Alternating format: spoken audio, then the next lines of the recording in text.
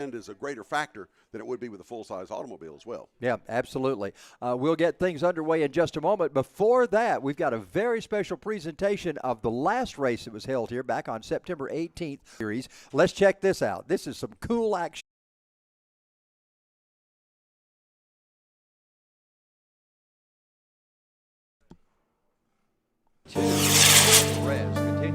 This is the action from back on September 18th. Look at this. Day. This is the TaG Senior and Master, and check this out. As Daniel Perez is streaking down the track, he's coming up. Oh, we got troubles already as we've got somebody pulled off on the side over there, and that's going to be an issue. That may have been our leader that has a problem. He lost his chain on that one.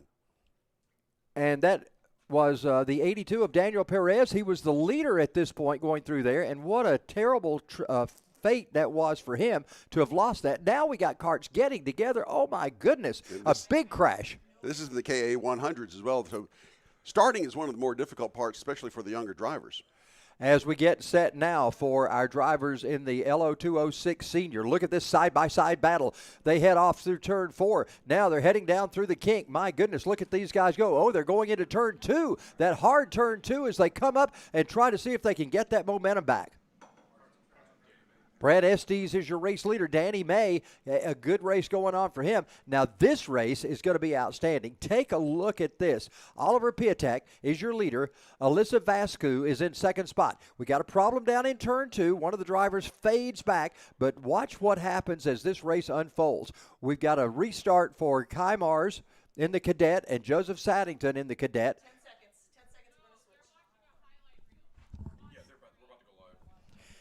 They work their way off turn number 2, head up the hill. Kai Mars and Joseph Saddington are your top 2 as they make their way slowly. Now here they come down, getting ready to come through turn 4. They head toward the kink. These LO206 cadets are always active.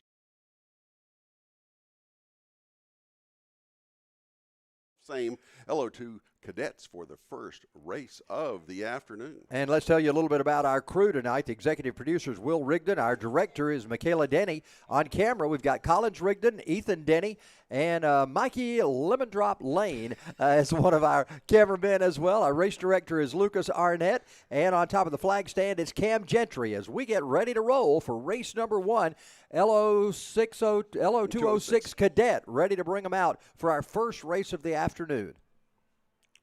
So here they come, queued up out of turn number 17. Slowly they'll come up and see if they get the attention of the starter. Get this one underway. They are way down coming out of 17 now and getting ready to go. They head their way coming slowly. Let's see if we get a good start this time on the flag stand.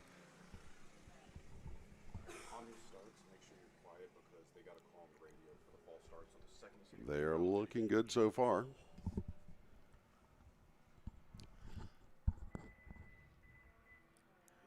And they're going to wave them around. They weren't quite in formation, so they'll go back around. They take the cutoff.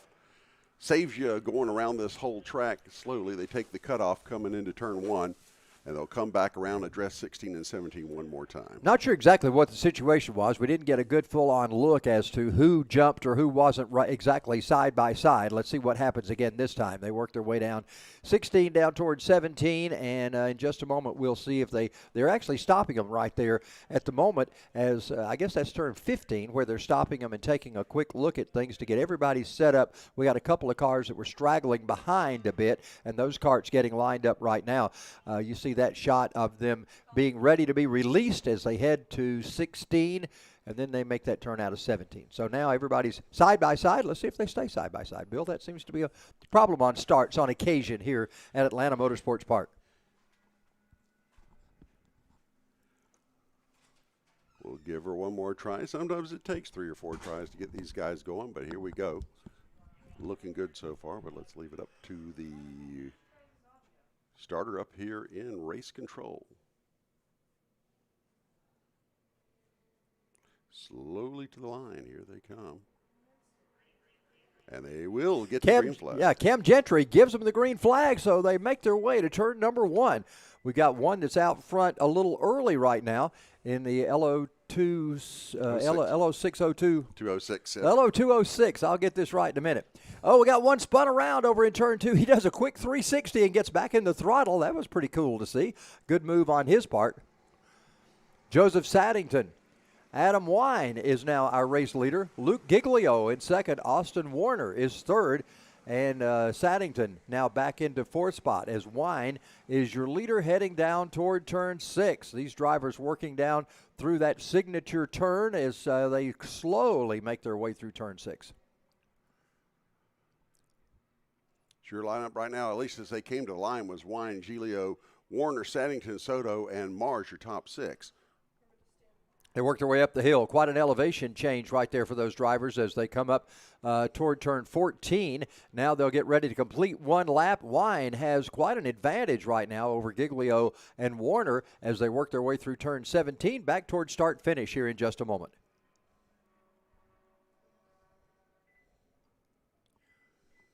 Bill, we've got a breakaway of about 6 or 8 karts that seem to be ahead of the rest of the field. There's some that are kind of lagging behind there, but we've got a good group of guys right there in that front as they head off turn 2 and up the big hill.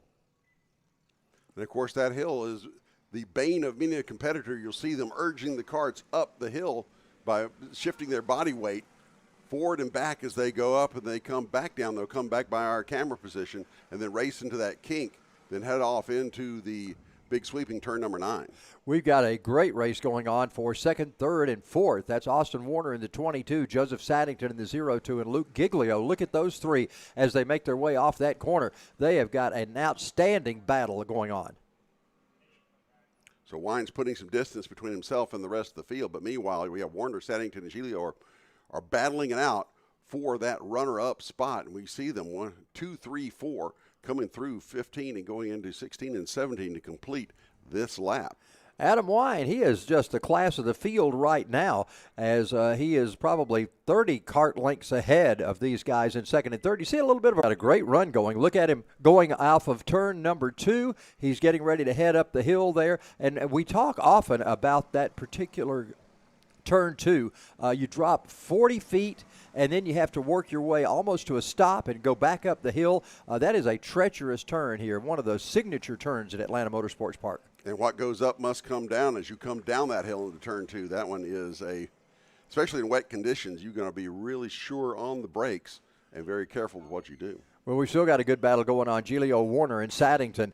They've been joined now by Kai Mars in the 23 as well as that battle ensues. And a quick look outside. Warner took a quick look on Giglio and then decided to tuck back in single file.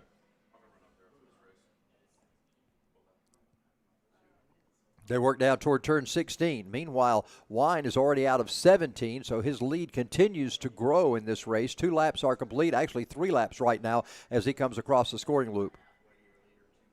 As we get to the line, his differential is already 4 1/4 seconds over second place, Luke Giglio. So yeah, you're right, Charles. Adam Wine looks to be the class of the field so far, but as we've seen, things can happen, especially on a slick track like this today. Always the specter of second through fifth are now 6 1/3 seconds or so back behind your leader, Adam Wine. So this may be where the action is second, third, fourth, and fifth here in the LO206 Cadets. Here we have completed 4 laps, 4 of the Schedule 8 as we come through and watch that second through fifth battle come by our camera position and go by through the kink and back up the hill. Got another side-by-side battle going on. Boy, what a run that the 23 of Mars has that time. Wasn't able to produce anything out of it, but he got a big run coming off of the kink. Luke Giglio making that kart as wide as possible, trying to hang on for the last half of this race, but boy, is Joseph Saddington pressing him for that position, and Kai Mars right behind him as well as he disposed of Austin Warner. Warner goes from second back to fifth now. But keep an eye on Kai Mars as this one unfolds. Well, these guys have got to be having a ball. Not only are they out here racing hard against each other for those second through fifth positions, but they've also got a challenging racetrack today and one where they're sliding around a little more than usual, so they're having a lot of fun. They go down into 2. That Giglio did in 2, but he still was able to maintain the lead even though his tail got a little happy with him coming off a corner down in 2. Well, it was side by side at the line. Saddington almost had him. It was maybe a tenth of a second, if that, as they came to the line to complete lap number 5. But it's not over by a long shot. And look at that, going back for third position. We had a side-by-side battle just for a second as Mars pulled alongside Saddington. Thought better of it as they enter the S's. Well, now Saddington's back on Giglio once again. Those two drivers going at it. Best battle on the racetrack is just right there for second, third, and fourth position. You'll see Mars tighten up on that 18, and Mars really trying hard to see if he can better his position as the laps start to wind down. 5 laps complete right now. Meanwhile, Adam Wine just completed lap interval as Luke Giglio comes to the line. If he is still in second when he gets to the line, it looks like he's going to be this time around, he'll hit the line. The differential now of 9.5 seconds up to leader Adam Wine. So Adam Wine looking over his shoulder, if he were to look over his shoulder, and wave bye-bye to the rest of the field. We have 2 to go in this pre-final for the LO206 cadets. We've got a caution flag out. Is that Wine that's in trouble coming through there? I'm not sure. One of the drivers slowed right in on turn 4. I don't believe that was Wine. I believe it was one of the competitors toward the end of the field had spun just as they came into turn number 4. We'll know next time around as they will come to the line. But, yeah, that was scary there for a minute because you can get in the way of 4 guys racing for position. They pay attention to the corner marshals, though. Everybody gets around all right, and we are still under a full course green here. We are in lap number 7 now, getting ready to complete lap number 7. And, yep, Wine is still your leader at the line. Second and third has separated from 4th and 5th now as Luke Giglio still hanging on to it. But look at Saddington sizing him up as the white flag is out. Joseph Saddington is working hard to try to better his position. Look at that line he took going down into 2. He really tried to set it up for an inside pass on Giglio. But let's see how they come out of turn number 4. Out of 3 into 4, it's still going to be Giglio who's got that second place spot. But Saddington's not giving up here, even on the last lap. No, absolutely not. If you've ever been out here to watch these guys run these cars, they don't quit until the checkered flag falls. And Giglio and Saddington, Giglio did well. He had position going through 4. A lot of times you'll see some action coming out of 4 right underneath us, but probably in the last straightaway. And look, it's setting them up on the inside as they crest that rise. They're side by side going into the kink at 14. Giglio hangs on, though, as they hit 15 and 16. They'll come through the final turn and get the checkered flag. Your winner, by the way, is Adam Wine. But second place still in doubt, but it looks like Giglio's going to hang on. He will. He will take second place by about 0.2 of a second.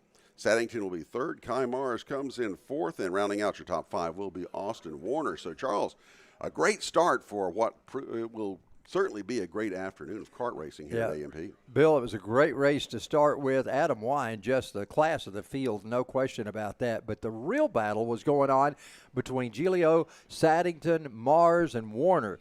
They swapped positions throughout that race at various times, and it was just a great race to watch those guys going at it. Once again, Adam Wine, the big winner of the LO206 cadets. So we'll get our next group out on the track. Kid Karts will be out next. It'll be Kid Karts coming out next. And we've got a couple of kids that this is their first time out. We talked to a couple of them here on the deck a little earlier, and an opportunity to see some young kids in their very first race. And I think that's going to be good for them to get out on this race course. We were talking to one of them. For the first time as well, because they put on a good show here in the Kid Karts as well. Yeah, it's a great time to get started. And you know, nowadays, if you're... Until you got to the 18 and 19 part. You know, Richard Petty did not drive a car until he was 21.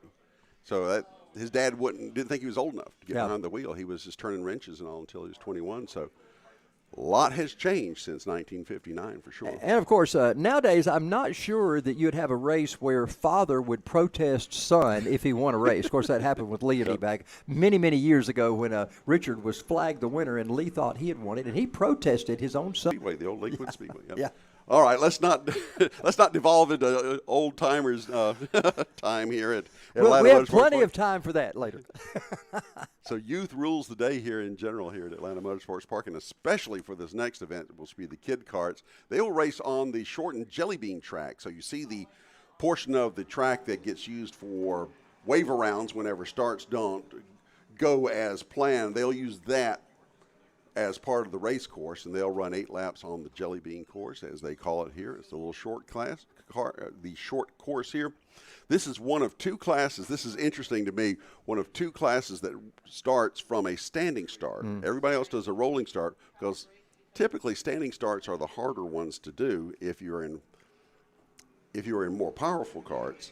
But keeping little 5 and 6-year-olds inline moving is even tougher, so they start them from a start. The other class that starts from a standing start is the shifter karts, the high-end karts. Right. So you get the low end, you get the. It's pleasant to be outside. It's not just took the green flag into turn 1, and we'll look at your lineups here as soon as we get the timing and scoring updated here. Bo Stowers started on the pole. Matthew Barbosa second. Arthur Napathayan.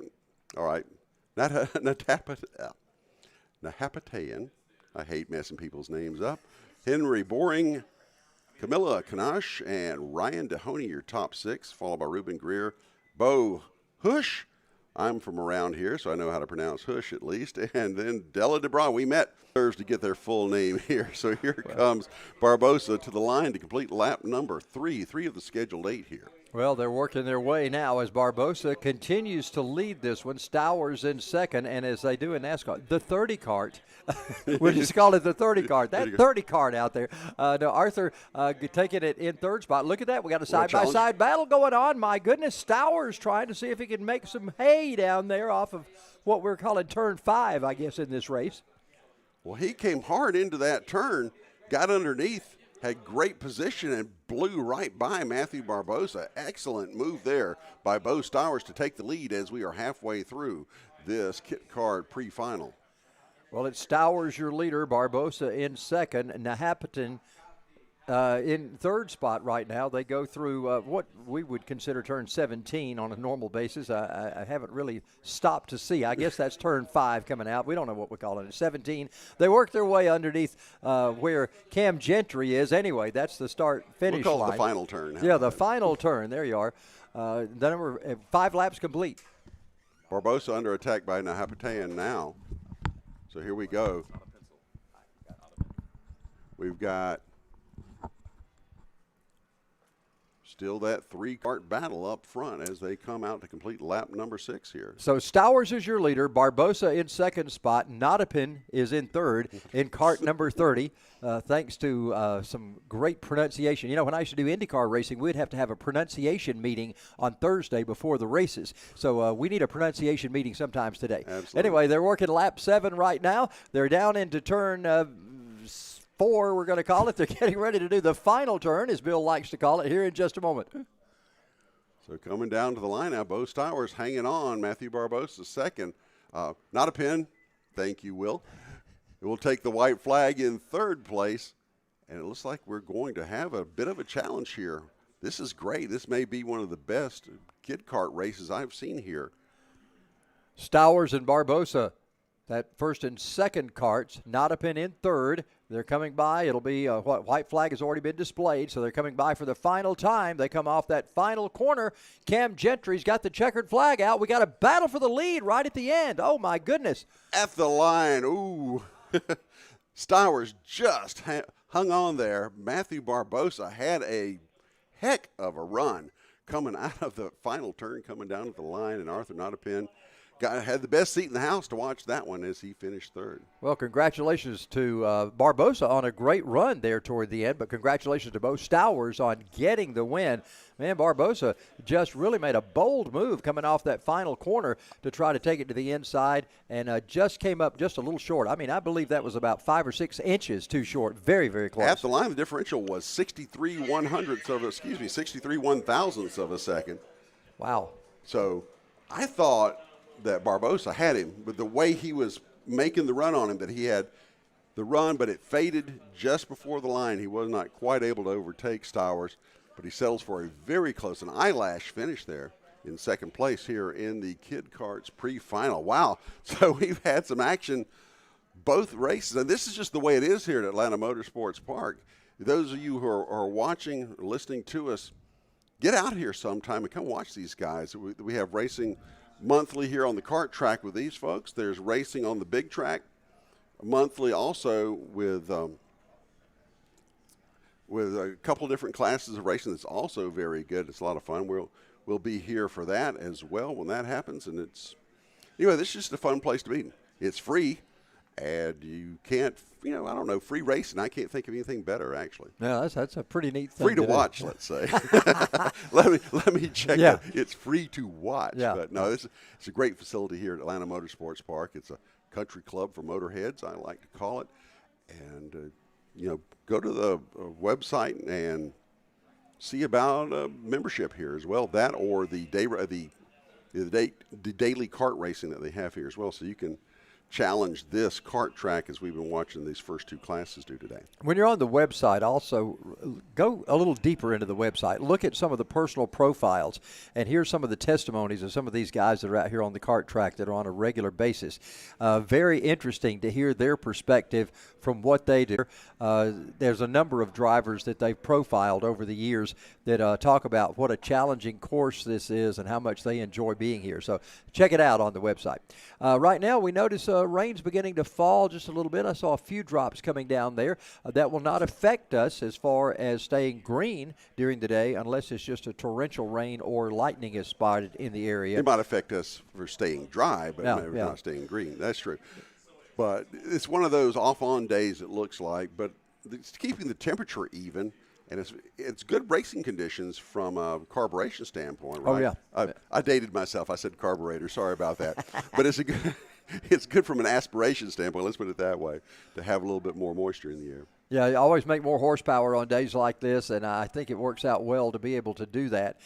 We've got guys that are out there, and they've been tuning engines all day and working on things, trying to get them ready. Do they tune their engines differently with the conditions and the barometric pressure and the humidity like it is, or do they go with the standard setup on the engines? That's a good question we need to find out from someone. I would suppose, as competitive as these guys are, you look for every advantage you can get. And, yes, if you want to take meteorology into account, you would do that. I mean, that's what the big boys do, and all that technology and knowledge trickles down to the grassroots level like here. Yeah, I know you're a NASCAR fan, and I'll tell you this quick story. It used to we don't have anybody on track, so we can talk for a second. It used to, back when I first started with NASCAR, there was always this old guy in overalls, and he had usually a cigarette with an ash about this long hanging out, and he would be there, and he'd have his ear tuned to the carburetor, and he'd adjust the jets. And nowadays they have computers to do all of this. But back then it was a guy that just listened to the engine and revved that thing up, and that was the last person that touched it before it went out on track for a race. Those were the cool days back then. And speaking of cool days and revving up, here come the get their McAleer will be your fourth place kart. We see 5 karts in the picture here, but I only have 4 on my scoring, so we will do the best we can with the information we have here. During the employee lunch, somebody had a transponder up. Matter of fact, Cam Gentry had a transponder in his hand and said, "This fell off somebody's cart." I don't know whose it is. It may be our 5th competitor out here right now. We may have found them. That's Felix McAleer is your leader going down through the kink as they head down to 7 and 8, and we'll see what happens when they get to those corners. Right now, Felix McAleer still leads it. Banu Yedla in 2nd spot with Desi Lee in 3rd and John McAleer in 4th, and we have our unknown driver back in 5th position right now as they work their way up the hill heading toward turn 14. Trying to get a number on that 5th place car. Not that we have a driver's list handy or anything, but McAleer stretching it out now. When he got to the line the last time by, I actually do not have timing on him to see what the differential was. They're going to come back by here to complete lap number 2, I believe. Let's see what happens. Do we get updated? Our timing and scoring is having a little bit of issue. There we go. Lap number 1 complete. A 9/10 of a second differential already between Felix McAleer and John McAleer. Felix is in the 88. John's in the 44. Yedla will be 3rd, and then Lee will be 4th. Well, John McAleer has moved up from the last spot that we had on our scoring pylon up to 2nd spot now. So John McAleer in the 44 car. But Felix is way out ahead right now as they head down to the big signature corner. We have a challenge for 2nd place now as Yedla looking underneath McAleer as they head into turn number 9 and then into the S's. I believe that's right. I see 44 and I see 88. Is that right? I believe that is 88. So who is our leader? May be the one who we don't have the transponder on. That's very possible, because those are the two guys that are battling back a little bit in the field, and our leader is the unknown now. We'll watch the Racer X, as we'll call him. He's number 8. Danny May. Oh, okay, Danny May. We've had this issue with Danny before. I've had somebody tell me it was Danny May. So Danny May is your leader, and maybe he needs to put an extra round of racing tape on that transponder or something, because, again, I've had this issue with Danny before, but here we go. Danny May will be they've got him entered manually. So if you look at that 8, that is Danny May. He's your leader, and at the line, he had a 3.1 second differential, about almost 3.2 seconds over John McAleer, Felix McAleer, Benny Yedler, Desi Lee, and I think that's it. That's our 5. There we go. Well, Danny May is bringing the crew up through.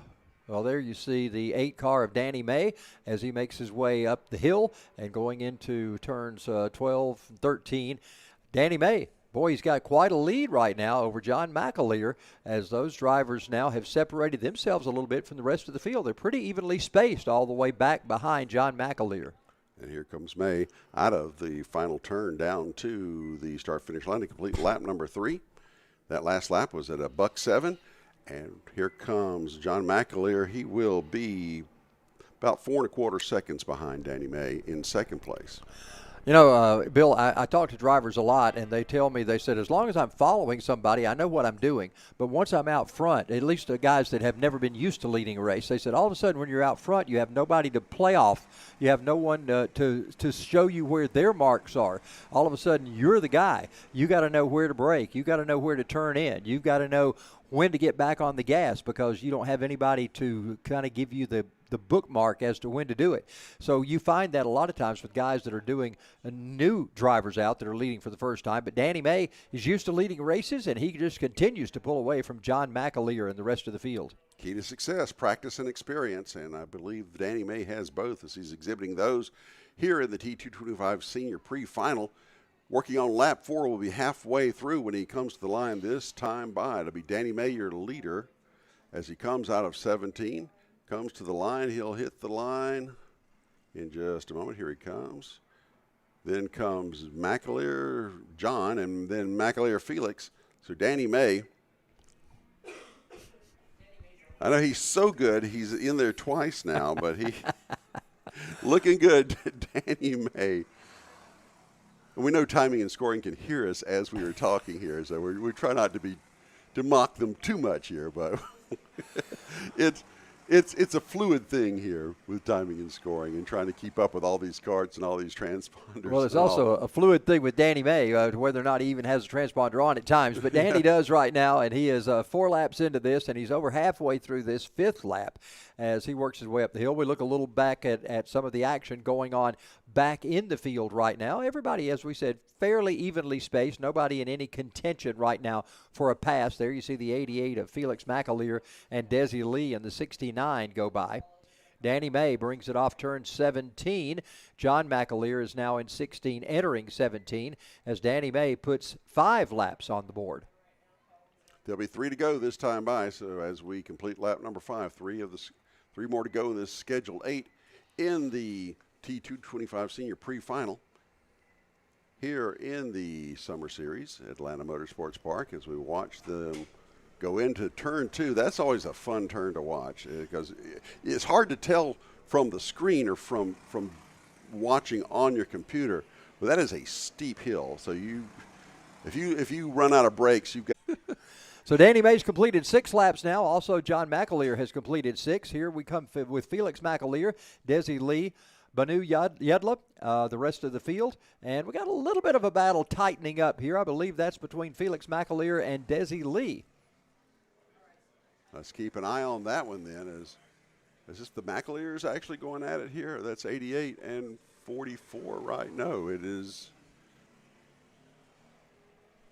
So Danny May's out front. That's the McAleers going at it. Yeah. Yeah. Okay, so we're straining to see what's going on here, but that would be that John is ahead of Felix here as they go into turn 9 now and then exit that and into the S's. That's a great shot of the S's. This is the first one I've seen this angle.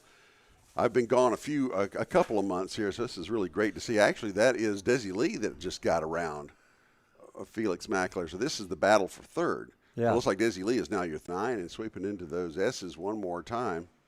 That's a trick right there. The trick is making those S turns as straight as possible. So you'll see them go from curb to curb, trying to make a straight line as much as possible out of those S's. He nips the apex coming into 14, takes 15, and the final 2 turns, 16, and then it's really a compound turn going into 17 as he comes out, and he will take the checkered flag. So the winner of your T225 Senior pre-final will be Danny May.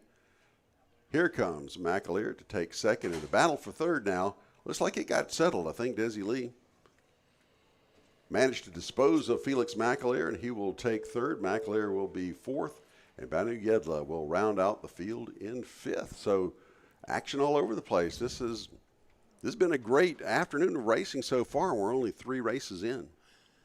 Bill, you would think that the weather might hamper people parked further away this time than I ever have before. So just by saying that, I think we've got a huge crowd on hand today, a lot of karts, and a lot of spectators today watching what's going on. And keep in mind, we also have another crowd of competitors over on the main track in the Champ Car Series running their Enduros over there as well. That's quite a spectacle to see as well. Those cars have a cap on the value that they can be, and they run essentially what you might consider junkers, but it's an art to squeeze as much performance out of as little capital as you can with those guys. So if you see karts running on the main track as well, that's what's going on. So there's action all over the place here at Atlanta Motorsports Park, and it would behoove you to come out and check it out whenever there's something going on here, which is most times here. Again, the daily kart racing, check on the website for that as well. You might get the bug as well. You could end up being one of these competitors that we see, say, coming up in the TaG Juniors, Seniors, and Masters. It's going to be our next race coming up. As I was coming in this morning, I was looking at the main track, and I was thinking how lucky those guys are. They've got windshields, and they've got windshield wipers and roofs over their head. However, then I saw a convertible Miata go by, and I thought, he's in the same boat as we all are at the kart track today in that particular vehicle. So we're getting ready right now for the TaG Senior and Junior. Is that what we got coming up? Junior, Seniors, and Masters. Junior, Senior, and Master. TaG Junior, Senior, and Master on the way up right now, so we'll get them on the track here in just a moment, get ready to start. They're getting queued up on the back stretch here. They'll come around the final turn and get ready to go. But there's always that one guy in the neighborhood that has the convertible, and he won't give up on having the top down. It could be 30 degrees out there, and he's gonna have that top down. So that might be the guy in the Miata. That may be. It may be the one. All right, they're getting ready to go through 16 and down into 17. We'll see if we get a good start this time. So let's check out our guys at the start-finish line and see what they say. It's always interesting to watch their movements to see if they're keeping everybody in line. Now let's see if they can turn them loose. But this is a good angle to see. You can see how they're lined up by the reference marks on the grid. Here they come to the line, and now they are all being waved around, looks like. Yep, did not make it that time around. We'll try it again. At least, like you said, thank goodness we've got the little cutoff there. That gives them an opportunity to not have to make the trip all the way back around the track. So we'll try it one more time. Get everybody tightened up. We can see on the field right there, they need to tighten up just a little bit more. So once we get them tightened up and get everybody in line, we'll see if Cam Gentry's going to wave the green this time. We're telling them to slow down, slow down, slow down. And false start. Gentry backs away. Wave around. Not going to allow them to do it that time. They got to go once again. And you can see them on the track right now than we've had earlier. So just a little bit more drizzle is falling. And that, I don't think you're coming out from those drivers. Ron Washburn and Bill Stremple. Washburn had the outside position, but he was able to take him on the outside going through turn number 1, down the hill through 2 and back up the hill. Chug, chug, chug up the hill. Here they come. And I believe that is going to be Bill Stremple if he was starting on the outside. Let's see if we can see the numbers on that. I've noticed that a lot of action happens right here in turn 4, right in front of our perspective in the tower on that very first lap. That's where somebody usually separates themselves from the rest of the field. Stripple is out. Oliveira is out front right now. I believe that's the 340 that has made his way up front. Let's check that out when we come by. 340 is your leader, Leonardo Oliveira. And we would assume Perez in the TaG Seniors. Okay, again, this is 3 classes. These are the seniors, the juniors, and the masters. So we tend to call these races as an all-in-one, but there is individual races within the race. Yes, best of class kind of situation going on. We don't see any, we've got seniors and masters. We don't see any juniors out there on our list right now. I believe it's supposed to be, junior, senior, and master. Let me look on my big lineup here and see if we have any, unless they started them in the back, but actually there are no juniors, so this is just masters and seniors. Well, Oliveira and Perez are both seniors, so they are in their top spot. Now, Jose Garcia, he's a driver that we see on the big track in the Miata series. He's running the 00. Now, he is the first of the masters, so he leads our masters group right now, although he's running 3rd on the racetrack. Garcia had some bad luck last week on the big track and told us he was really looking forward to getting over here today. He said when it comes to fun, you can't beat the car. Back seat, his brother, and we should have, it's Halloween weekend. We should have Dracula in that there's car. Minnie Driver. I've always liked her. Anyway, here we go. And we've lost the server is the understanding that I have here. So we'll just go with Dead Reckoning as we come by and watch Oliveira and Perez. Turn number 16. Well, Oliveira had and Perez were having a great battle. Garcia is back there in 3rd spot. These 2 drivers have gone really toe-to-toe. Look at that tight battle between Oliveira and Perez, and they still battle hard into turn 2 right now. Oliveira is your leader, but Perez was trying to see if he could get a little closer. It's just not working out as Oliveira starts to pull away once again. And if I believe we are halfway through. That was the completion of lap 4 that last time by. As we watch them snaking through the kink and back up the rise going into turn number 9. And they are nose to tail. Oliveira hanging on for dear life here as Perez dogging him. Move for move, step for step as they come out of the S's into turn 14 up and over. They'll come through 15 and into the 16-17 complex to wrap up this next lap. We'll see what happens when they come down the line. Ooh, Perez peeked to the inside. Thought about doing something going into 16, but here they come out of 7. Still, Oliveira and Perez to the line. Well, Oliveira is very fast. As you can see the tail end of his cart sliding out a little more than Perez, but yet he continues to maintain that advantage because he has a fast race car. They always say loose is fast, and apparently he's got a loose cart the way his setup is. Look at him slide through turn 4. Perez slid a little bit that time too, but not near as much as Oliveira. Carter's got the cross flags that time by, so actually that was the completion of lap 4. So now we are halfway through. We're on lap 5 now as Oliveira and Perez are battling to decide it out in this pre-final. In the TaG Senior class, Jose Garcia and Jordan M. Wonder if he's related to the James Bond's boss M. But anyhow, stop me. Well, I tell you, Garcia. Look at Garcia. He is moving. Oh, and around he goes. Just as we say that, Garcia spun, but he's able to, I believe he keeps the same spot. I don't believe he got past. We'll have to check that out as he works his way around. I think he was in he lost track position there. We'll see when they come by the line. So Oliveira brings it off turn 17. Perez behind him. It's a little bit of distance now between those 2.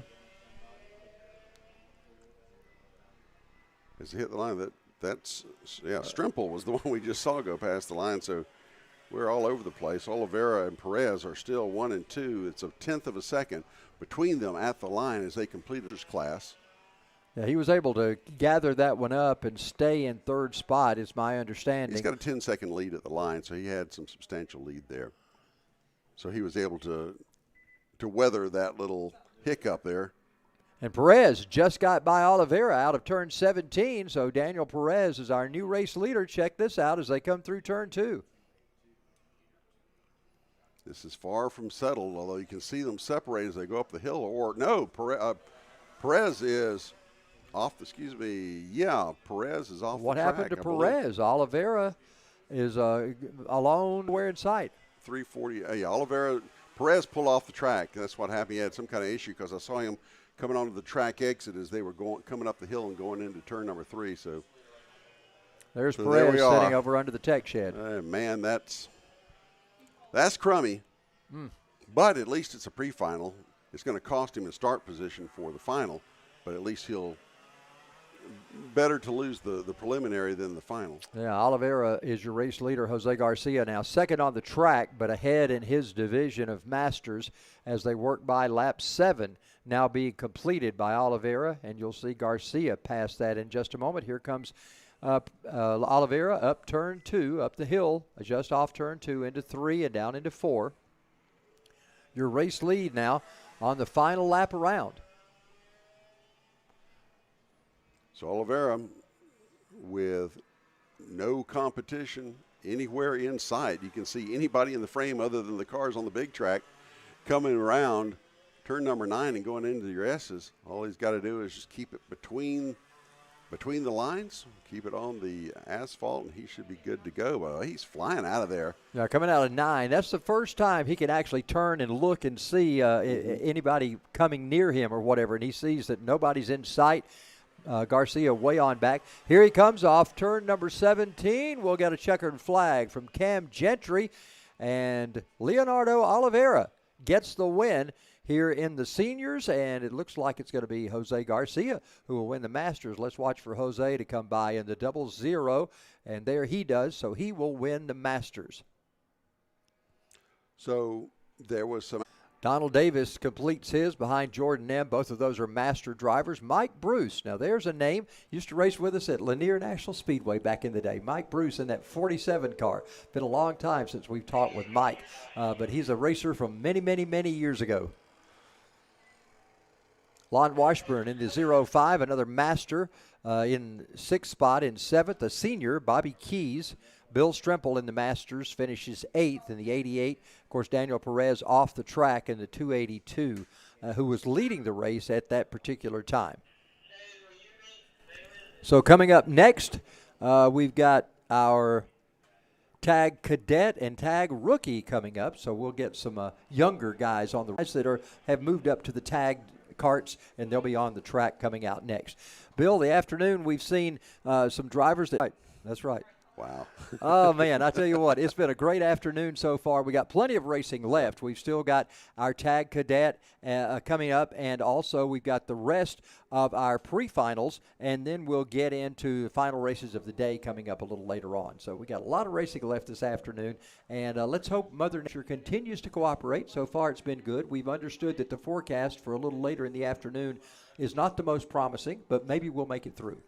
We can generally squeeze these things through by 2 or 3 in the afternoon, and they're getting the wave around, I believe, for the first time. We got the TaG Cadets and Juniors coming through now. At least I saw the wave around flag, but I didn't see any carts, so I'm not sure what that means unless his flag was wet and he just needed to wave. No, there they are. Here we go. Here are our TaG Cadets and Rookies. That would be Austin Warner, Mateo Franco Ruggiero, Luke Giglio, Isaac Carvalho, Mackay Mars, Bowen Green, and Ryan Perez, your 7-cart field for this TaG Cadet and Rookie pre-final. 8 laps again as they come out of turn 17 to the attention of the starter. We will see if it meets with the satisfaction of race control and they get the green, and they do. Outside, we'll find out who that's going to be. I guess we'll have to wait until we get a good camera shot. The next 4, which would be Mars, Carvalho, and Green and Perez. But here they come through the S's for the first time. Good look there at these 3 carts battling at it.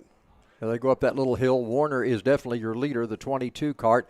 They come up into, don't use all of those rumble strips, but they just tag them lightly as they head down towards 16, getting ready to complete lap number 1. Warner is your rookies that are running 2nd and 3rd in the rookie division and 4th and 5th on the racetrack. And now look at this, Kai Mars once again, battling hard to try to catch up with those 2 in front of him as Warner continues to lead Ruggiero in that purple cart right there in 2nd spot. And if you watch, you'll see him peek inside, you'll see him peek outside, looking for an opening to get by Austin Warner and take that lead. He's not going anywhere. He's sticking right with him. Perhaps he has a faster cart, but not fast enough unless he can get an opening. They negotiate down the big drop in turn 2 and now up that slow hill. Probably the slowest part on the race course is when they work their way up to the it's a kind of a treacherous turn 4 as they come by our position. And look at Kai Mars. He closed in. It's kind of accordion, anyway, like an accordion between Ruggiero and Mars for that third overall spot. Again, Mars seems comfortably in the lead in the rookie class, but he's wanting more. He's looking inside, he's looking outside. He's doing 35 on 285 here as we were talking earlier. He wants to get through and get gone. Kai Mars is really showing us something here today. He's in a very good position to be the winner in his division within this group. He's still a little distance right now between themselves and Mars as they go down the hill in turn 2.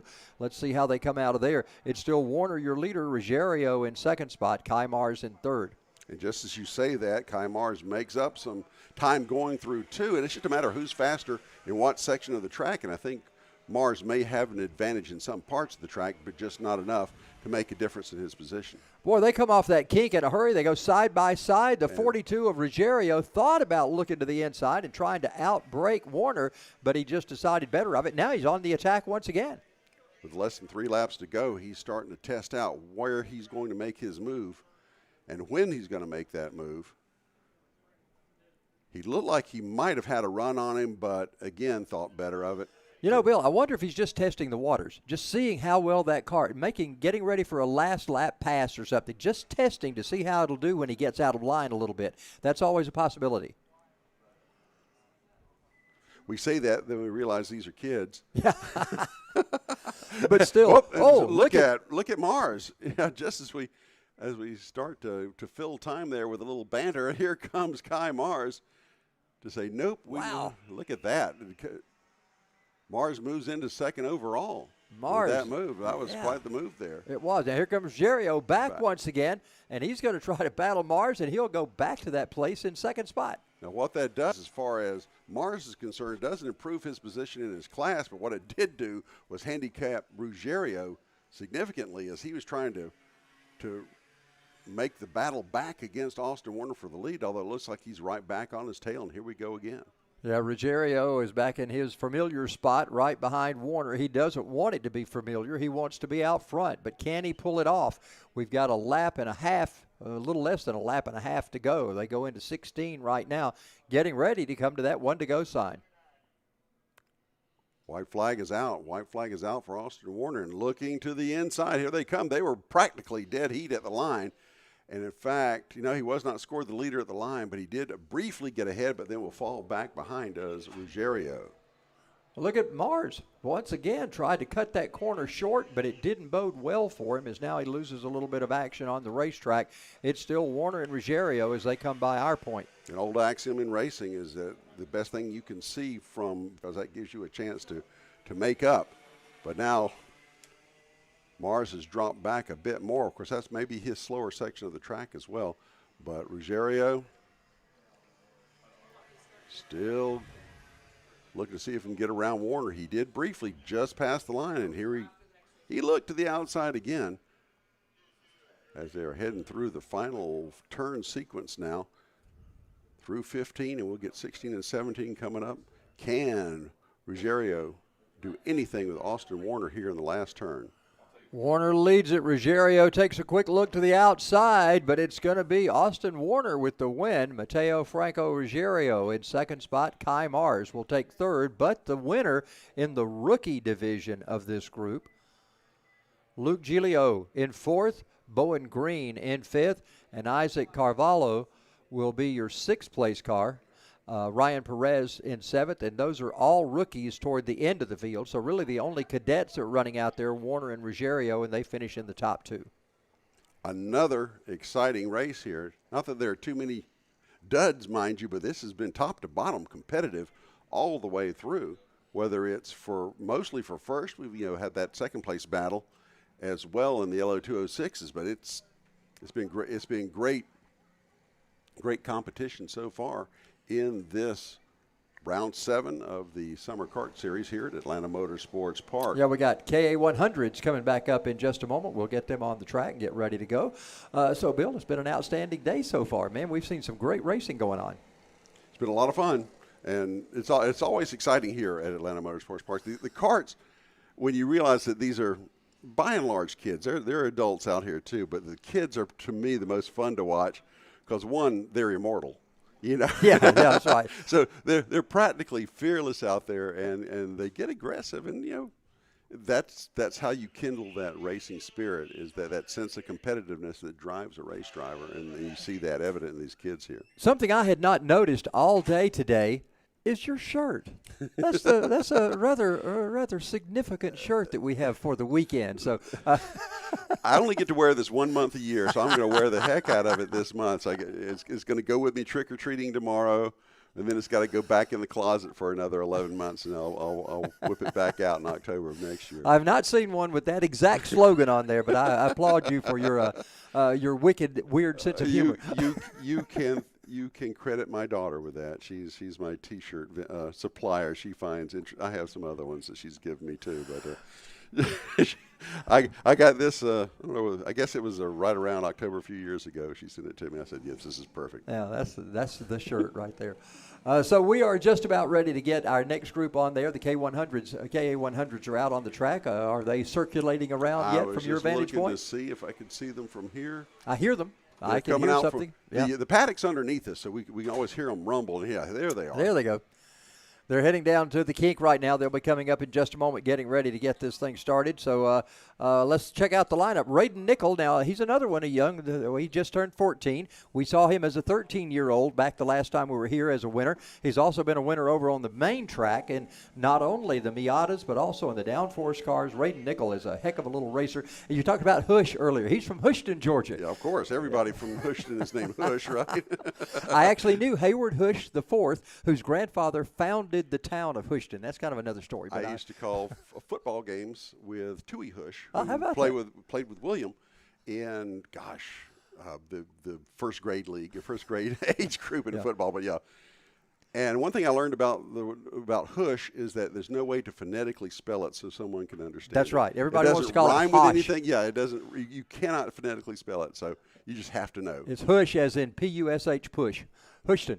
Anyway, Raiden Nickel is starting up front. Zach Frank in the 98, Jacob Hughes in the 147, Gabe Spencer in the 240, and that reset as they came across. And Zach Frank is now your leader. He's in the senior. A lot of these guys seniors, of course. Raiden Nickel is considered one of the seniors as well. It's kind of odd to be a senior when you're 14 years old, but I guess that's the age differential. He races like one for certain, and they got through that first corner pretty cleanly despite a lot of bobbing and weaving by everyone, but they were able to get through safely without locking up any tires or jumping anything. So I think we have a good, smooth start here. We're watching who is our leader now. I'm seeing Zach Frank showing on the leaderboard.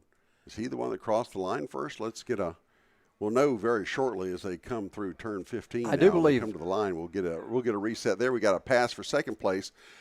As we go into turn 16 and come out of 17, here comes our leader, and we'll get all this straightened out for you. Yeah, timing and scoring will take care of it. It is Zach Frank, your leader. Raiden Nickel, he was the one making that move that we saw. Yeah, Raiden, I didn't know he was running the downforce cars. Did he do that last time? Time before last, he ran one of the Radicals. So that was the first opportunity for Raiden to do that, and actually won in that race. He wins in everything he's in. I was going to say. He's the Kyle Larson of road course racing. With better judgment. Well, maybe true.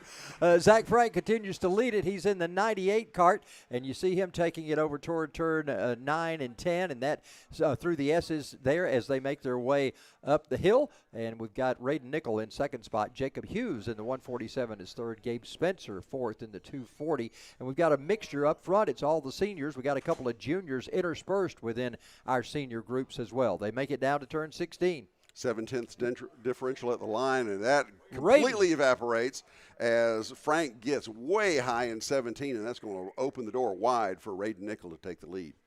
Raiden Nickel comes off turn number 17, and then he heads down to turn 2 right now. So he's made his way quickly up to the top spot as Frank went off course just for a moment in 17, and it didn't take long for Raiden Nickel to capitalize on that and get his cart up front. They go down the kink right now as they head into 5 and 6. Raiden Nickel, Zach Frank, Jacob Hughes, Martin Simonoff, Gabe Spencer, your top 5 now as we are 2 laps into the scheduled 8 for this KA100 seniors and juniors and seniors pre-final here. We mentioned Raiden Nickel being out there as one of our drivers that races on the main track. Jose Garcia back on the track again, another one of those drivers. He was just out a couple of races ago, and Garcia back out in the 00. He's running 8. Look at Frank close it up going into 16. Whether he can turn that into something coming out of 17, we will see. But he closed it up. He made up for that mistake a little bit, but he was really going hard into 16, got right on the bumper. But I think Nickel took the turn a little bit better after that. So we're looking at maybe kart lengths between first and second, Raiden Nickel and Zach Frank, as they come by our position, going through turn 4, go through the kink of 5 and 6, head up the hill. They go into that big sweeper, number 9, then into the S's. Raiden Nickel still your leader. The gap at the line the last time was 0.3 of a second still. So lap to lap, it looks like Nickel's being pretty consistent as far as his lead. We'll see if Frank can make any hay with Raiden Nickel. Hearing, that's for sure. I mean, we are so used to seeing Raiden Nickel take off and leave folks. Although the gap now is stretched out to maybe 4 or 5 kart lengths, but there he goes. He closes in, accordions in as he comes through turn 16 and 17 back to the line. Let's get a differential there again. Yep, half a second now. So, yeah, Raiden Nickel opening up a little bit over Zach Frank. Well, I tell you what, it's been interesting to watch Frank in turn 17. That's where he had the bugaboo a little earlier. I think he goes in there a little more gingerly now than he did before, and that allows Ray to pull away a slight bit when they come off 17. Well, I think that may be a characteristic of, I think the first lap when he closed way down on the close, and of course that's all braking there too on Raiden Nickel's part. A little more delicate going into turn 16 and 17 this time. For Zach Frank at the line now, it's still at half a second, so things have leveled off a little bit, and we'll see if he can work his way back up within striking distance of Raiden Nickel in the last 4 laps of this 8-lap pre-final. Actually, we've just completed 5, so we have 3 to go. 3 to go of the scheduled 8 here in the KA100 senior and junior pre-final. Those 5 karts behind our leaders of Nickel and Frank seem to be pretty evenly spaced. There we got a good little battle going on. I believe that's Gabe Spencer and Spencer Mast, possibly. Those 2 that we're watching right there. I believe that's the 2 that are in line. They got a good little battle going on as we get a side-by-side look going down into turn 7 and turn 9, actually. So my prediction is Spencer will get the best of that one. Yeah, I believe you're right, yeah. We have Gabe Spencer and Spencer Mast. So Spencer is the key person there, no question. It just makes it easier to call. Yeah. Yeah, Spencer takes it. That's right. Give the lead to Spencer. We're not talking Jimmy either. They come up the hill. Let's see what we've got this time as they head down toward turn 2. They were the leaders going into 2. We've got guys coming off turn 4 right now as well. That's the leaders coming off, the drivers coming off 17 as they come back to the start-finish line. I had my corner wrong there for a moment. Yeah, Spencer, those is the Spencer boys going at it for 7th and 8th. Meanwhile, the last lap, the completion of lap 6, there's a 1-second lead now for Raiden Nickel over Zach Frank as they have less than 2 laps to go now. We keep our eyes on the Spencer battle down through the kink right now. They're separated by about 6 kart lengths. They go into 8, 9, and they'll go into 9 and 10, and that conglomeration of turns over there. What do we call that? Is that 9 and 10 and 11, or 8, 9, and 10 down there? I've always called that one 9, and then the S's are going to be 10 and 11, and then you go, we got one off the track. That's Gabe Spencer. 240 of Gabe Spencer, yeah, so and he's not happy with himself, I think, or maybe mechanically he's not happy, one or the other. He's very not happy. Distraught, I think, fits that one. Yeah, he's beating his. Yep. He must have done something. I don't think that's mechanical. He'd be over there beating on the cart if the chain had come off. I think he's trying to pound some sense into himself at this point. Man. Oh, my goodness. We've all been there, Bill. Is that one Dad told me not to do that? Or I wonder what the deal is. Oh, man, the agony of defeat, as they say. Yeah. So here we are, last lap, white flag to Raiden Nickel. Let's see if we can catch up with the leader. There he is. He's stretched it out significantly now to a second and a half. That was a half a second just that last lap between Nickel and Frank. And here he comes out of turn 17 for the final time for this pre-final. A youngster out of Houston, Georgia, takes the checkered flag. It's Raiden Nickel with the win. Zach Frank will finish in second spot. Jacob Hughes is on track to finish in third. Let's see if that is in fact the case as he comes by. Yes. And then we've got the 181. Not sure we have a driver listed for that particular kart. Martin Semenoff in fifth spot. That rounds out your top five. By the way, Jose Garcia moved up there at the last second, and he took away fifth position. So congratulations to Jose on a good run there. So senior all the way down. I think Spencer Mast may have been our first junior in that class in the number 41. Ended up being a 2.1 second margin, so another half second added on by Raiden Nickel. So he just put the pedal to the floor, if the karts had a floor, and took off. Bill, I know you're a big NASCAR fan, so I want to mention this. Remember when Jimmy Spencer ran the number 41? We got Spencer Mast in the 41, so that's kind of an interesting little throwback to the old days. They're not going to ask us to come back if we keep strolling down memory lane so often, but well, it's real easy to do. I got a lot of memories. I just don't have a lot of memories at the kart track. I'm making those memories as we speak, so that's a fun thing to be able to do. We have memories, but just no memory. That's right, yeah. Well, we're getting ready now. What are we bringing out next? That was the KA100s. What have we got coming out on the track Actually, next? those were was that the KA100? No, I thought it was the seniors and the masters. Yeah, it was seniors Wait and a second, masters. seniors and masters. We got LO206 juniors. LO206 juniors coming out. They're always fun to watch. This one, I got to say, I don't like to pick favorites, but this is my favorite. I love this class. And we were showing the beginning of the highlights of the race from last month before we got underway. Those are KAs. We're on LO Senior. And it is LO. Oh, okay. Sorry, we skipped a line here. We were so eager to get to the LO. So that was KA100 just ran. Yeah. And now we're LO206. All right, seniors and masters. Here we go. And so we were talking about the highlight reel earlier, though. But man, what a great time that was one race ago. We can run the highlight reel now because they're okay. They're going to recover on track. Well, we're going to get to see that highlight reel. We were just talking about it, so we're going to get to see that entire highlight reel right now. Michaela has done an excellent job putting this together. You're going to enjoy what you see here in this highlight reel. So, Bill, here we start off. This was back on September 18th. We were here at Atlanta Motorsports Park. Things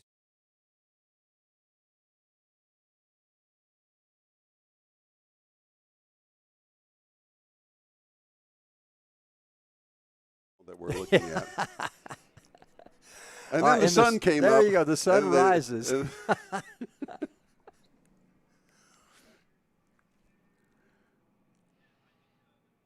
But as we say, every time here, it's always some great action here in the karts at Atlanta Motorsports Park. And we went through this one. We have the TaG seniors and masters watching. And we had a mechanical issue just a few moments ago, and here's another one right here as Daniel Perez loses his chain, and that cost him. That one, Daniel Perez, always a front runner in this class. He was the race leader, and man, for Perez, we just saw him out on the track a little earlier here today. But that's just got to be, you're in the lead, you got everything going good, and all of a sudden you lose your chain. That's a tough thing to have happen, and just one of those deals. Now we look at this big crash right here. Guys just weaving back and forth, trying to get ready to go racing. That wasn't even under green. Yeah, before we even got the green, they crash over there coming off of 15. And I've been told more than once that the starts are the toughest part for a lot of these classes. Now watch Danny May. Watch Danny May. Danny May takes the lead right here. Look at him. Danny May makes a big, bold move and gets into the lead. Look at this. And just what an outstanding move that was right there as Danny May made the pass in the grass to get up to second spot. He was running in third. And his transponder stayed on. So here we go. Oliver Piatek leading this race. Look at that. Trouble in turn two. Piatek goes all the way in about a 40-foot stretch. Piatek goes all the way from first to last. Now here we go. You were talking about this earlier. The LO206. Watch these cadet drivers as they take it down into turn number 2. Look at this first lap. They are looking to the inside, looking to the outside, trying to get the advantage. Watch this coming off down into the turn number 4. Heading down to the kink. We saw this action, same type of action earlier this afternoon with these guys, and it never fails to excite here at Atlanta Motorsports Park when these LO206 cadets get out here. And look at them. We watched Giglio try to look to the inside every lap. He kept looking to the inside. You thought he was going to try to make a pass, but he never did. He always came back in line. But here's a battle for the lead. Kai Mars and Joseph Saddington. You've heard those names before already today, and they're battling once again. Giglio, Warner, Soto, Adam Wine, all of them battling hard on this first lap of the LO206 cadets. Man, those guys really get after it.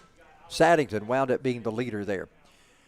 Here comes the final lap as we get it underway. Final lap is underway. This is that same race we were looking at. Saddington is your leader. Trouble as they came off up going toward turn 2. Trouble there. They work their way now down around that corner, and Saddington with issues there and wound up at the end. Look at this. Here is the battle with the number 23 of Adam Wine. Kai Mars also in that battle, I believe. That's Let's Luke check it out. Giglio, I believe, the 68 there behind. Giglio, Giglio in the 68 car. Sometimes the eyes work here. But yeah, that's Wine and Giglio. So Saddington, this must be the battle for second here. Similar to what we were looking at earlier, the battle for second was what we paid the most attention to. And the final lap is ensuing right now as they make their way to turn 2. We've got Wine up front, Giglio in second, Saddington way back in third. Willing those carts up the hill. But here they are, side by side. Saddington looking to do whatever he can. See, that's actually Adam Wine at this point. They're going all over the place. This is actually Wine and Giglio going after it. Wine takes him down into 16. Look at Giglio taking a look to the outside. Who's going to outbreak who? That's going to be the question coming off 17. It's Wine with the advantage. Can he keep the win? Giglio looks to the inside. Wine takes it by just half a cart length. Wow. All right, we are about ready to go. We got the recovery completed over on the track, so we are ready to go with our TaG Cadet, the LO206 Seniors and Masters, I believe is what's coming up next. We are getting ready to go. What division do you race in? I race in the LO206. So you're going out a little later? Yeah, 30 minutes. What's your name? Lincoln Massey. Lincoln? Lincoln Massey, yep. Lincoln Massey. Well, good. Glad to have you up here. We'll give a shout out to you while you're out there. Come over here and stand right here. Maybe we can get you in our camera view. This is Lincoln Massey, ladies and gentlemen. Let's see if we can get a word with Lincoln. And you run in the LO206? Yep. And you'll be out when? 30 minutes, around 30 minutes, 25 minutes. Okay, so now how many races have you been in so far? I just started, so I think it's been, 3 races. Okay, and how do you feel so far? Do you like what you're doing so far? Yep. You feel good in the cart? Yep. You feel like that you've got what it takes to get up and get a win today? Yes, sir. Absolutely. Lincoln, we'll watch for you when you get out there. What number cart are you in? I am number 7. Number 7. We'll check him right. out a little later. That's cool. We'll see what he does a little later. Always glad to see these youngsters come around and see what they've got to do. Now, you'll be, what's your helmet color? Because a lot of times we like to see helmet colors. White. White. Okay, we'll look for a white helmet and a number 7 car. Yep. Okay. It's a towel cart, so. With what? It's a towel cart, so. Okay, very good. We'll look forward to seeing you. We are underway here with the LO206 Seniors and Masters, and as they charge down the hill into turn number 2, Adam Phillips was your pole sitter, Brandon Estes, Carton Craig, Josie Davis, Matt Lassiter, top 5.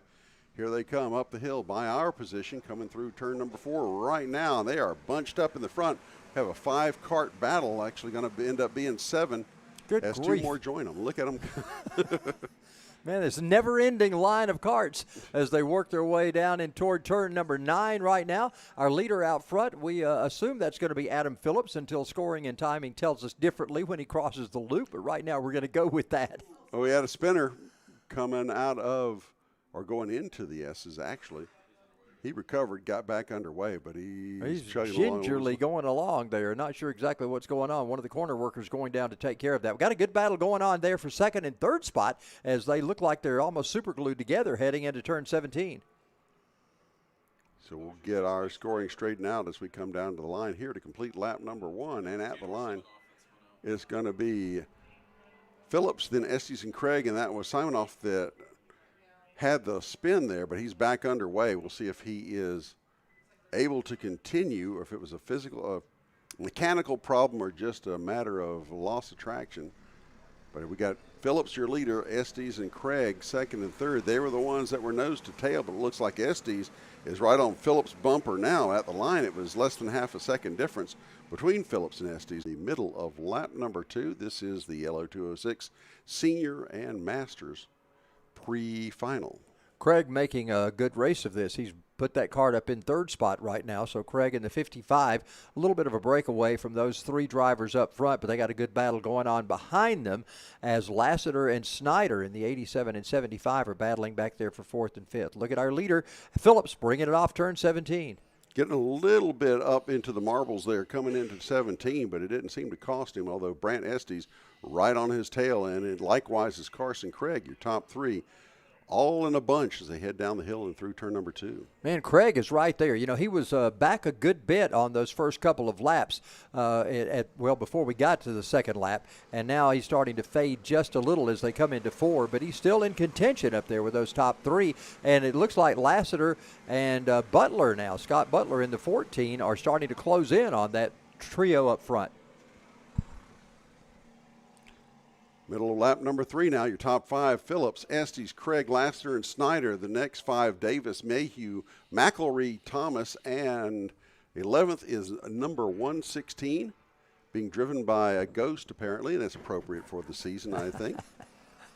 And look at Adam Phillips drawing out a little bit, but Brant Estes has his hands full of Carson Craig as they head into turn 16. Well, Craig is all over Estes as they work their way off 16 now into 17. There's maybe a cart. You could put a cart between them. I doubt it. It's pretty close. No way. Look at Estes closing in right now. Craig closing in on Estes, that is. Adam Phillips stays out ahead as they go through 2. And at the line, Scott Butler takes Lassiter for 4th place. So now we have, again, 5 carts in a string as we come through turn number 3 and 4 now underneath our broadcast position. Look at Lassiter. Butler now is caught up with those 3 up front. Now Lassiter, Butler that is, working on Craig, and now Craig is right up tapping the back bumper of Estes as they head down into 9. Butler My goodness. looking to the inside. He nice little sweep move in there, takes 3rd briefly, but then Craig comes back with the crossover. Wow. These guys going at it hard in this LO206 senior and what we got out there? Seniors and masters. Yeah, on the track. We got one master, a couple of masters down near the rear of the field right now. Most of them are seniors battling hard up there. Scott Butler, of course, is a master, and he's running in 4th spot. And he's being contended now by the number 5 of Matt Lassiter, who is one of those seniors in the 87. But now they all foul back in single file. Field threads through turn number 2 now, getting on those brakes, then back on the throttle as they head up that steep hill that goes into turn number 3. No change in position right now, but at the line last time by was a half-second lead. Kind of deceptive, actually. 0.46 seconds was the differential between Phillips and Estes, but you couldn't tell that by the action on the track here as the lead kind of waxes and wanes between Phillips and Estes as they head into turn number 9 now. And they make their way through the S's. Everybody in following suit. Everybody riding the same tire tracks as their competitor ahead of them. They seem to all know the fast line around this place. Look like Carson Craig in the 55 got a little bit of a battle going on right now. Butler, he thought about it. They got a little side there, and Butler got the worst of it, as I believe Lassiter's going to get by him. Oh, we got a spin. There we go. That was Craig, but was that Craig or Butler? I believe that was Craig in the 55. We'll have to check when they come by and find out. No, it must have been, let's see, it's the 87. Okay. 87 of Lassiter that spun coming off 17.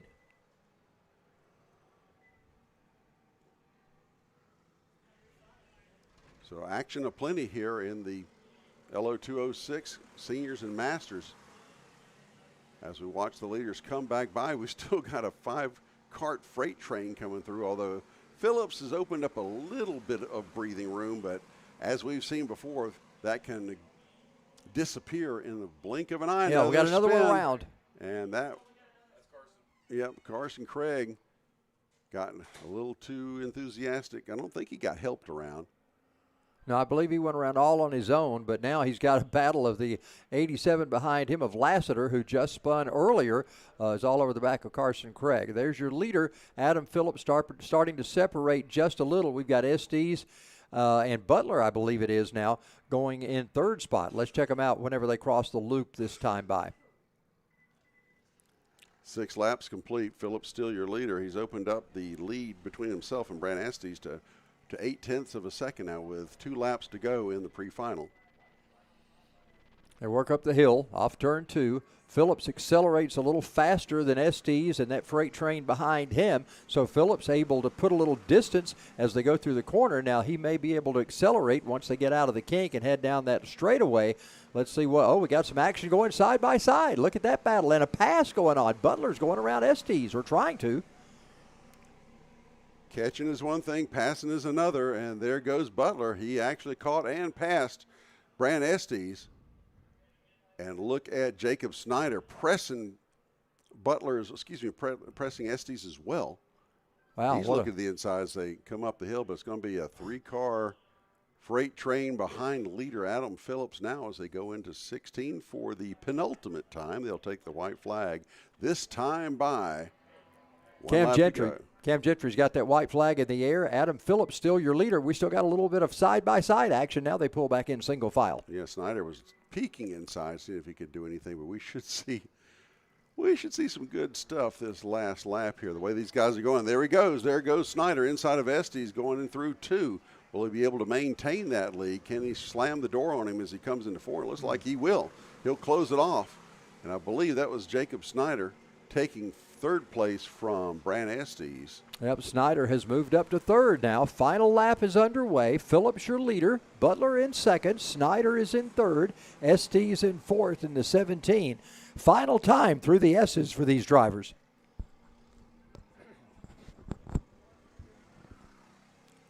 They work up into 14. It's Phillips, still your leader. They spread out, got a couple of guys trying to make a move back there. Butler and Estes are on a different path at the moment, but they pull back in single file. Now they're separated once again. Is Estes setting him up for something coming out of 17? Looks like he might be. Here he ducks to the inside, coming to the line side by side. Look at him. Scott Butler, by sheer force of will in the seat of his pants, brings home second place. Adam Phillips is your winner. Jacob Snyder spurring that filly on, trying to heading down the stretch they come. Oh man, I don't think I'm as funny as that in a while. Just doing everything possible. Of course, you realize with every forward motion, there's a backward motion too. I'm not sure that was the other thing. The other thing I remember from physics class. Yes. Not sure that helped, but he was giving it the old college try. Well, you'll see them doing that going up the hill. Yeah. So I guess there's something to it. Well, we've all done that on a bicycle as a young kid trying to. The same thing applies to these guys on their carts. So a great win for Adam Phillips. He will take that one to the tech shed. They'll check everything out scale-wise down there, and we'll be ready to bring out our LO206 juniors, I believe, are coming out next. Now we can talk about the LO206's juniors, because this is the one.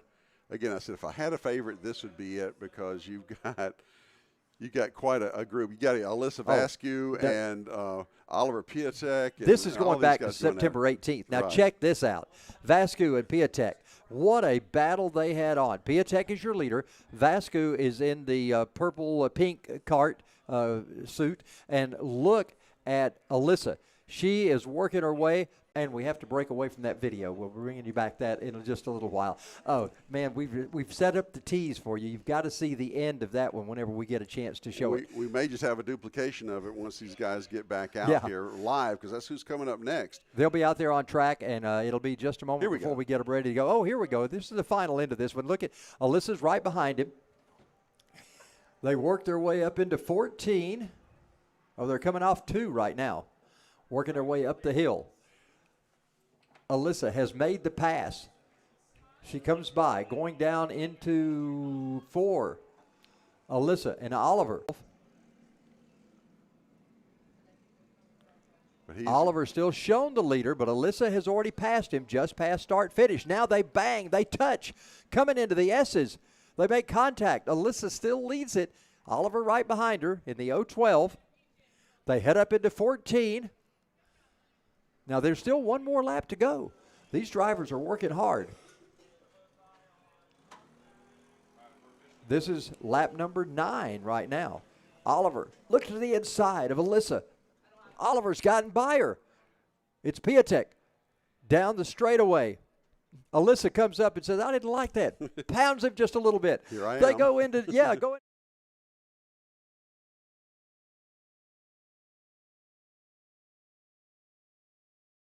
Here they come.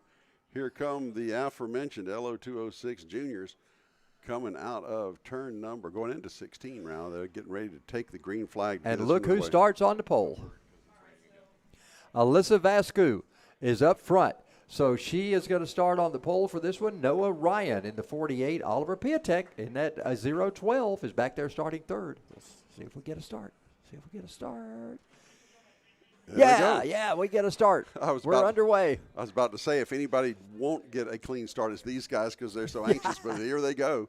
Defy that. And Vascu takes the lead coming down the hill going into turn 2 for the first time. We've got a side-by-side battle between Ryan and Piatek as they head back up the hill, come through turn 3 by us in turn number 4. And look at it, Alyssa Vascu taking off already. I have serious doubts that's going to last terribly long once they get settled out behind her. But things change week to week. Unfortunately, we don't have our drone in the air right now because of the rain. We'll try to get it back in once the weather allows. But right now, a little bit of precipitation keeping us from that angle. But we've got our ground cameras that are doing a pretty good job here. There goes Vascu. They're doing an outstanding job of getting the coverage. And we can see all the way around the track via our cameras in remote locations. There's Vascu going down into turn, ready to go into 16. But she's got a trio of drivers behind her. Ryan in the 48, Piatek in the 12, and Jared Clark in the 316. We've not mentioned him earlier. They make their way by start finish. They'll complete lap number 1 right now of our drivers in the LO206 juniors. Vascu already with a 1.16 second lead over Noah Ryan, but Ryan under challenge now from Oliver Piatek. Piatek's looking to the inside. Behind Ryan. them, Clark and Kondrowski also battling behind them. And you still see them side by side going down through the kink right now. Piatek has to settle back in single file behind Ryan, as Ryan was able to be the dominant card of those two. And they're all chasing Alyssa Vascu in the 07 as she works her way through 9 and 10. They were 2 by 2 going into the kink, and they wisely have both straightened out and got single file. But that's the kind of action that goes on in this class. But look at Alyssa Vascu. She's got it hooked up today as she's already opened up a good, 15, 20 cart length lead over second place Noah Ryan. But Oliver Piatek dogging him from behind, give him a little nudge. They come through 16 and 17 down the line to complete lap number 2. Yeah, I believe we've got a change in those top 3. Let's check out our timing and scoring when they come by. Yeah, Piatek has gone to second now, and Kondrowski is up to third in the 35 cart. So we've got a change in those top 3 as they head down the big hill in 2. So it was Kondrowski giving grief to Piatek for second place, and so we should see more of that. And again, you saw Piatek trying to do that. They'll urge that, scoot that cart up the hill. You'll see them all do that in these lower-powered carts as well. But, of course, Noah Ryan's not going anywhere either as he maintains 4th position, looking to get back where he was. You see a couple of these drivers, you see something on top of their helmet. That's actually a GoPro that they've got on their helmet. You saw that from a couple of drivers in that. If you're wondering what in the world that top knot is on there, it's a GoPro camera that they've got from their particular angle. Be interesting to see some of these GoPro shots of what they see in front of them. Vascu leads them. She is down into turn 17 right now. And it looks like Bice just got around Jared Clark, too, for 5th position. I believe I saw that pass. Let me see if I got the carts right. We'll see when we come to the line as they update our scoring. Here comes Vascu, your leader, completing lap number 3.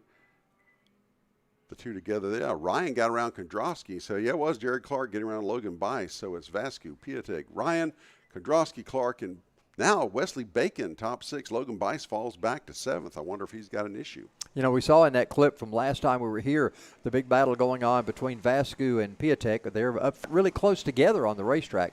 Alyssa has quite a lead on Piatek, and I wonder if he's going to be able to chase her down as we get toward the end of this race. We've only completed 3 laps out of the 8 in this pre-final, but right now there's a lot of work to do on Piatek's part to try to catch Alyssa Vascu. That's true. We see weeks where Alyssa dominates, and then we see weeks where Oliver challenges, or maybe Noah or Luke or someone will get up there with it. I think it depends on circumstances. Sometimes you just catch a break. Your trailing competitors, they get too busy in their own battle, and it lets you stretch it out. As I said, the best thing third place can see is first and second battling it out. The best thing the leader can see in her rearview mirror, if she had one, is second and third battling it out. That's the best thing because you can then stretch that out. We come to the line now. Vascu still your leader with Piatek and Ryan nose to tail. Let's get a differential on that. 3.255 is the timing between first and second. Now, you watch Oliver Piatek doing something, a wise thing on his part. Instead of trying to bob his head back and forth to get up turn 2, he just put his head down to reduce the aerodynamics of that helmet up so much. And that's a smarter thing to do, but most drivers want to bob their head to try to help that thing up the hill. But actually getting your head out of the wind seems to help a little bit. He may be able to close in a little bit on Alyssa, but we're just now halfway through. Yeah, well, Piatek had to fight off the challenge from Ryan there. They were side by side there for a stretch there as they came by us. Now, Piatek reassumed second, but they were side by side. And look at Ryan again. Looks outside, looks inside. Well, Ryan taking a different entrance into that corner and then comes off a little differently. Of course, your entry sets up how you're going to come off. Right now, they go side by side again. He got it. He just ducked inside and took it. Wow. That was a nice little move there by Noah Ryan to take second. Ryan and Piatek. Piatek looks to the inside. Oh, they got together a little bit. Yeah, got a little squirrely, did Ryan, and that was just enough for Piatek to take second back. I was just about to start looking at the gap between Vascu and Ryan, coming by to see if he was closing in on her at all, but that's going to mess all that up with the battle going on with Oliver Piatek. So that's probably pretty much going to guarantee, short of chain coming off or something, a victory for Alyssa Vascu with 2 laps to go here in the pre-final. Yeah, 2 laps to go. Vascu with a healthy lead right now because Piatek and Ryan have been battling awfully hard. And as you mentioned, let's look back again and see what the gap is. Yeah, 4.5 seconds at the line for Alyssa. Well, there is no gap between Ryan and Piatek, though. Look at Ryan looking once again, that different entrance. I think he's setting him up there to try to do that same pass down in 16 he did before. Let's check them out as they come down through that area. Here they come. Vascu will take the white flag this time by, but we're going to look at the battle between Piatek and Ryan. And he did it. Ryan did it again. He set him up in 14 and got around him as the white flag flies. One more lap to settle out second place between Noah Ryan and Oliver Piatek. Alyssa Vascu saying bye-bye to the tune of 5.6 seconds, but this second place battle is going to be something else. Man, she's already out of turn 4. They're just now going into 2. Alyssa's got a healthy lead as this lap winds down. I was going to say she's in the tech shed, right? Yeah, just about it. Ryan now leading over Piatek. He's got about a 4-kart length lead as they go into the kink.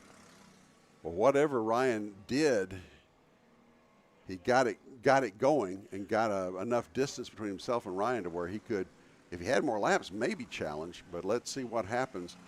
We'll get the timing at the line just for historical purposes to see if he was closing on her, because it was 5.6 seconds the last time by.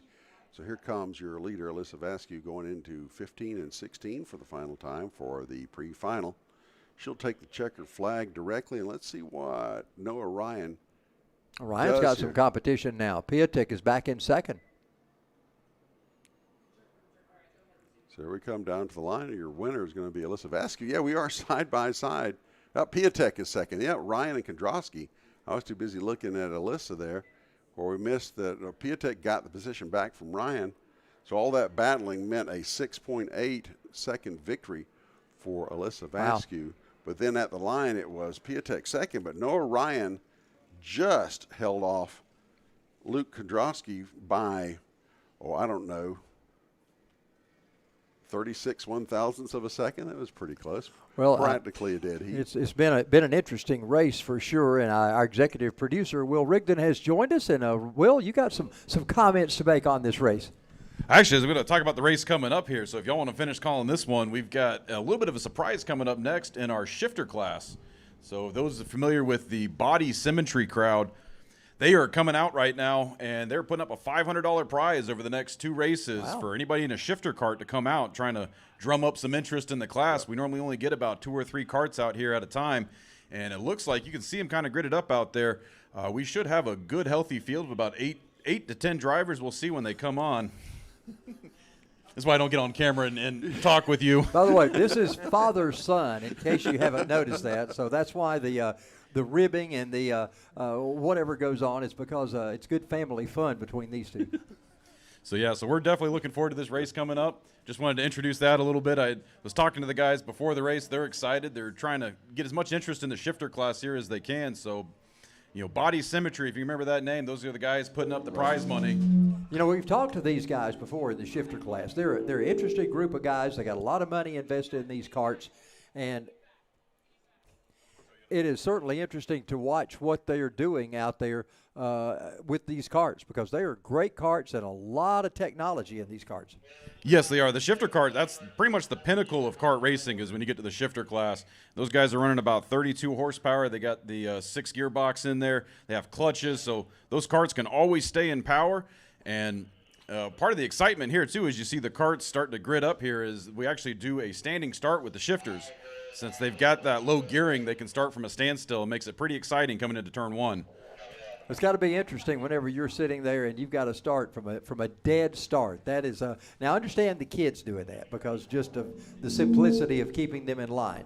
But for these shifter guys to know that you got to start at the very beginning and try to work your way through from foot down, making the line. There's a lot more complexity to it than just doing a normal cart that just basically has a single gear. You put your pedal down and it just goes. And with these shifter carts, that extra layer of having to work the clutch, having to figure out what gear you're in, it really adds more complexity, and that's what makes this fun to watch and also makes this, like I said, probably the pinnacle of kart racing in terms of technicality and skill to drive these carts. We were talking earlier about camera play. We can see every bit of action on this racetrack right now. You've done a great job in setting up the cameras, getting the camera people set up in right positions, and some mechanical cameras that are out there that you can still control from here. No drone today, but we can see every bit of action on this race course, and that's a phenomenal thing. Yeah, if you have been watching us from the beginning, we have come a long ways since we started broadcasting at the start of this year. We started, I believe, in February up at the main track, and it was literally me, my wife, my dad, and the intern over at Primal running the drone, and that was the operation. And now we've got ourselves a full crew. Now we have 200 employees. Yeah, we've got ourselves a full crew. Got the truck out in the parking lot, we got the satellite connection. Got the blimp. Yeah, we got the whole deal. But yeah, we've got standalone people in every spot now, so everybody can focus on their individual job rather than people wearing multiple hats like we did in the start. And we hope it's shown through to you guys at home. We're really trying to improve the quality here, try and make it more enjoyable to watch, and ultimately at the end of the day, get more drivers interested in coming out here and racing. I mean, who doesn't love to hear their name called and see themselves win on the internet? Or butchered in some cases, right? Yeah, yeah. We hope, please correct us if we get a name wrong. They will. We've been successful in getting at least one name wrong every broadcast so far. So if we do that, let us know. The mamas are good about coming up again. Well, getting gridded up as we speak, so it won't be long before we do that. Will, what's coming up next here, either on Big Track or here at the kart track? What's the next thing up? Big Track, we wrapped up for the year for our racing series. We've got the Champ Cars going on this weekend. That's the last major race event we have. And then coming up next year, we've got that exciting NASA weekend coming up in March. So if you're a fan of NASA, that'll be a good race to watch. I don't have the date yet, but it is going to be our March race date. So we're going to combine the main series race date and the NASA race. So expect to see about 60-plus Miatas out there duking it out on track. It is going to be a show. Well, there's a lot of cars over there today, a lot more on track than we've seen regularly. So we've got kind of club racing going on today. Is that what it is? So they're doing the Champ Car race at main track right now, formerly known as Chump Car. It's more of a budget-oriented endurance race. So you basically get penalized for how much money you spend on your car. I like the word champ better than chump. So looks like they're ready to get going here. We're coming out on the track. We've got them lined up. Remember, they do a standing start. So we'll watch in just a moment as we get the green flag for this one. For the shifter carts. Well, we'll just say that's Chad Lee for now, but we'll see how they stack up when they come through for the first time by the scoring. And that one says 228, which I don't see that one either. There we go.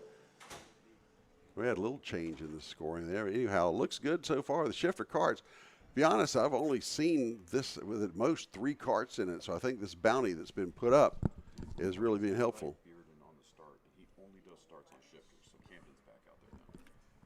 So here we go. And it is Chad Lee, our leader, with John Stapleton is in second, Grayson Butler third, Jacob Hughes fourth, and top 5 rounded out by Mike Tolbert. Half a second lead already for Chad Lee. Let's see if he can maintain that as the field settles in, stretches out for this 8-lap pre-final. Well, the shifter carts, the most powerful carts out there. You heard Will Rigdon tell us about 32 horsepower carts. A lot of bells and whistles on these that the others don't. You can see the differential in speed from what we've been seeing before as these drivers head down toward turn 9 right now, making their way into turn 10. Chad Lee is our race leader for the moment, but Stapleton just behind him, not letting him get too far away. Under more ideal weather conditions, these carts will turn closer to 50-second laps than the minute 4 right now, as we saw Chad Lee turn on lap number 1. Of course, now they're going to be fully warmed up. There's going to be a minute 1 because they were from a standing start. Let's see what lap 2 brings as they complete it. As far as the time, there you go. Yeah, 58.173 was the lap time. Gap at the line, 1.5. So Chad Lee opening it up a bit over John Stapleton. But he's got his hands full with Grayson Butler behind him as they weave through turn number 2 and then 3 by our position in 4. And on towards the kink. Oh, getting a little sideways there is Grayson Butler, but he hangs on to it. Hanging it out, trying his best to get the best lap time and get around that second place Stapleton. Maybe make a run at Chad Lee. Last time we were here back on September 18th, I spent a good bit of time talking with Danny May and with John Stapleton, and they were explaining their carts and going through various parts of them and explaining the differences in these and other carts that are out on the track. It's quite interesting conversation that we had, and very interesting to talk to those 2 different personalities as well. Stapleton now runs in second, and I just believe Butler got by him. Let's check on timing and scoring when he comes by the loop and see if that is in fact not the case. That is, Butler is in second. You are right. 2.8 seconds the difference, but Butler is now in second. Now let's see if Grayson Butler has anything for Chad Lee as he's closing in. Jacob Hughes continues to drop. Tolbert in the 15 cart goes to 4th, and Hughes back in 5th now in the 590 and in 3rd. They go up through turn 8 right now as they head to the big sweep in 9.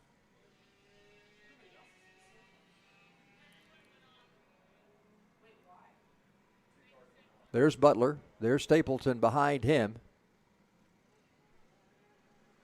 Your leader is still Chad Lee. Chad Lee's already down into 16 right now, so the leader already making his way to complete lap number 4.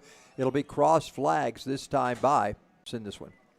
Let's get a differential at the line. 3.3 seconds is the difference now, so he expanded it a little bit more. But now that he's got clean air in front of him, Grayson Butler may be able to make a little time on leave if in fact he has it. And we will see as they crest the hill and come by us. Oh, my. Get a little sideways there. Slideways, I assume, as they come through. Butler doing a good job of keeping it under control. Looked like it may have slid up into those rumble strips there. But at least he kept it under control. He's still in second spot.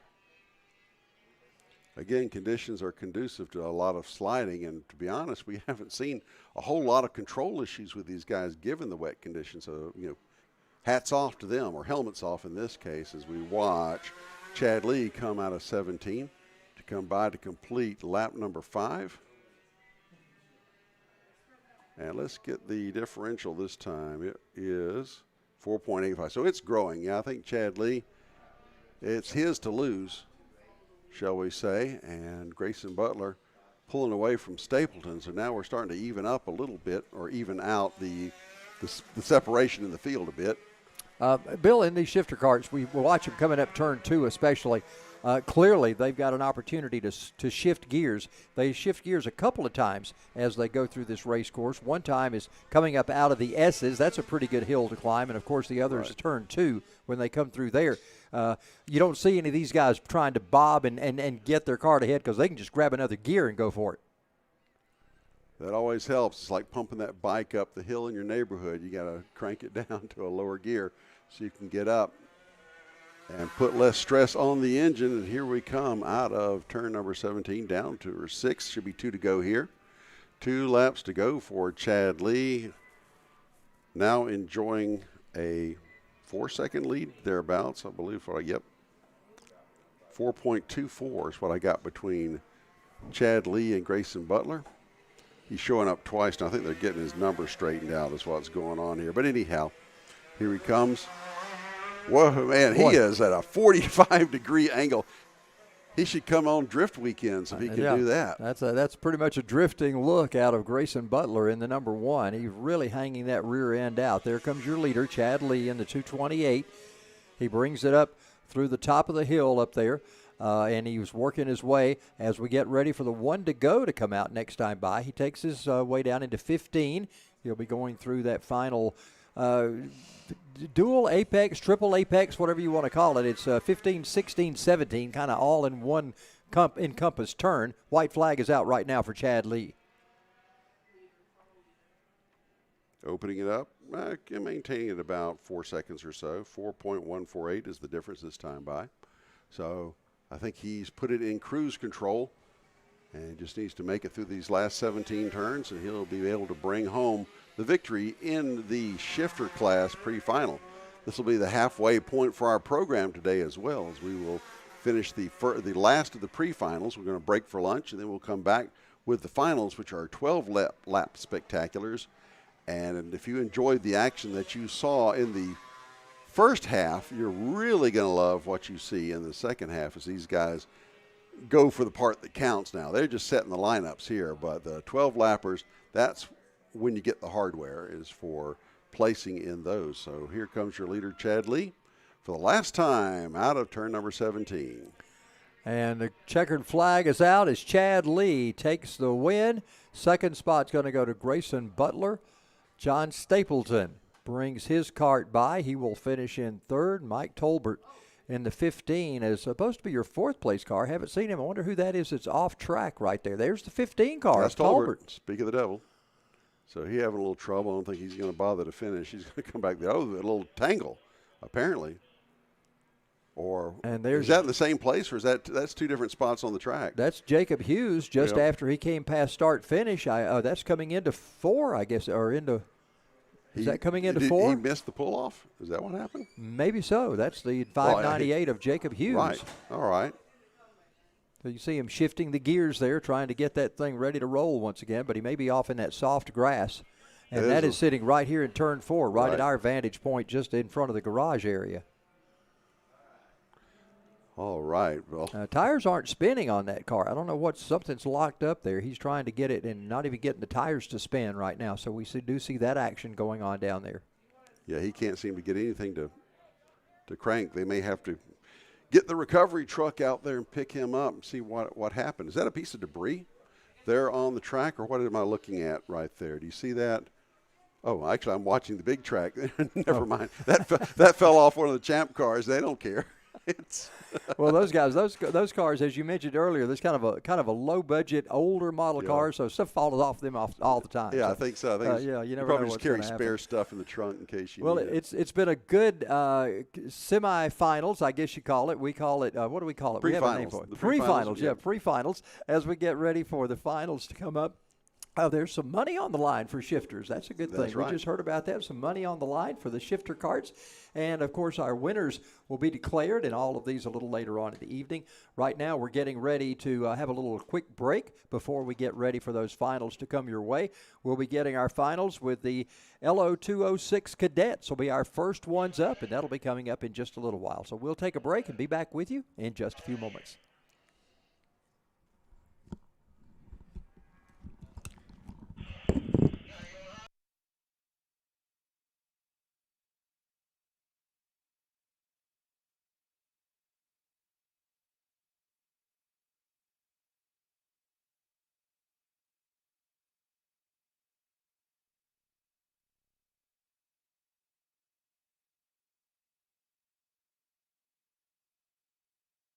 Perez continues to lead this race. race right now, and he's heading into that treacherous turn 6 and 7. Not treacherous this time at all for Perez, as second place wasn't even in the shot there. Perez with a big lead, but Perez comes to a stop off turn 11, and he's standing up out of the cart. So some sort of mechanical issue snags Perez. He was having such a great run, Charles, out to over 3.5 seconds lead, and now it's all gone. Wow, I tell you what, he was really pushing that cart. That cart tires warmed up as much as possible. Whoa, and they get stacked up as they're weaving. So 3 of the cars in the back of the course.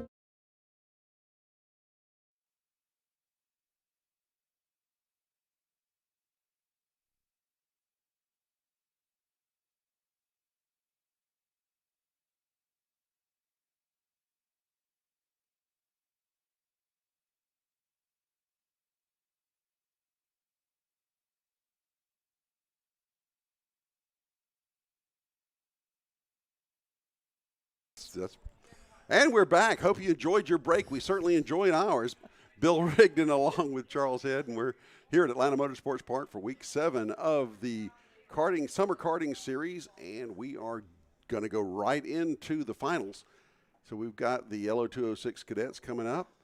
They had one wave around, did not have satisfactory alignment coming to the line.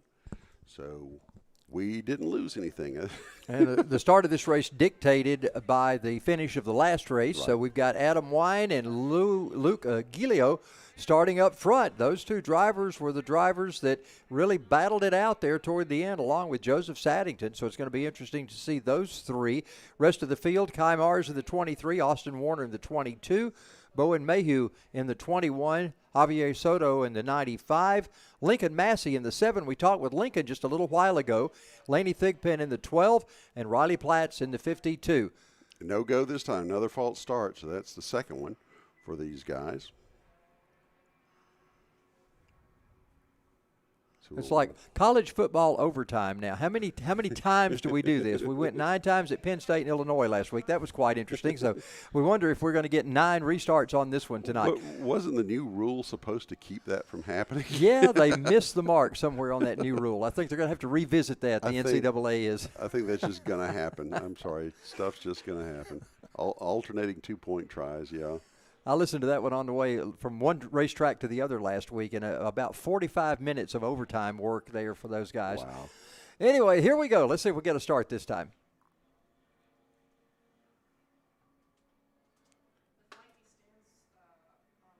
Trying to keep them together.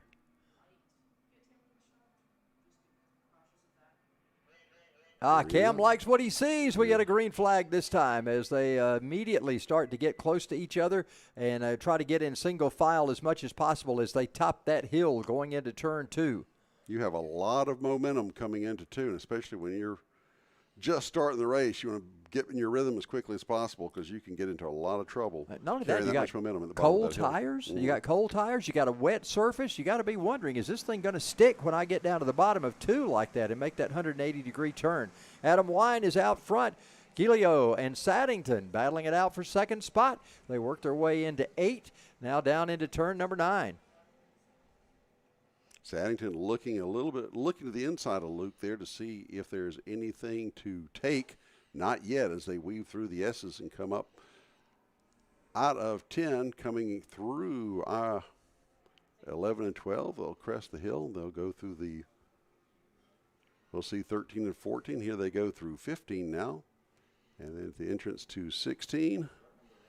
Pretty tight battle going on behind Wine. Exactly. Was that a pass right there? I saw some. No, he ducked to the inside. It looked like he was being overtaken, but in fact he was exploring a different line. Did not do that. We're talking about Luke Giglio. Saddington is in second. Giglio is your third place. He's in the aqua-colored cart, I believe. At least from my standpoint, something's aqua-colored about that. I think Giglio's in the aqua-colored fairing or something on that cart. At least the nose piece is. Yep, there they come off 4. It's still Wine. It's in control of this. There's going to be 12-lap races now, so we're 1 lap in, so a little longer than our previous races.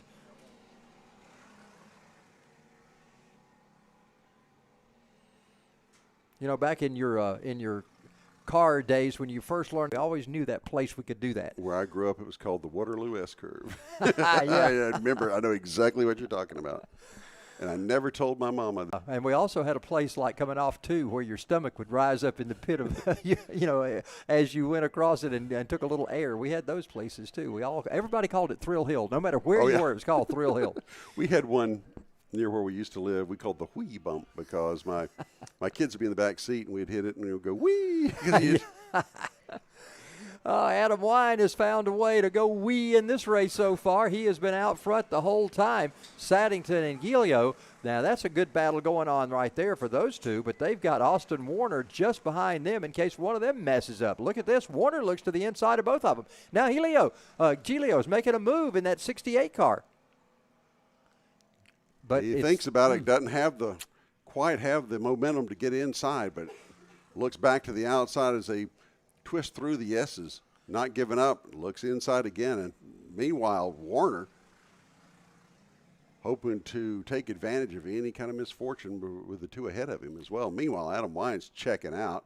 We'll get a differential for you at the line, but he's really opened it up. That's got to be a good 20-30 car lengths now as he hits the line. There's once again that battle going on side by side. And Saddington just holds off Gilio, but let's see if that maintains itself coming over the hill and down into 2. Let's see. Gilio's got it. Yeah. You're right. He took him. Meanwhile, Saddington looking back to the inside. They're side by side again as they crest the hill going into 3 and coming by our position. Saddington falls back into line now. So Gilio's going to be your second place runner. Adam Wine, your leader, with a 3-second lead, 3.1 to be exact. Now here comes Saddington. Saddington looking inside. What's it going to be when they get down to 9? Oh, yes, tuck back in single file. You know, there's the preferred line that's around the racetrack, but there's also that knowledge in your head that if you continually run the line that the guy in front of you is running, you're never going to pass him. Somewhere you got to get out and try something different, and that's exactly what Gilio did, trying to make the move on Saddington and was able to make it stick and got through there. Well, if you can take the cart in front of you out of his line, then you have an advantage. Oh, yeah. And you can do that by taking an alternate line. But then you run into the issue of things like dive bombing and and unsportsmanlike things like that. So it's a fine balance. And they do notice that, by the way. Last week we had someone penalized for that at the last time we were here. So that is something that our scoring and timing people take into consideration, the officials do. But right now it's Gilio in second spot, Saddington in third. It's still Wine way out ahead. You see him now going past the kink as they're just now entering that portion of the racetrack. Saddington is getting a run on Gilio at various points on the track, but not able to complete it through a turn. Meanwhile, look at Austin Warner. He is lurking behind Saddington as well. Actually, we've got 5 carts right there. Gilio, Saddington, Warner, Mars, and Soto making a battle out of it. But Warner is the wild card here for the second place battle. As if Saddington slips up or tries a little too hard, Warner's there to clean up behind him and maybe take that third spot from him. You know, Warner's there. Kai Mars is back there as well. Soto back there. All of those drivers. That's a pretty tight little group right now as we see Saddington looking to the inside once again, trying to make the move, but he tucks back in single file right at the scoring loop in the line. So we are 5 laps in. Next time by will be halfway in this 10-lap final for the LO206 cadets. Wine's out of – oh, go ahead. I'm sorry, Adam Wine, 5.5 seconds ahead of second place Luke Gilio, and not near that back to Joseph Saddington, as those two have been going at it pretty much from the start, and there goes Saddington to the inside right now, heading towards turn number 9. You know, that's when you wish you had just a little more motor, as they say, just a little more power to try to see if you could get by him. But not to be, as Gilio continues to lead that group. That's second, third in that battle. And then just behind them is fourth place of Austin Warner as our laps start to wind down now. We'll be halfway. Well, we'll be halfway next time by. They'll be winding down in just a moment. But here comes Adam Wine. Look at him. He's coming now to get the cross flags as they come to the line. Halfway for Adam Wine. Meanwhile, Gilio still keeping it in front of Saddington and Warner. But Warner's not going anywhere, and Kai Mars lurking back there as well. Javier Soto dropping back a little bit, but still in contact with those 4 karts ahead of him. There's your second, third, and fourth battle, along with fifth place sneaking in there as well as they head up into turn number 2.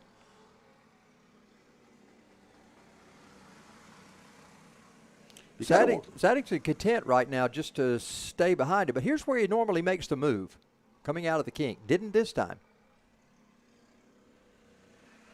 Right in the tire tracks, which are easier to see with this wet track, by the way. So, yeah.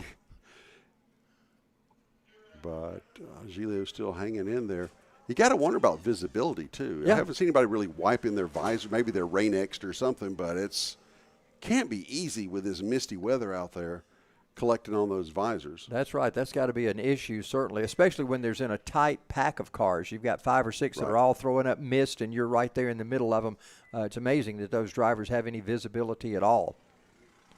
Giglio and everybody in line right behind him as they come across the line. That'll complete 7 laps of this 12-lap race. That one snugged up pretty good. It looks like that 2 through 6 is going to be quite the battle here, as it was a less than a tenth of a second between Giglio and Saddington coming to the line right there.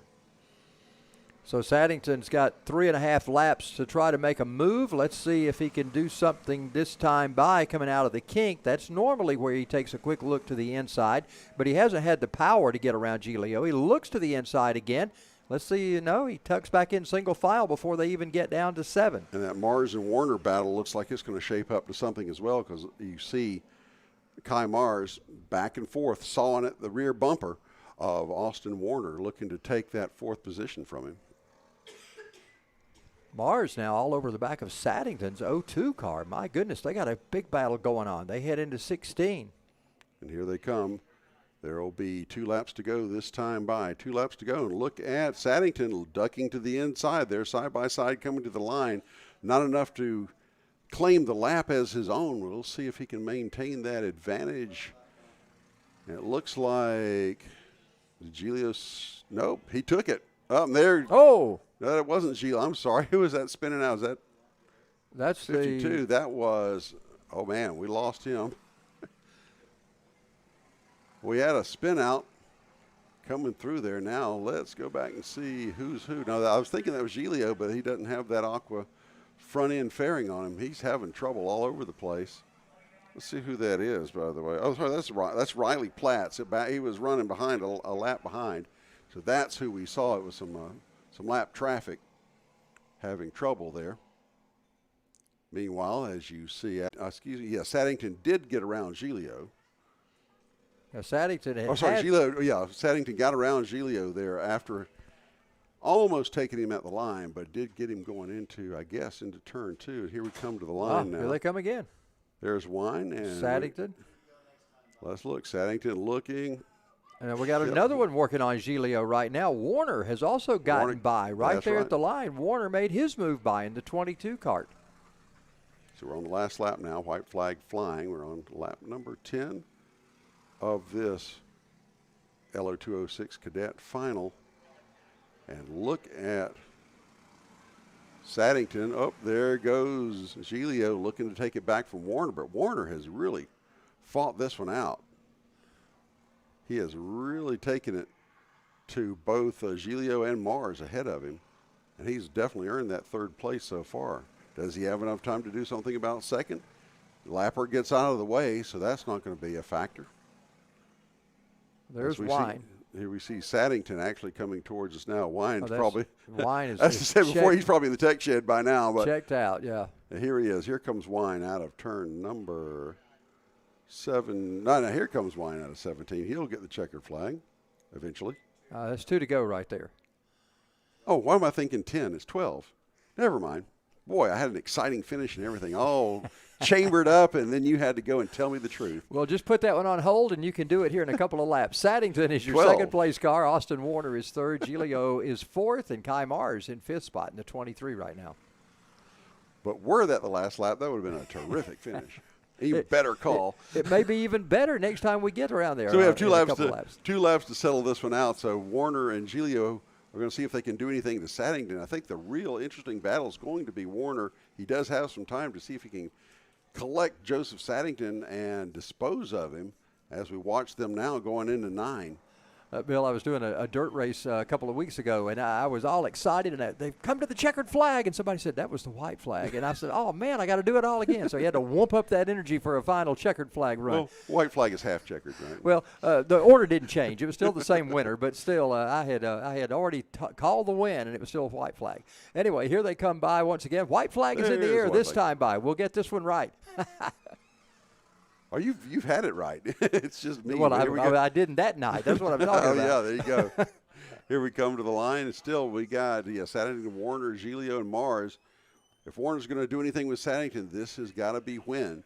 Just one more circuit around the kart track here at Atlanta Motorsports Park. Unless something just falls to pieces for Wine, I think he's got this one in control coming to the checkers. However, that second, third, fourth, and fifth might be up for grabs. Giglio is causing a problem for Austin Warner, so second place may be out of the question now if he's got to deal with fourth place Giglio behind him. Oh, we got a spinner.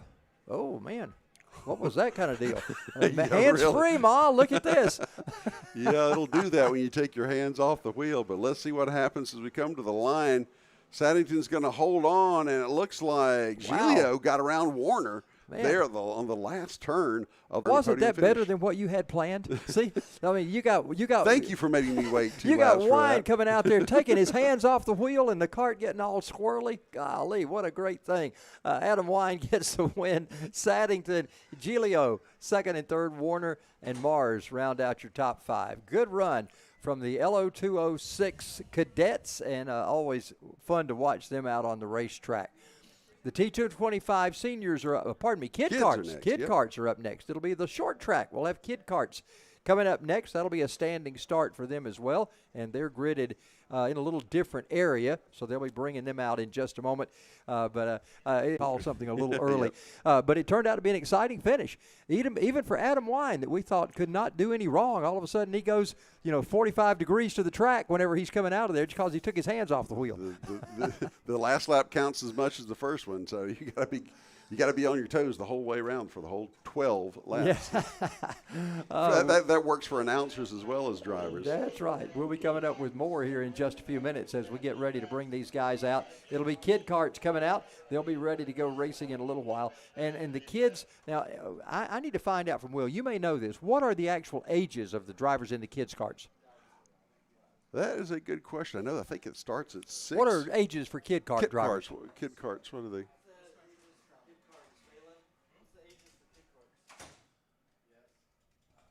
I think it's 6, and it's like 6 to 8 or some 6 to 10. Yeah, okay. 6 to 8. 5 to 8 maybe? 5 to 8. Okay. Okay. So now you've got you'll be on the track in a little while. I know you're planning on a podium finish tonight. So tell us how you stack up against the other guys, generally speaking. So generally speaking, as of right now, I seem to be faster than the other drivers. I'm up against some really good competition today. But as far as driving goes, I have a feeling that I'll be able to make up the 4 positions I need to go ahead and take third. Oh, okay. Sounds good. Now, what about today? I know you're in the rain suit today. Any other precautions that you're doing because of the weather situation? Just braking extremely early, going ahead and being very careful on the throttle and balancing the cart. We were talking about visibility earlier. Is that a problem? Do you get mist on your face shield? Yes, sir. Visibility is very limited out there right now. What are you doing about that? Racing, wipe it off. Well, now, are you one of those drivers when you're going up 2, do you try to lunge the cart forward? Yes, sir. That's me. Does that work? Does it help? Yes. It does. Goes and reduces the weight for a second while I'm in the air. The cart goes faster. But don't you know when you come back, it slows it down that same amount? Yeah. He hadn't had that physics class Yeah. yet. So. Well, good luck. We hope you have a great race today, and we'll look forward to seeing the number 55 up front. Pleasure meeting you guys. All right, thank you. Thank you so much. All right, we're just about ready for kids' karts. Matter of fact, they're getting just them gotta all wait. lined up. Are they already green? They are green. They are green. Okay, so we've got a lap in the books. Wow. Matthew Barbosa, starting where he finished in the pre-final, he is underway. And let's see how they shake out. Matthew Barbosa kind of took care of actually, he wasn't as dominant as we have seen him. Actually, had that three-card action going on this time. I was going back a few months, actually, but Matthew's got a little challenging from Arthur Nottapin and Bo Stowers. Well, Nottapin in second spot right now, and I thought I saw a yellow flag out there, but I guess I didn't. I believe we stayed green throughout. Barbosa is still your leader. Nottapin in second. Bo Stowers is third. Henry Boring is fourth in the 71, and Reuben Greer rounds out the top 5 in the 20 as the Kid Karts. Boy, they make fast laps going through the little jelly bean, don't they? They do. Already completing 3 laps this time by. We Got are some side-by-side action. wide coming to the line, yeah. And we have a change of position as Henry Boring pulls into third, gets around Bo Stowers. Reuben Greer, Camilla Kanash, Ryan Dehoney, and Della Deborah are your 8 competitors in this Kid Kart final. Yeah, we talked to Della earlier today. First race for him, and he was all excited in that 08 kart to be out on his first race. And we were telling him, if this is your first race, if you can enjoy this kind of conditions in kart racing, you're going to love it from this point on because it's about as bad as you get without calling a race off. So Della Deborah in the 08 is a first-time racer, and he is just doing great. He comes by right now to complete his lap. Meanwhile, up front, Matthew Barbosa continues to lead. They take him down into – we're calling it still 16 and 17. The final turn, yeah. Yeah, Well, final 17, turn. That'll work. The final countdown. And is here we underway. come to the line. Barbosa opening up a little bit of a lead, or the top 2 anyway. Nottapin and Barbosa kind of putting a little distance between themselves and the rest of the field. Let's get an interval there at the line for Barbosa. He's up 9/10. And then it's another second and a half back to third place, Henry Boring. Yeah, Dehoney coming by. You saw that green cart come by. That is your 7th place cart. Leaders now coming by Della in the 08. He'll be completing his 4th lap. Again, first time out for this youngster trying to get a feel for kart racing. Meanwhile, the leaders work their way by. Matthew Barbosa, Arthur Nottapin in the 30, Henry Boring in the 71, Bo Stowers in the number 21. Well, that last lap, Nottapin had ideas of getting around Barbosa because he swung wide coming down the straightaway. Let's see if he has similar thoughts coming here to complete lap number 7. Barbosa and Nottapin. Nottapin looking to the inside, Yep. cannot seem to make a move on him, though, as those karts, man, they just don't have the power. Of course, they're not meant to have the power that certainly shifter karts or any of the others do, but these kids still willing them to try to get ahead as best they can. Bo Stowers having a little less luck than he had in the pre-final as he's fallen in another position. Reuben Greer's gotten around him because Bo was your second place finisher in the pre-final, but now he's back down to 5 as Boring and Green have gotten around him, actually as well as Nottapin, who started 3rd. So here we go. Got a new leader. Nottapin got around him. Excellent. So Arthur Nottapin, your new leader, as Barbosa now second spot. Let's see if Barbosa can return the favor. Doesn't look like it at the moment. Yep. Unless they made a pass in the jelly bean that we didn't see. I believe it's still Nottapin who's your leader. He's got that green car right there, Ryan Dehoney, just right in front of him, so I don't know how that will play into things. Yeah, it's Nottapin and Barbosa. Barbosa's in that green, in the pinkish cart. From what I can tell, let's try that one more time. We'll watch them go back around the jelly bean, and we'll see what they look like coming to the line. But the green one, Nottapin's easy to pick out. Oh, he got a spins spin. going into 17. Local yellow is out, and here comes Barbosa. He's going to have it all to himself now. I think that was Dehoney that spun. Was that? I thought that. No, you are correct. I think Sorry about that. Dehoney in the I was thinking Dehoney was the 115 is green the one, yeah. driver that spun. So Nottapin's still your leader. Barbosa second, and the gap there was 0.2, about a quarter of a second actually, between the two of them. This is the farthest part away from us, the part that we're looking at, since the heart is visual even with the cameras. But let's look at this coming to the line again. Here we go, white flag for Arthur Nottapin as they complete lap 11. Matthew Barbosa with one more lap, about 25 seconds to do something with Arthur Nottapin for first place here in the Kid Kart final. But good job so far by Arthur Nottapin, because Matthew Barbosa has been a juggernaut.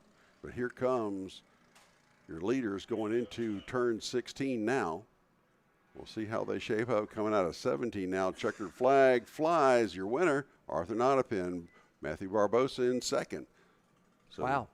Went from about a 0.4 of a second lead down to just about a 10th whenever it was all said and done. So closing the gap, Barbosa was on Nottapin, but Nottapin takes the win.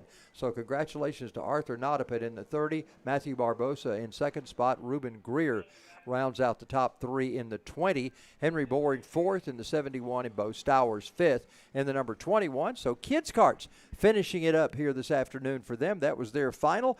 Coming up next, we've got the T225 Seniors. They'll be out next. T225 Seniors coming out next. So we'll get them on track as you get a shot there of some of our drivers over at the main track. Still having fun on this little bit of a rainy Saturday afternoon, the last Saturday in October. Happy Halloween to everybody, by the way. Want to wish you can you have a happy Halloween? It's supposed to be a spooky, haunted, terrible Halloween. No, right? I think if you're watching racing, it's a happy Halloween. Okay. And some of these cars over here in the Champ Series look like they're Frankenstein together anyway. So yeah. it kind of fits with the theme of Halloween. Well, we'll be bringing out our next group here in just a moment. It has been a wonderful time here today, and who would have ever thought? Hartwell Speedway is running next Saturday night. I'll be there. Then Livonia Speedway is running the Georgia State Championships the next Friday and Saturday, and Sunday I'll be at that track. Then I'll be back at Hartwell the first weekend in December, and they're going to race as long as people show up, they say. I like that idea because when I was growing up, if you got to November, there was no more racing. It was April to November was the season. But well, I like this idea. We had an incident at Hartwell, first of the season. Well, July 3rd race actually, where we had someone in the pits who was killed. And so they took a couple of months off, safety issues and getting everything squared away and doing the things the fire marshal wanted them to do. By the way, the track nor the driver were held at any responsibility for that because it wasn't pure accident. Right.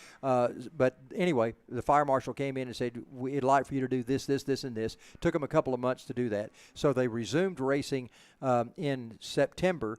Or in August, and they told the drivers then, since we'd lost a month and a half of racing, they said, as long as you'll show up and the fans will show up, we'll race, as long as it happens. So we don't know an ending date yet at Hartwell. Toccoa, I finished there. We wound up the season last Saturday night at Toccoa. I announced there on Saturday night. So all over the place in Northeast Georgia whenever racing is going on. That's what's nice about living in Northeast Georgia. There's always racing somewhere. Yeah, and let me encourage you. If there's young announcers out there, we need you. I'm worn out doing racetracks. We need some young blood to come into the system. So if you'd like to announce a dirt track race, I'll be happy to teach you and guide you along. You may see me showing up. We'd like, I'm barely younger than you, so I guess I might count. We'll see. Well, you still got a good 25 or 30 years left in you. That's what I figure I've got, so I know you got that too. I like to think so. All right, sounds good. All right, bringing out our next group. They'll be on track in just a moment. We still got some track officials out there. We got a track cleanup or anything going on? If you can hear the rumble downstairs, that means they're getting them set up and ready to go. We should see them swing out of turn 14. Yeah, I heard them pretty soon. Heard them come through there. Coming out a little while ago. We're working entirely indoors today. It's a new one for me because we've got a vastly improved video setup here, so we can work from a monitor.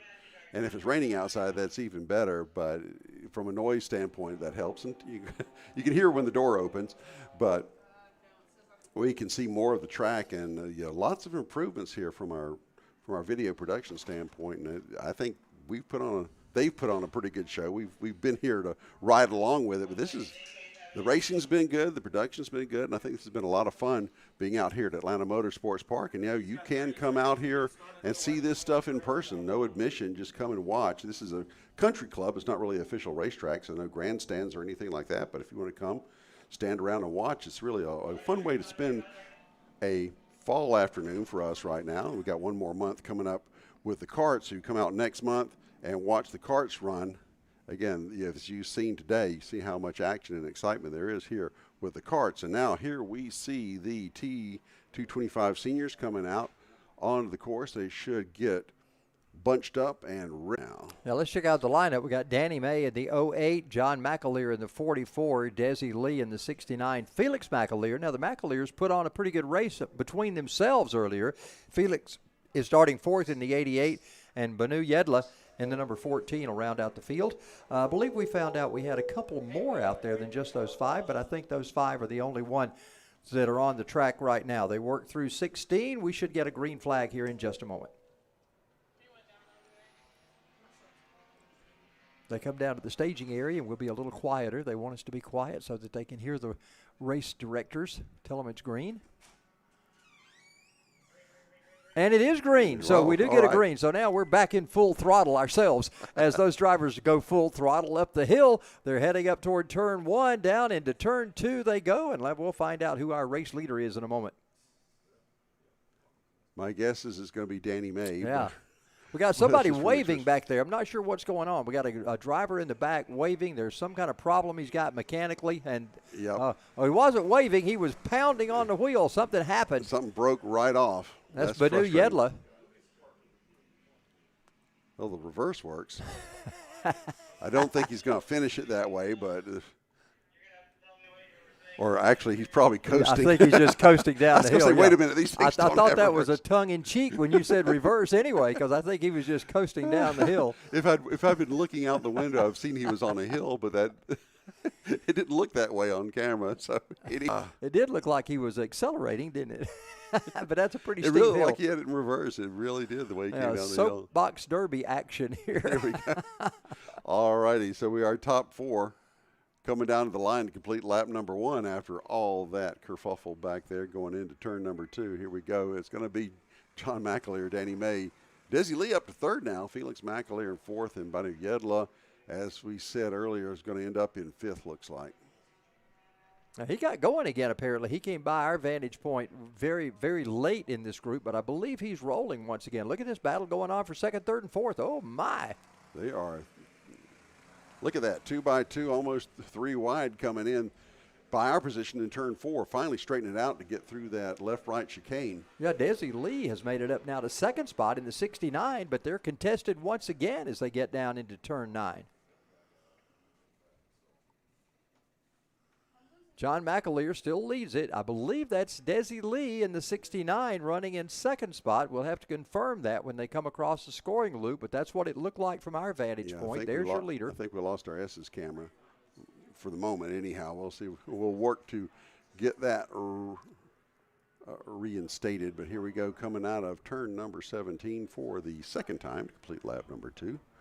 John McAleer opening it up. Let's get an interval on him as he comes by. He's already got 2.6 second lead over Desi Lee. Desi Lee up to 2nd now. Can Desi, now that he's clear of traffic, have anything for John McAleer as they battle, chug up the hill? Nope, and there's a pass. Even as we speak, here comes Felix McAleer around the outside, and Felix McAleer is going to be your 2nd place kart now, and Danny May looking to the inside, nothing doing there for him, though, as he was thinking to get around Desi Lee as well. Well, I thought Danny, with that swing to the inside, was going to get around Felix McAleer, but it didn't happen. They head down to turn 9 right now. We'll catch them on the upswing here in just a moment as they bring it back over toward turn 14. Now they make their way up the hill right there. It's still McAleer up front. So it's going to be John McAleer, your leader, coming into 16 as we see it now. Then should be Felix after him, the Desi Lee. But I think Yedla's in there in the mix somewhere. So that's Yedla we're seeing there. Now comes John McAleer. And here is Felix, and then the battle between Desi Lee and Danny May. Actually, Danny May, I think, is now in 4th place. All right, so there comes John McAleer out of turn 2, up the hill.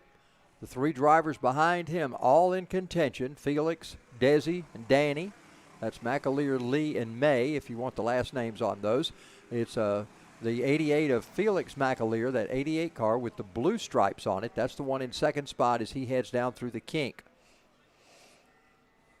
Meanwhile, you see John McAleer as he disappears out to the front of this group. He's got some lap traffic right now. I think he's caught Banu Yedla, and I believe he's got to work his way around him as they head up into that turn. We should see John McAleer clear him and be ahead, and that is the case, in fact, as McAleer heads now down into 15.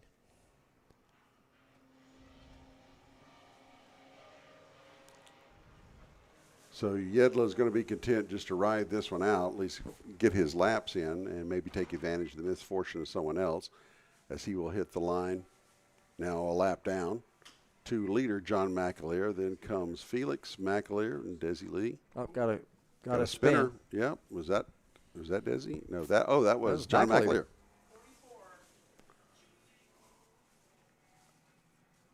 Is he going to get past? I mean, my goodness, we've got a battle It's like for the Felix lead. got looks like around right him, here. yeah. Felix has got that lead as he gets around John.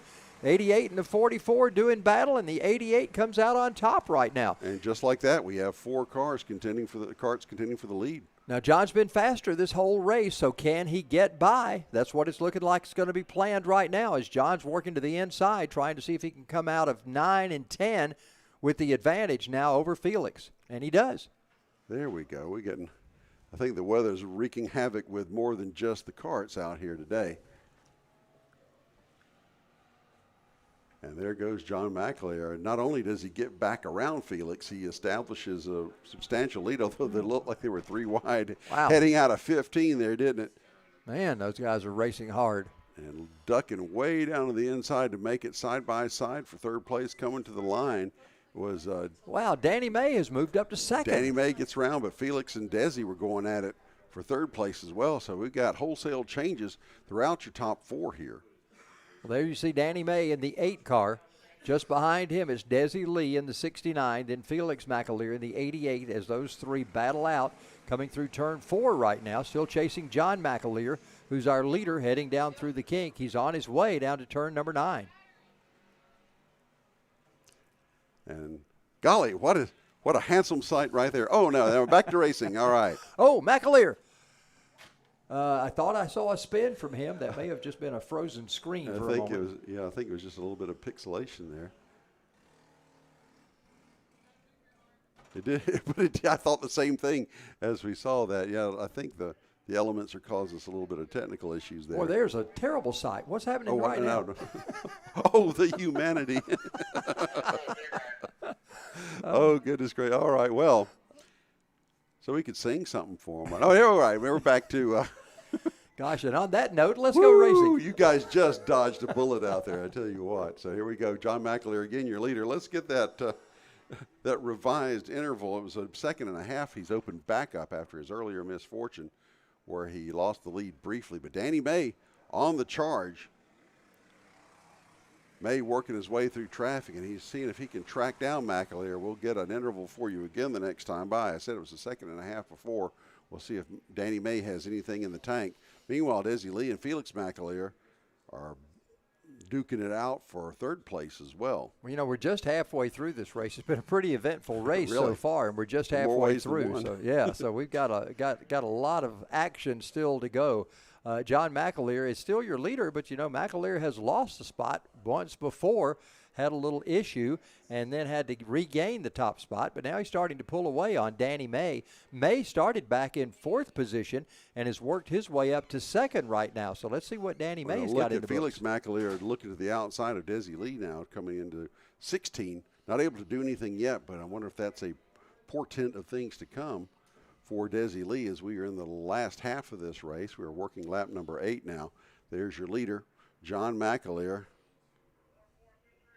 I don't know whether he's slowing down or whether the video is freezing. Actually, he was going up the hill. That makes you look like you're slowing down because you are. Looks like a stop scene in the middle of action. Even. Yeah, there you go. So here we go. At the line that last time, 2.4. So I think John McAleer is the class of the field right now, but given the conditions and everything and things that have happened to him in the race, it's never over till the checkered flag falls, and we have less than 5 laps till that event comes. There you see Desi Lee and Felix McAleer battling it out. Those 2 drivers going at it. That's the 69 and the 88 cars. Meanwhile, there's John McAleer up front going down into 17. Danny May trying to chase him down. There's those 2 battling it out side by side. You heard our commentator a little earlier talking about the visibility issues out there and just raising that shield up, whatever it takes to try to see if you can see on these conditions today. So I don't guess they run with tear-offs, or you'd be seeing them all over the place, and I don't think a tear-off would do you a whole lot of good in the rain anyway. Yeah. As soon as you tore one off, the other would be filled up with the raindrops. But look at that battle between Desi and Danny. They are going at it, hammer and tong here. And there they go side by side. Or is that, sorry, Desi and Felix, excuse me. Danny is trying to chase down McAleer, but this is for third place. These two guys are battling hard. Look at them, wheel to wheel as they go into turn number 9. Now that's Desi looking to take the position back from McAleer because Felix had him there for a minute, but Desi takes it back as they head through the S's. And they're having a good time out there. It's a little intense, but they're having a good time out there. Desi Lee and Felix McAleer battling for third. 8 laps in the books, coming down to complete lap number 9 now in this 12-lap final. Here comes your leader, John McAleer. And it'll be 3 laps to go this time by for McAleer, and Desi and Felix still going at it. We'll see what their interval is between the two of them. They get to the line. It says 2/10 here. It couldn't have been that. it couldn't have been that far apart, but maybe it was at the line. Danny May all alone now in second spot. He's right there, but John McAleer well out front. Danny May in second. Here's still your battle going on. It's between these two, Desi Lee and Felix McAleer, the 69, the 88. They've got a couple of more laps here still to settle this one. 2.5 laps away from the end of this one as they go down, I guess what would be considered the front straightaway. I'm not sure there is such a thing here, but as close as we got to a front straightaway going into that big sweeping turn in 9 and 10. Not much straight here at the kart track at Atlanta Motorsports Park, but that's part of the appeal about it. These karts, by the way, if you do come out here for the public karting, these guys do get up to 55 miles per hour. It's going to be the fastest karts that you can find in this area. And you can challenge this very same track here at Atlanta Motorsports Park. So we're down to 10 laps now. At the line, it was a almost 4-second gap between McAleer and May. And May has opened up around, 4.5 seconds back to Desi Lee, and then he and McAleer are still going at it about 0.4 of a second apart now. So Lee's, I won't say comfortable, but at least he's got a cushion of some sort between himself and Felix McAleer. Battle still going on between Felix McAleer and Desi Lee. Lee with the advantage of that situation right now over Felix McAleer as they work through the S's, getting ready to go up that hill where they all seem to want to help the car up the hill by bobbing their heads, but they make it up to the top of that rise right now, and they're heading a little bit downhill toward 14 and 15, down into 16. Meanwhile, white flag's in the air. John McAleer takes that white flag. Coming up in pursuit, Danny May. Then that battle for third, Desi Lee and McAleer. Looks like Desi has it in hand for the moment. But as we have seen, anything can happen on the last lap or on any lap for that matter. But there's your leader, John McAleer, as he comes by our vantage point in turn number 4, followed by Danny May. Take a couple breaths, and now here comes Desi Lee and Felix McAleer. Not quite settled yet. We'll see if Felix has anything for Desi in this last half lap as the leader heads into 10 and goes into the S's now. John McAleer is there. Of course, Danny May, you see him all alone there in second spot. That battle not quite as heated back there for third and fourth as it has been, but Desi Lee still holds the third spot. Felix McAleer is in fourth. Meanwhile, John McAleer ready to bring him off 16. He's heading to 17. Bill coming home for the win. Here we come out of turn number 17, and taking the checkered flag is John McAleer. He'll be your winner in the T225 Senior Final here at Atlanta Motorsports Park. Danny May comes under the flag second. Down to the line. Desi Lee hanging on for third place. And Felix McAleer will be the fourth place winner. And Banu Yedla, the hard luck fifth place finisher here after having a little bit of trouble in the early laps here. So we are done with the T225s. Next up is going to be your TaG Juniors, Seniors, and Masters. And they'll be getting them queued up in just a second here at Atlanta Motorsports Park. Week number 7 of the Summer Karting Series. Bill Rigdon, Charles Head with you, or Charles Head along with Bill Rigdon. You got to, egos being what they are, we have to be sure to get the order right. There's no order as far as we just is who he is. Well, you talk about the technology and how it's increased at this place. First race I did here, of course, you could just see what you see. There were no cameras. There was no way to see the rest of the track. You just saw what you had to see. And I'll tell you this little story. This was somewhere in the early 90s. I was announcing at Road Atlanta. The trucks were there. The NASCAR truck, or the trucks were there. And I was doing a truck race, and they didn't have any cameras. And Bobby Allison, they brought him in to be my color commentator. Oh, wow. So, yeah, it was cool. So the cars would come down off of whatever that turn is under the Michelin Bridge, and they would come down and in front of us, and we'd talk for about 4 or 5 seconds and give a running order. Then they'd disappear, and Bobby would tell old racing stories. Then they would reappear, and we'd talk a moment, and then he'd tell racing stories again. So it was kind of a cool deal overall, but we didn't do a whole lot of race talking that day. I was saying, what trucks? Just tell me another story, Bobby. Yeah, that was just a phenomenal day to be wow. sitting beside him and listen to some of his Yeah. great stories that he had to tell. Man, those were the days. But anyway, a lot of fun trying to figure those things out back in the old days. Oh, yeah. So now let's talk about what's coming up next. We've got tags coming out next, Right. and they're separated in a couple of different classes. We just found out about some of them are age groups, some of them are equipment situations, some Right. of them are experience levels. So there's various levels that determine whether someone's a senior, a master, junior, whatever. And speaking of which, here they come. Ah. Into 50. Yeah, they're not wasting any time. I think they want to get this under, get this schedule before the weather gets any worse. Get this schedule completed, and that's good because there are a lot of dirt tracks that don't like to stick to, or don't seem to want to stick to a schedule. So, Yeah, so tell me about I it. like them coming off on time when they say they're going to run. I've been home at 3 and 4 in the morning. Oh, A couple Lord. of the last few weeks don't like getting home that late in the day. Leonardo Oliveira is on the pole, and Jose Garcia. Remember, Jose was running 4th or 5th, and on the last lap, he was able to catch a couple of spots and start in 2nd spot. So he has started on the outside. Let's check him out as they get ready to head down into 2. Yep, they got waved around. Oh, on they this did one. not make it. That's right. Yeah, We did false not get start a on green this one. flag.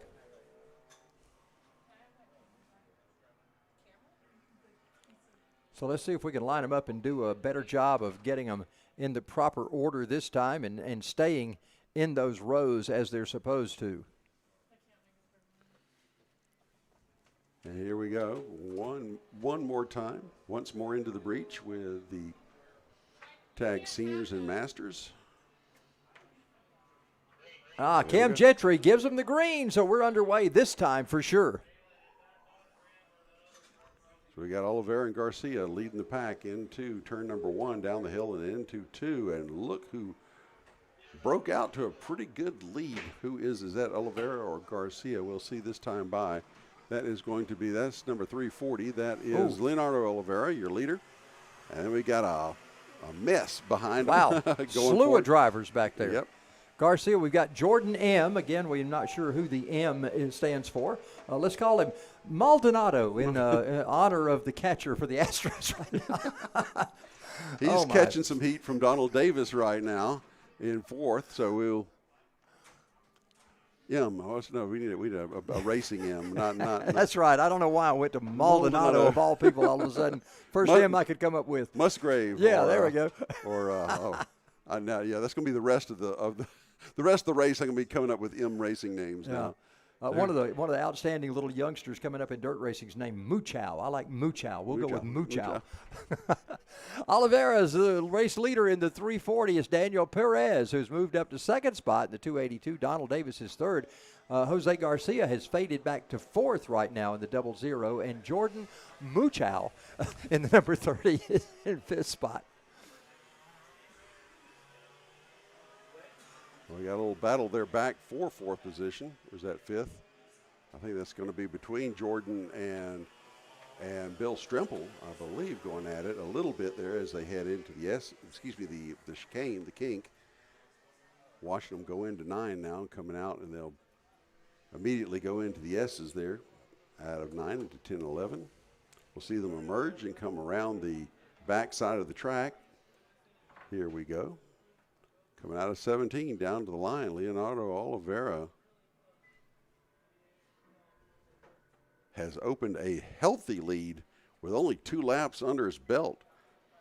4.4 seconds the lead for Oliveira over Perez. Perez holding a 2.2 second lead over Donald Davis back in 3rd.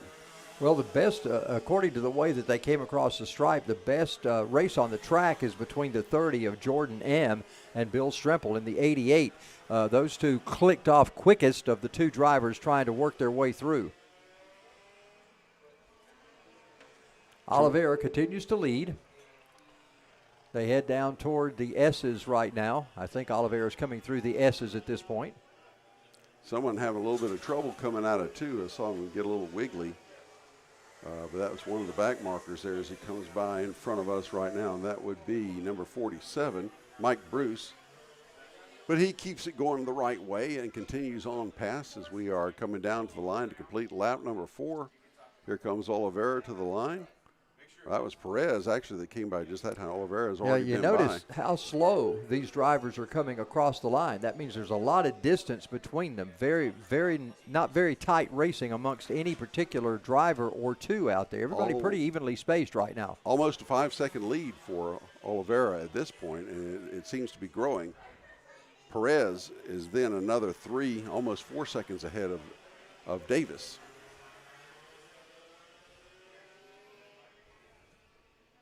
So this one is kind of the rarity for the day, is settled out and stretched out pretty early. Although you can see the raindrops coming down too from our camera, because that may be just dripping off the awning that's over them. I'm not sure how. Nobody's got umbrellas out or anything, so I think we're not in a deluge or anything like that. But conditions are damp here still, and that's going to affect the performance on the track and track conditions, and you need to be justifiably cautious going into turns at the speeds that they do. As we were talking to our young driver earlier, said you get on the brakes way early in this situation, which makes sense because you certainly don't want to see those tires up close and personal. There's your leader, Oliveira, coming up turn number 2 right now. He's getting ready to work his way through 4. There's a pretty good little battle shaping up between Daniel Perez and Donald Davis. Those two are a little closer together than they had been earlier in the race.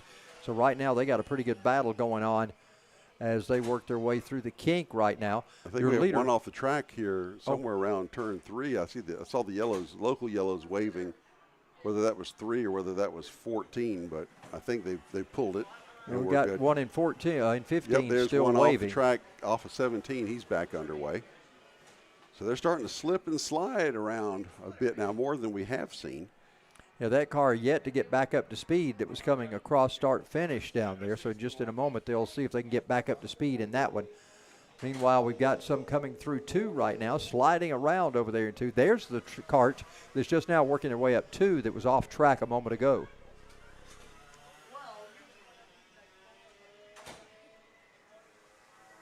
Five laps in, working lap number 6 now of the TaG Senior and Masters final here at week number 7, Atlanta Motorsports Park Summer Karting Series. Glad you've joined us. We're having a great time here, seeing all sorts of action from all different ages, sizes, displacements, gearboxes, all sorts of variation here. But it's all been exciting here this afternoon. And again, there's one more time around next month. If you want to join us here or join us at the track for the Summer Karting Series, week number 8 will close it out for the year for these karts. But these guys really, they enjoy what they're doing, and we enjoy coming out and seeing them do it because they're very competitive, very passionate about what they do, and they come on, they put on a really good show, and they have a good time. That's what it's really all about.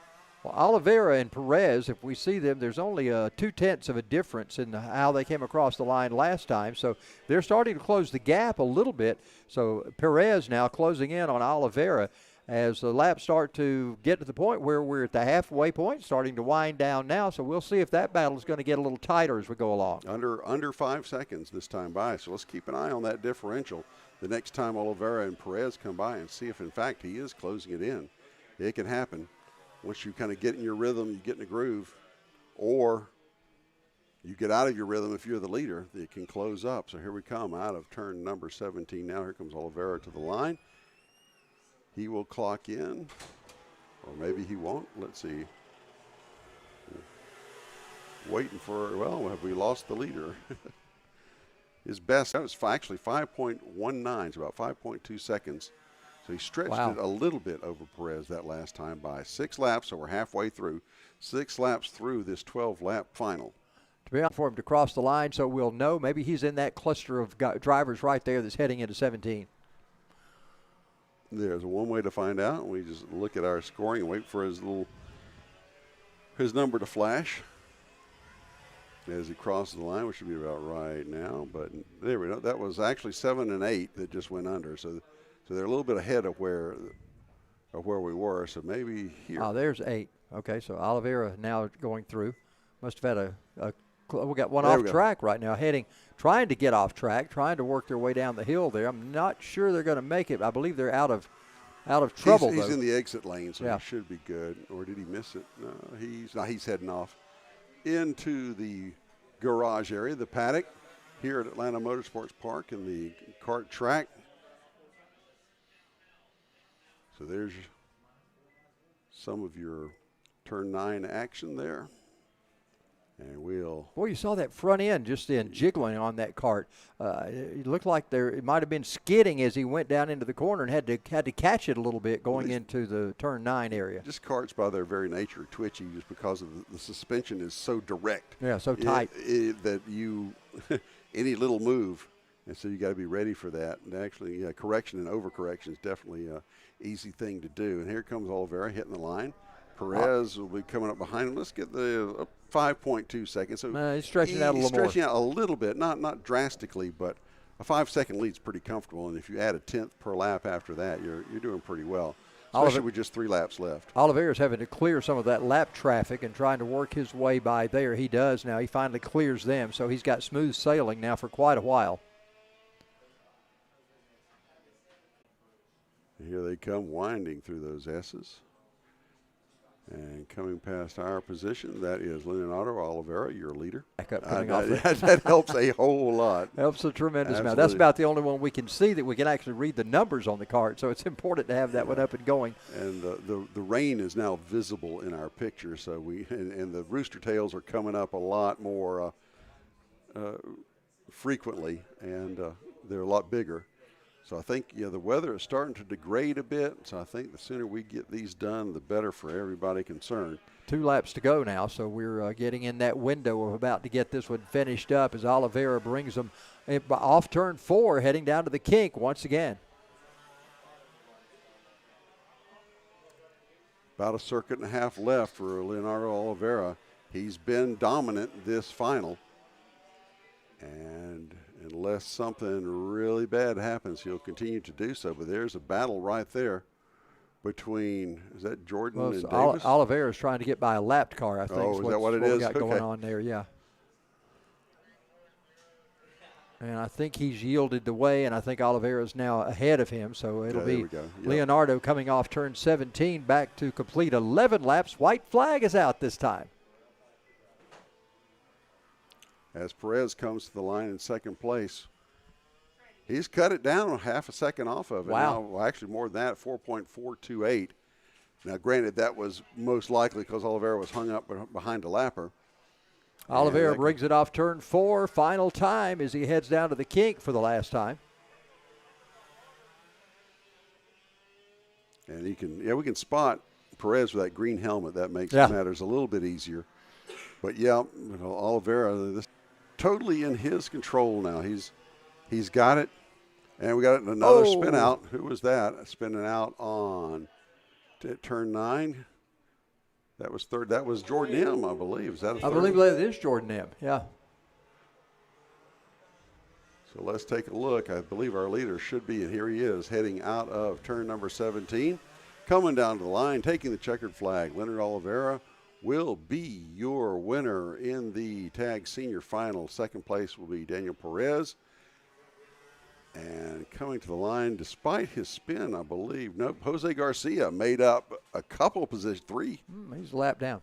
Oh, sorry, he just came. Okay, I just saw him come by. Never mind. Don't listen to me. I don't even know how many laps are in the race. So that's true. We've got. As of yet, according to we'll timing and scoring, we don't have a third place as of yet. They're still working on getting that as they make their way down now. We saw Jordan spinning on that last lap, so did he recover in time to keep third? We'll find out. Here they come to the line, and yep, he did. Davis just by a hair, though, almost got around him, but he didn't spin out quite enough or for long enough. And for here Davis to take advantage of it. All right, so here now comes we're your fifth finished. place car. Yeah, Strimmel finishes in fifth, so Strimmel gets fifth. Congratulations to Leonardo Oliveira as he gets the win in this race today. What we got coming up next, Bill? TaG Cadets, TaG Rookies coming up. All right, TaG Cadets and Rookies on the way up. Man, it's as you said, the weather's starting to degrade a little bit. We see visible rain coming out there now. See some umbrellas going up all around the facility from folks. So don't know how that's going to play out as we go along, but we are winding down in That's our right. afternoon. Well, the main concern is, can I get a ride back to my car in Yeah. the golf cart so I won't have to walk in the rain? That's what really we should be focusing on. Well, I have an this umbrella. It may be big enough for the both of us. morning. We'll There do we our go. best. Sounds good. All right, week 7 here at Atlanta Motorsports Park, Summer Karting Series. Happy you've joined us here. Along with Charles Head, I'm Bill Rigdon. Good, I got the order right that time. Bringing you all the action and excitement of the kart racing here at Atlanta Motorsports Park in Dawsonville, Georgia. Usually we're seeing beautiful blue skies and moderate temperatures, but not today. It's been kind of a drizzly, miserable day, but it can't be truly miserable if there's racing on the track. And actually, there's been racing on both tracks.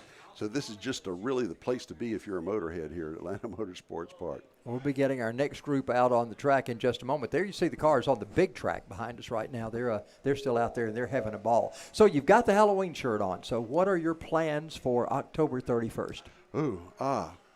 Well, in my neighborhood, essentially it's like one big block party, and in all the cul-de-sacs, people have food laid out and everything. So I'm probably going to, despite my best interest, go and sample everything. Now, one thing I used to do is I have a Lucha Libre mask that I would wear that, and I found out it's really hard to eat chili through a Lucha Libre mask. So maybe I should put that on and maybe put some duct tape across the mouth. That might help you, yeah. That might help me. But there's candy and there's food and, oh, man, all over the place. It's a lot of fun. We got a number of our young drivers up here. We need to get to talk to some of these guys. Will, can you facilitate bringing one of our young drivers over here to talk with us? Oh, step out. All right. So we got a group. Let's see if they're going to come to green right now. They're working their way down to TaG Cadet, TaG Rookie.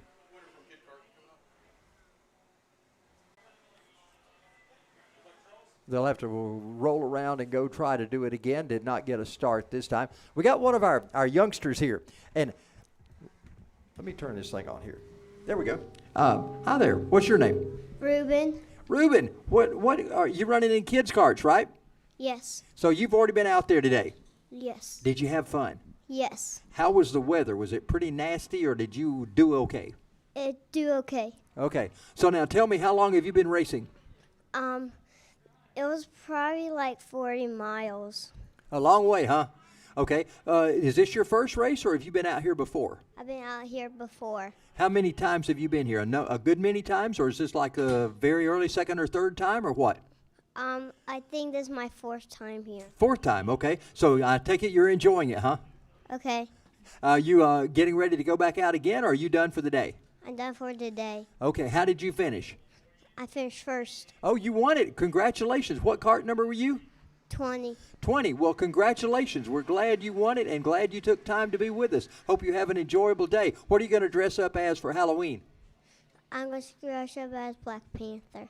Oh, how about that? The time by and gets the first lap underway right now. First lap complete. Austin Warner is going to be our race leader. Followed by Rogerio Green, Kai Mars, Gilio Carvalho, and Ryan Perez. So we're off in good order here. That's a crazy Look at them. Look how tight they are, Bill. Yep. Man, that top group are just tight together as they come off 4.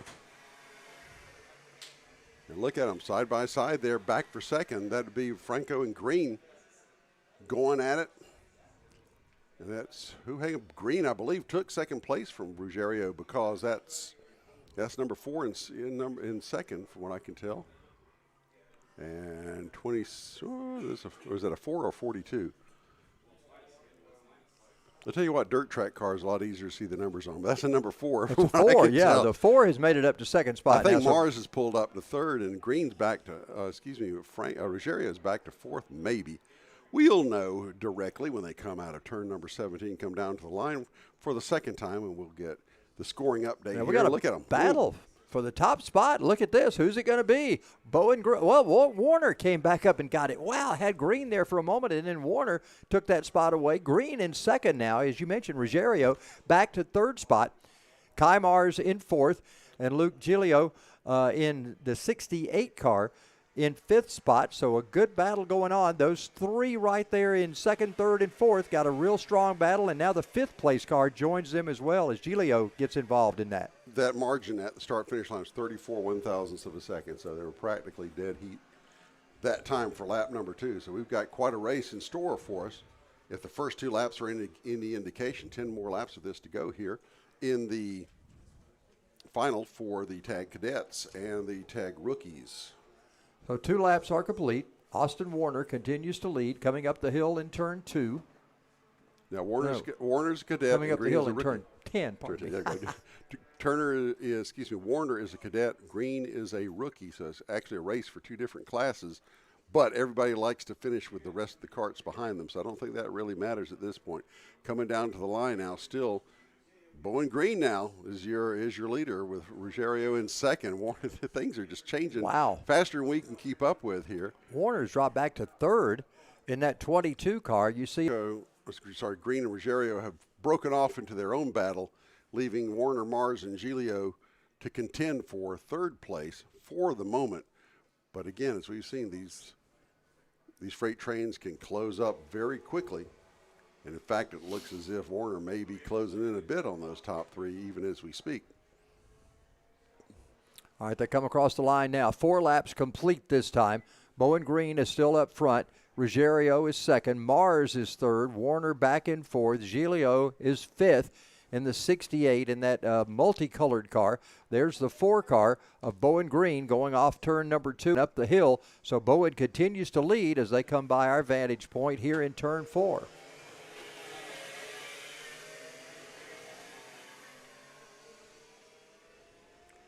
As they wind their way through the kink now, the top 2 has now become the top 3. They've broken off contact from Warner and Giglio. Kai Mars has joined that group up. Does anybody know an answer on that? He's it's a he. Okay. As they get ready to work that group up into turn 14, we see it's still Green, your leader. This one looks like it's going to stay this way to the end as far as these 3 being together. These are 3 top carts here going. And look, just even as we speak, the pass for the lead come to the line. That's Ruggiero taking the lead from Green at the line. Green got way out of whack coming out of 17, way up almost against the tire barriers, and that opened the door for Green for Ruggiero to scoot by and take away the top spot just as they crossed the line. And here's Kai Mars tagging the bumper of Green, looking to take advantage of that lost momentum that cost Green the lead. But still, your top 3 is going to be Ruggiero, Green, and Mars in a new order, but it's still these top 3. And this will be an interesting battle to watch in a second or so. Yeah, he's not going to be able to overcome that. He opened it up a think. bit. Nope, and here they come. So checkered flag is out. Mateo Franco Ruggiero with the win. Kai Mars in second. Now it's a ways back before our battle comes on in for third spot. It's actually a driver all alone. Alex Carvalho was in that spot, and he does take third. Austin Warner was running fourth in the 22. Let's see if that's his car coming by. I don't believe it is. Yeah, yep, I guess it was. And Giglio, we know that cart. That's so right. He's going to be coming in fifth spot in the 68. And then Ryan Perez put the pressure on him from back there as well. In fact, that was Ryan Perez's best lap, was his last one. How about that? Bowen Green, of course, had the troubles early, had the lead early, and then had troubles still early in this race, only completed 7 of the 12 laps, so he did not get the entire race in. But troubles for him as he came off turn number 2, and something either broke on that cart or something happened to it, so that ended the race early for Bowen Green. There he sits right there. You saw that shot for just a moment. As we get ready for our next group to come out. KA100s coming up next. KA100s are on the way out. They'll be lining up in just a minute. And, Bill, it's been a great afternoon. We have seen a lot of good racing, some of the best racing in that last race, as a matter of fact. there was some dicing going back and forth, and nothing was ever really settled until the checkered flag fell on that one. Yeah, that was a good race. It was exciting to see that. We saw guys, well, like Bowling Green, for instance, had the lead early. Ruggiero had the lead for a while. Kai Marks had the lead for a while. It was Giglio almost got up into the lead. A lot of dicing going on in that particular division, and that's the good thing about this track. You see a lot more of that happening here than, say, you do over at the big track. Sometimes you don't see that kind of give and take and leader changes, especially not several times in one lap. Well, again, I think it lends itself to the youth of the competitors as well. Sometimes you don't know what you don't know, and you learn. This is where you learn, and that's where the excitement comes from as well. Yeah. Okay, I'll learn not to do that. I can imagine the first time you go off the hill in 2 there and you see it's like, holy moly, what have I gotten myself into here? You know, you got to turn right around and come back up the hill. That's got to be the most exciting turn in all of motorsports right there. So the KA100s are coming out next. Right. They'll be on the track here in just a moment. I believe are they already on track? Are they lined up? What is the status of them? I've not been looking out of our vantage point here. Not out quite yet. They're staging them in the paddock and underneath, and they will be underway. There's another view of the big track with the champ cars running there. And they are still, I don't know how long has this been one continuous race? It's an enduro, so you know it's long. Well, yeah, if it's an enduro, it must be one race. But, man. You got to stop for fuel at some point, guys. I don't know exactly when that's going to be, but I'm sure they have some stops there. And look at the balcony. Man, it's just covered with folks out there watching what's going on, and only one umbrella in sight over there. So good. Kudos to those folks for standing out there and braving the weather. I love the aerodynamic packages on these cars, though. These gigantic wings. You think the front wheels would come off the ground from the size of the wings they're carrying. They do carry, and then you have something like that, a little Mini Cooper that comes by. Yeah. All right, here come our KA100s getting ready for their feature, their 12-lap feature. Raiden Nickel, we talked about him. We've talked him up a lot over the course of this summer, both on the big track and here on the kart track. Raiden Nickel in the number 93. He'll start on the pole with Zach Frank on the outside. They put on a pretty spirited battle in the pre-final. So here we go. See if they can come out of the turn here and get underway. Oops, they're coming through 14 now, so we'll see them in just a moment. Yeah, let's see if we get a good start this time. It'd be nice to get a good start and not have to go around through the little cut through again. Let's see what we do this time. So these are seniors and juniors, KA100. So Nickel, Frank, Hughes, Schneider, Garcia, and Simonoff are all the first 6 are seniors. Spencer Mast is the first junior. And, yeah, I can see it. Nope. No, they're coming around, and we had a little trouble on the – like we had one that spun somewhere over there. That didn't make it to the start. Yeah, they're sitting over there coming out of the S's is where the problem is for that one right now. But we may still get a green, even though that's the situation with that one sitting over there. We had one of these drivers up here talking with us earlier today. I'm trying to remember which one it was at this 55? point now. Was that the one? No, I believe that because he's not on our screen. No. Unless is he on there? Nope. Okay, he's not. No, I'm trying to remember who the other one was. For the life of me, I don't remember. I apologize for that. I don't remember. All right, got a green this time. They're heading down into turn 2. Look at those drivers go. Big battle going on there for the top spot. We got one driver emerging up front, but then we got a battle going on. Let's see if we can catch the number of that when it comes by. That's going to be Zach Frank, your leader. He takes it from Raiden Nickel on the get-go.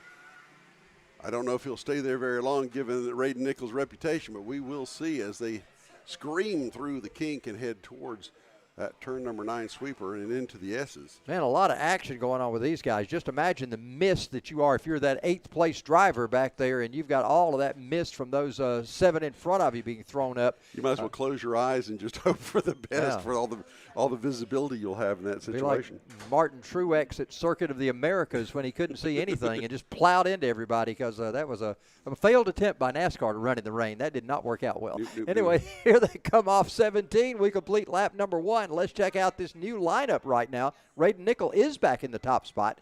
Zach Frank is second. Jacob Schneider is third in the 181. Martin Simonoff is in fourth in the 26. And Samav Rutke in the 8:24 is running in 5th spot. And you'll see that Nichols already opened up about a 5-kart length lead as they come through our position here at turn 4. Broadcast Central here at Atlanta Motorsports Park. Again, this is a 12-lap final for the KA 100 seniors and juniors. And there goes Ray.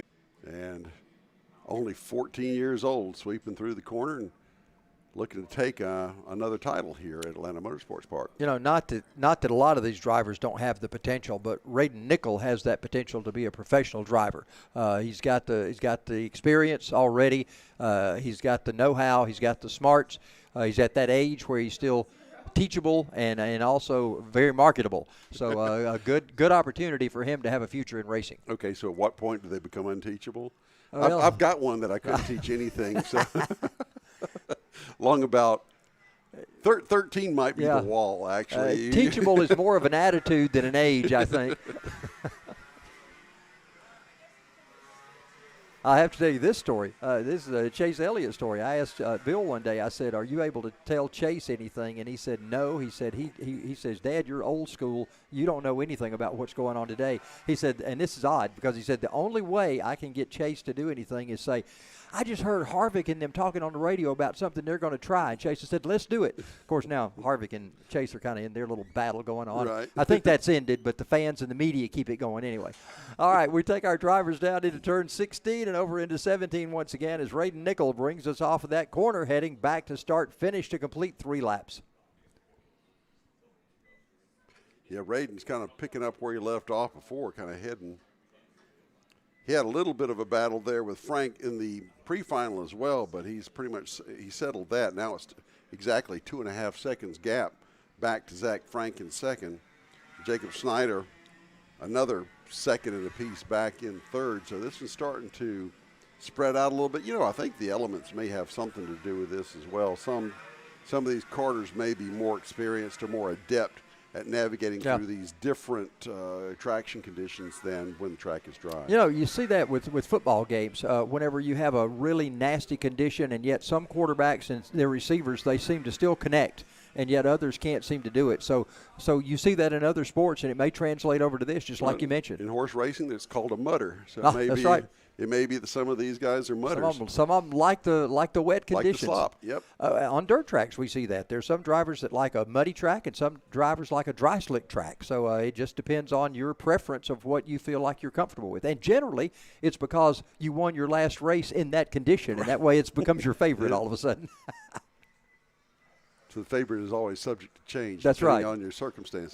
It's like playing golf, man. As long as you get a last good shot, you're ready to come back the next time. Be-backer, they call them. Raiden Nickel leads him off of the kink and heading down toward turn 9 right now. Zach Frank still trying to chase him down, but Nickel has a pretty good lead right now on this group of drivers. In the KA 100, Nickel runs in the seniors. A lot of these guys are seniors. Our first junior on the track is Oliver Patek in the number 12, and he's running back in 5th position. He's moved up, though, from the overall. He started further back than that because, remember, we had the first 6 at least were seniors. So Oliver has already gotten past a couple of seniors to move up to 5th overall. Yeah, so Piatek started back down the roster a good bit, so he's moved up a good bit to now in 5th spot. There you see Didn't our he leaders. have some misfortune in the pre-final? He Is that did. why he's so far back? So yeah, he's making up for that for sure. He was running well, and in the last lap or maybe 2 laps to go, he had some kind of problem, and that put Piatek starting deep in the field in this one. So next time by, we will be halfway in this KA 100 junior and senior final as Raiden Nickel continues to dominate, at least the first half. We see him there heading into the S's. Another driver we haven't talked much about is Jose Garcia, and Jose had a good run going in this race, and something happened to him, and he has just now crawled up to 10th position. He was running in 11th, and he's now just crawled up into 10th and gotten on our leaderboard on our screen right here. So coming out of turn 17 to get the halfway, the cross flags go to Raiden Nickel. Let's see how he's doing margin-wise. That's a good, 5 seconds, 4.987 to be precise. But, we'll say 5-second lead now for Raiden Nickel. So he's kind of put everybody in his rearview mirror if he had one. And there we go. Zach Frank still in second, running well, though. I mean, there's no disgrace finishing second to Raiden Nickel for sure. Yeah. But here he comes underneath our position. Again, you seeing that slipping? Pretty tight little battle going on down through the kink right now with 3 drivers at it. And as you were saying earlier, when you get in that traffic, that spray becomes a real big issue. You really can't see very easily what's going on. So it adds even that little variable into the battle. You'd rather be in front of a 3-car pack than be the third one whenever conditions are like this.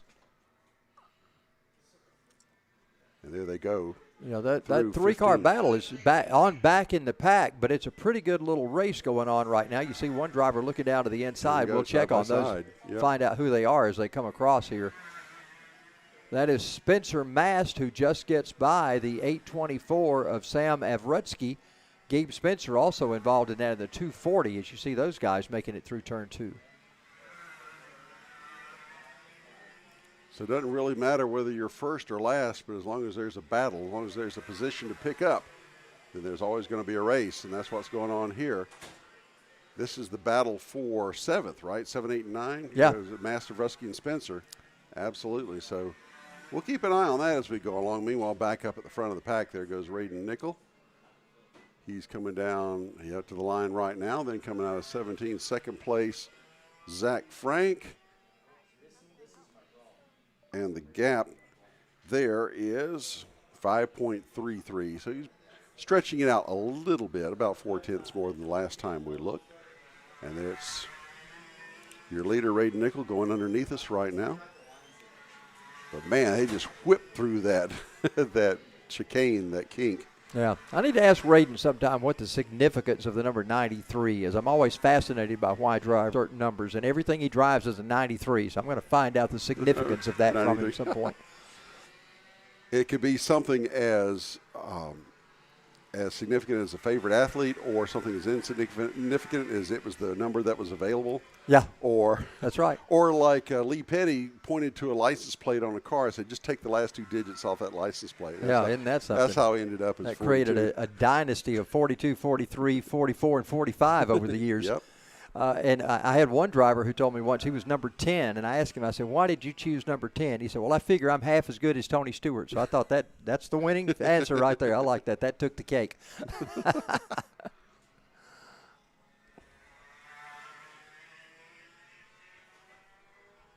Well, what's funny is you see, in watching dirt track racing and short track racing, the lower digits are more coveted. You see more lower digits. Now, I don't know whether that's you only have to buy one decal, to go on the car, or whether, I don't know what it is.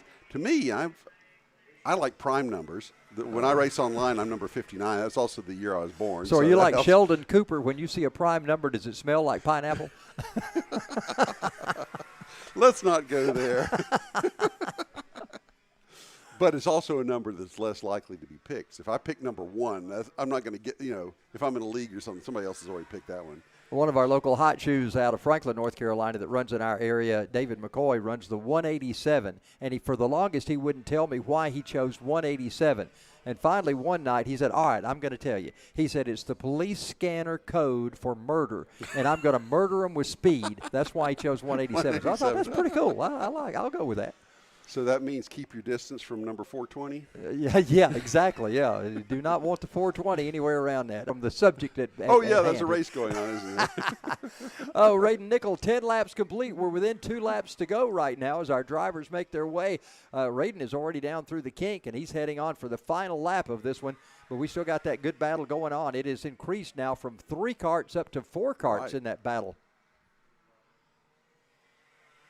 Zach Frank in anything but a comfortable position right now. I'm sorry, I'm looking at the wrong one. That was Spencer Mast, actually. Yeah, those are the 4 drivers involved in that. Jose Garcia has moved up 1 spot. He's up to 9th now. He's just gotten past Gabe Spencer. So Mast has opened it up a little bit. Of course, we got, where are we? 11? Yeah, we are on the last lap here. So let's see where Raiden Nickel comes. White flag is flying for the tail end of the field. And we'll see Raiden in just a second, although I see a green cart pulling off. already. There comes Raiden, I think, off of 2. Is that Raiden? I'm not sure that's him. No. Let's see. That is that's Jacob Schneider. Nickel's already come by our vantage point, so he's heading down into 7. Yeah, Spencer and that pack we were just watching just finished the last lap, or took the white flag rather.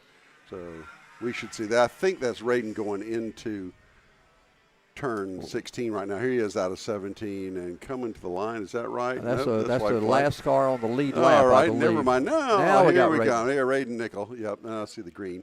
And there is Raiden Nickel. Yeah. Oh, boy. Yeah, we'll try not to venture into too many stories while the race is going on. We tend to lose track of what's going on. Zach Frank will finish second, 7.2 seconds behind. Then due third, I believe, is going to be Jacob Schneider. Good run for him. We didn't see anything out of him in the pre-final, so he's between the pre-final and this race. So there's your finals. Nickel, Frank, Schneider, Simonoff, Hughes, Piatek, Mast, Garcia, Avrutsky ninth, and rounding out the top 10, Gabe Spencer. Now there's that big battle going on. They finally got single file there at the very end, and that's the way they all ended up after all that was said and done. So a good race for our drivers in the KA100 Senior and Junior as they finish up here this afternoon. Coming up next, we've got LO206 Senior and LO206 Master coming your way in just a moment. And we talked about what a good afternoon it's been. You know, weather-wise, it's been a horrible afternoon. Really? But as far as racing goes, we've had some good racing out there. Well, we've stayed dry, and that's what's important. And the racing's been good anyway. I mean, you throw that extra Cards and wild letters card. are sent to him, please. You throw that extra wild card of the weather into this, and it kind of mixes things up a bit from what we're used to seeing every week. Now, the action's been good, but we've seen some, as we were talking about the mudders earlier, able to run better in these conditions than maybe they normally would, or other top performers that struggle a bit. And it only takes a tiny mistake anyway, but it's magnified when you've got conditions like this. And at least it's not burning up hot summertime. You know, we did that for so long. It's nice to have some kind of a change. And I'm not sure this is what we really asked for, but at least it's not the burning up hot summertime. Well, I'll tell you what, better that than freezing. This is about right, but if it's going to be 32 out there, no, thank you. I'm a Southerner at heart and by birth, and I'm used to 95 and 100% humidity. I'm all about that. So.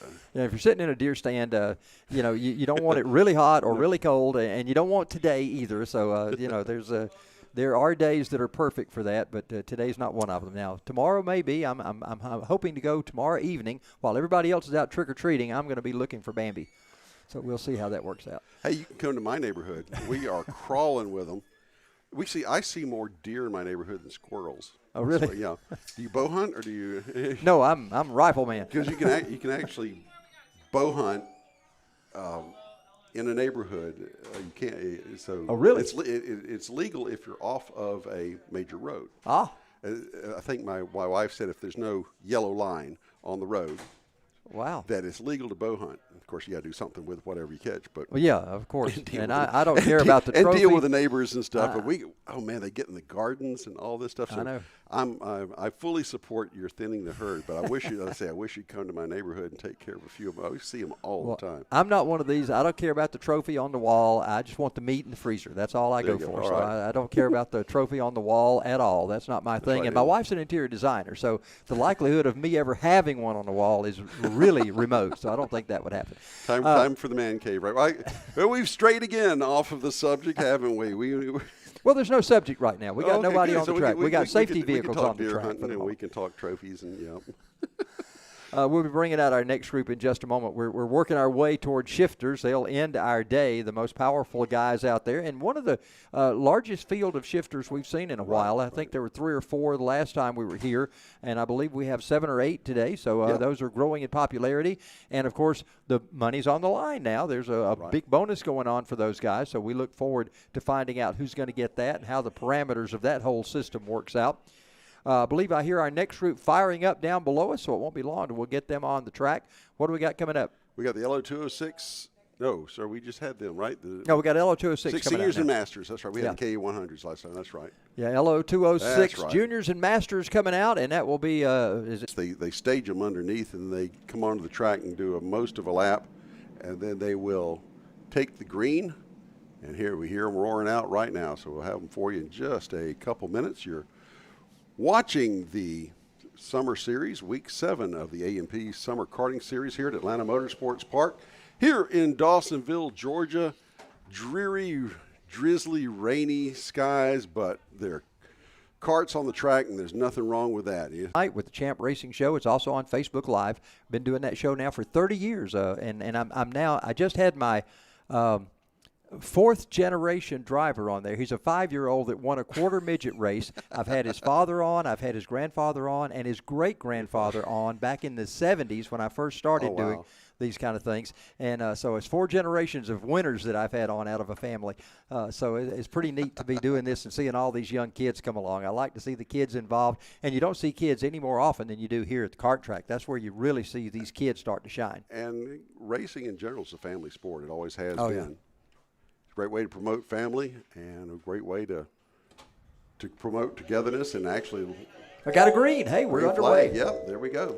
Good job to these guys. First time around, they got a green. So Adam Phillips is starting this thing out on the pole in the 315. Jacob Snyder alongside him in the 75. Brad Estes in the 17. Joe Davis in the 31 and Matt Lassiter in the 87. Those are the top 5 as they crest the hill in turn 2. That will not be the order when they come back by, as they are getting all jumbled up coming into turn number 4. As they crested the hill and kind of got back up to speed, we saw a lot of shifts in position, so we will see how it shakes out. But boy, looks like Phillips took off and left them for the moment anyhow. I know these LO206s are kind of basic engines, but they have a throaty sound when they come by. They really open those things up as much as they can, carburation-wise or aspiration-wise, I should say. They really do all they can with those things because they sound really good coming by here. And that's Estes and Schneider coming by right there, nose to tail. So I think Phillips is your leader. And Snyder and Estes going at it. We'll confirm that as they come out of 17 now to complete lap number 1. Oh, we got one off already. One off the track, and that is having some mechanical difficulty there. That's Danny May. Danny May, an early casualty here. So here they come out of turn number 2 and down. It was Adam Phillips, yes, is your leader.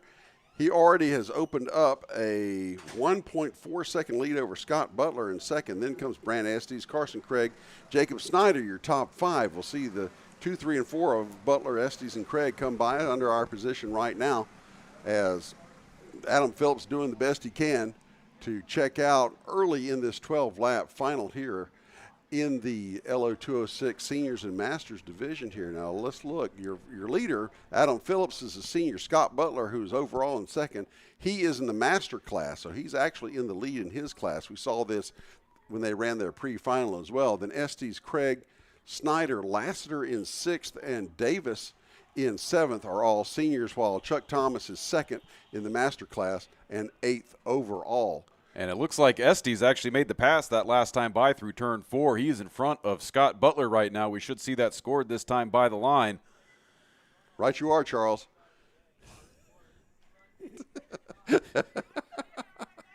I had to say something. I'm giving Wilbur. Filling in for Charles Head right now. Is it Producer, all-around good person, William Rigdon right now, alongside my co-host Bill Rigdon as the field makes their way up turn 2. Little passing action there as Carson Craig tries to make his way around Butler, and he does, coming through turn 4 as they make their way down the back hill. You can see all those carts sliding through turn 4. That track is definitely wet. Actually, if they were on slicks right now. And there goes Butler making the pass again. Looks like Craig got around him, but then Butler made his way back by, so we'll have to see how this gets scored this time by the line. Rory got 2 off. We saw Danny May go out first lap, and then there was another one off of turn 2. That actually might have been Butler because, that's Butler right there. So that was Banu Yedla we were looking at. Those black carts look very similar, hard to see as they're moving by. But we'll see how it gets scored. So that's Butler there? Okay. So that looks like, Butler just went off on the backside of the track because that's Banu Yedla now in the second place. All right. He's taken over the second spot.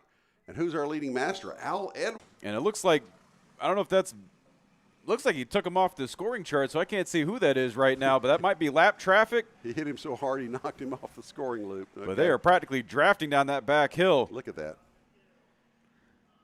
I guess all you can do is look at the back end of the cart in front of you because you're not going to be able to see anything else with all that mist. And look at that. They're in tandem, a lot of them. And that mist is what's giving us a little bit of camera troubles here, Yeah. folks. Any of you who've owned a satellite dish know the concept of rain fade, and I think that's what we're experiencing right here. There's a lot of that moisture in the air is messing stuff up. But nonetheless, great shots from Ethan Denny out there, who is braving the elements for you guys so we can get these awesome shots from turn 9 through turn 13. And we had to bring him up earlier so we could warm up for a second during that break while the Kid Karts were out there because his camera, he can't see him from over there. So we tried to give him about 10 minutes in the heat and then shoved him right back out in the cold. But our drivers are out here braving the elements as well. So imagine sticking your hand out the window when it's 50 degrees outside going down the highway. It is definitely cold. Boy, the casualties are piling up. There's 3 carters right there, all just standing off and talking in the cutoff at turn 2. And you can see Ethan right there leaning out of that driver's stand giving us all the shots. As you see second and third place come back in front of you, that is Scott Butler and Carson Craig. So we were mistaken. That was not Banu on track. Maybe Banu was the one that went off. I didn't see the oh, Banu's in second. All right. So a little trouble with timing and scoring. You can blame the rain for that, too. How about rain fade? So Banu Yedla, I am getting confirmation Banu Yedla is your second-place driver right now with Carson Craig hot on his heels. But Adam Phillips is all by himself out front right now. And he is technically leading the battle. So Banu is by himself in the master class. And so you've got Phillips and Craig. Actually, no, you've got, all of them are in senior. Okay, we got accurate scoring data now. Edwards moved up a position. He's now in 5th overall, but he's leading the master class. So your top 4 overall are seniors with Phillips, Yedley, Craig, and Snyder. And always good to see Al Edwards back on track. He had that horrible crash earlier this season. A lot of y'all might remember. He went straight into the wall there at turn 1 doing about 50 miles an hour. He had to take a couple months off, so glad to see him back in action. That was a scary moment. I remember standing here watching that. And he was actually particularly fond of the radio call because for about 2 months while he was recovering, every time I saw him at the track, all he would say is, "Whoa, whoa, whoa." So always in good spirits, Al Edwards. And glad to see him currently running 5th right now. And he is leading the LO206 Masters. So if he hangs on, that'll be a top podium for Al Edwards. Still no change in second place there between Yedlin and Craig, although Craig is just biding his time. We are 6 laps in, so this should be halfway. They're getting the cross flags coming by. We're halfway through this 12-lap final for the LO206 Seniors and LO206 Masters. Your leader again, Adam Phillips, but we're looking right now at the battle between Yedlin and Craig, and then there's a gaggle of karts behind them as well. Who are we looking at here? Let's look back here. That's 70. Yeah, that's Snyder, Edwards, Lassiter, Davis, Laws. So that's your mid-pack right now. Going down the back straightaway through the kink. 5 drivers fighting it out right now, although there is a bit of a gap between them and third place. So they're going 2 by 2 into turn number 9. That won't last for very long as they do find a way to reorder themselves. Shuffling like a deck of cards here as they come through the S's. And it looks like Steiner is still leading the pack, although the 87 of Matt Lassiter looking to make the pass on the inside. Not able to make it happen. He had to lose a little bit of speed there because he didn't have the grip to turn the cart. You can see those front tires pushing through the turn. He had to yield and duck back in behind Snyder. But that was almost a 3-position gain there for Matt Lassiter. And it looks like, let's see as the scores as they come by. Phillips with a 4.3 second lead, but it's only 98 1/1000ths of a second between Yedlin and Carson at the line, so they are literally nose to tail. And here they go again, side by side up the hill. Who had the better run through 2? Let's see how momentum plays out as they make their way over the hill. And that looks like Lassiter did manage to get around that time. Yes, he did. And he makes the pass on Al Edwards. Here we go, winding through. We got 75. That is Snyder and Lassiter. Okay, so where's Craig? Where's Craig? That's the one I'm. Craig is, I think, up front with that other pack because you see those two carts coming around right there onto the front straight. Oh, gotcha. Yeah. He's second and third with Badu. Gotcha. All right. Now that we are reoriented, we can keep calling the race here for you. And here they come, that gaggle of cars down to the line. They are side by side crossing the line, heading into turn one. This is going to be interesting, Bill. That is not the place you want to go two file. And turn two's even worse because look at that move. Three wide. Oh, he split the gap, Bill. And took the position. What a move there. And that was Jacob Snyder, right? Yeah, I believe so. It looked like he went back to the lead of that pack, and here goes Lassiter. Yep. Round the outside, makes the pass through the kink. That is real gutsy, Bill, because you got to go single file through there. And he made the pass, and heck of a move though by Schneider. And that looks like Siminoff to the outside. Oh, contact, spins out. Looks like he clipped.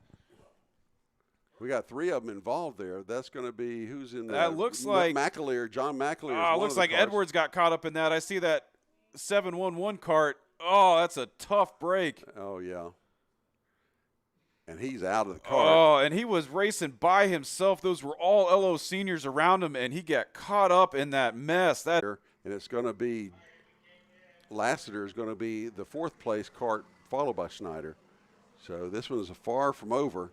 Hammer and Tong here. They go up 2 by 2 coming up. And that is hill. A very important corner to have position on going into, Bill, especially on this wet track, because you have to go from outside to outside to keep enough momentum. So if you're going 2 by 2, somebody's getting shoved to that inside line, and they're going to eat it coming up the hill.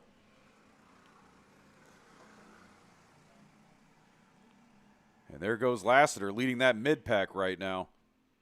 Jacob Snyder hot on his tail.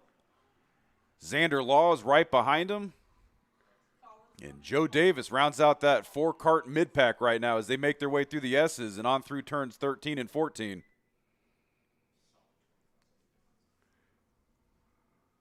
That's a great shot there, by the way, cresting that hill from that angle. You can get an idea of the speed these carts are going. And you can experience that speed during the public karting here at Atlanta Motorsports Park, can't you, Will? Yes, sir. Anytime, 1 o'clock until dark, you can come out in our public rental carts, 55 miles an hour. About the same speed as these LO carts, although these LO carts weigh about half as much, Bill. So the G-forces you can pull in the turns are way greater in these race carts. But in public karting, I don't necessarily know if you want to get in one of these carts with very little protection.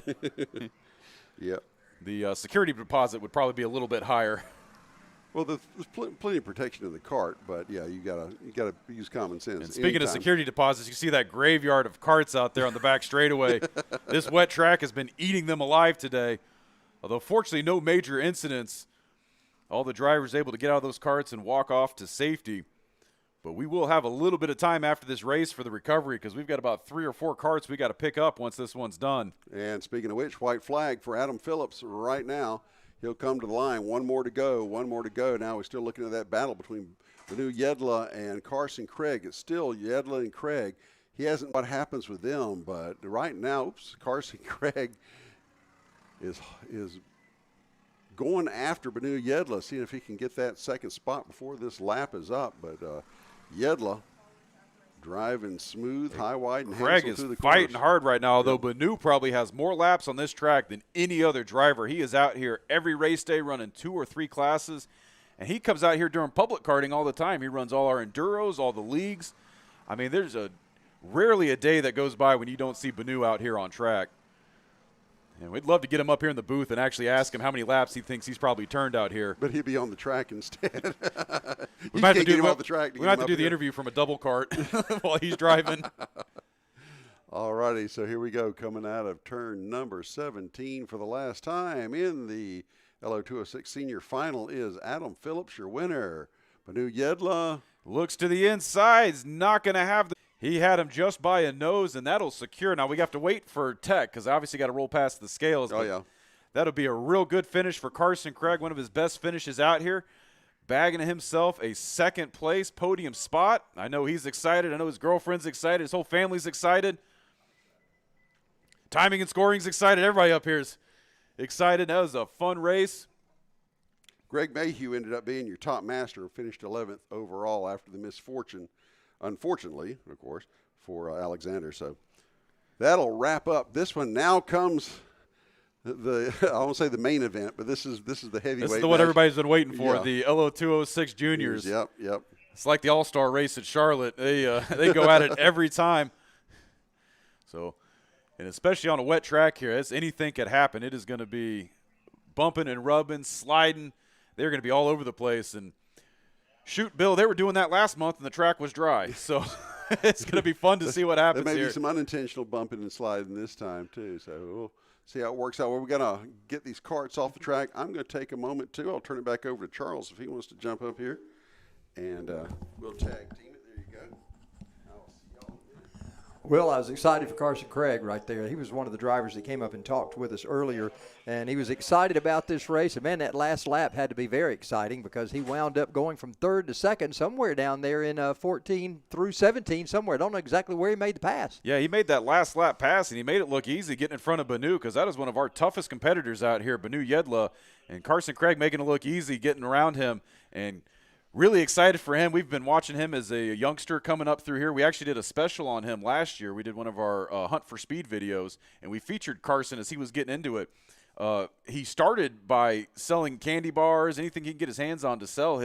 He works for his dad's bicycle shop, and essentially that's how he pays for racing. His old man makes him work and forces him to pay for his go-kart and teaches him all the lessons that you want youngsters learning out here driving. And it was fun getting to see him as a 13-year-old. He's been out here for a couple seasons now, making his way up. He's about halfway through high school, so maybe he'll stay in cars. Maybe we'll see him make the transition up to the big track.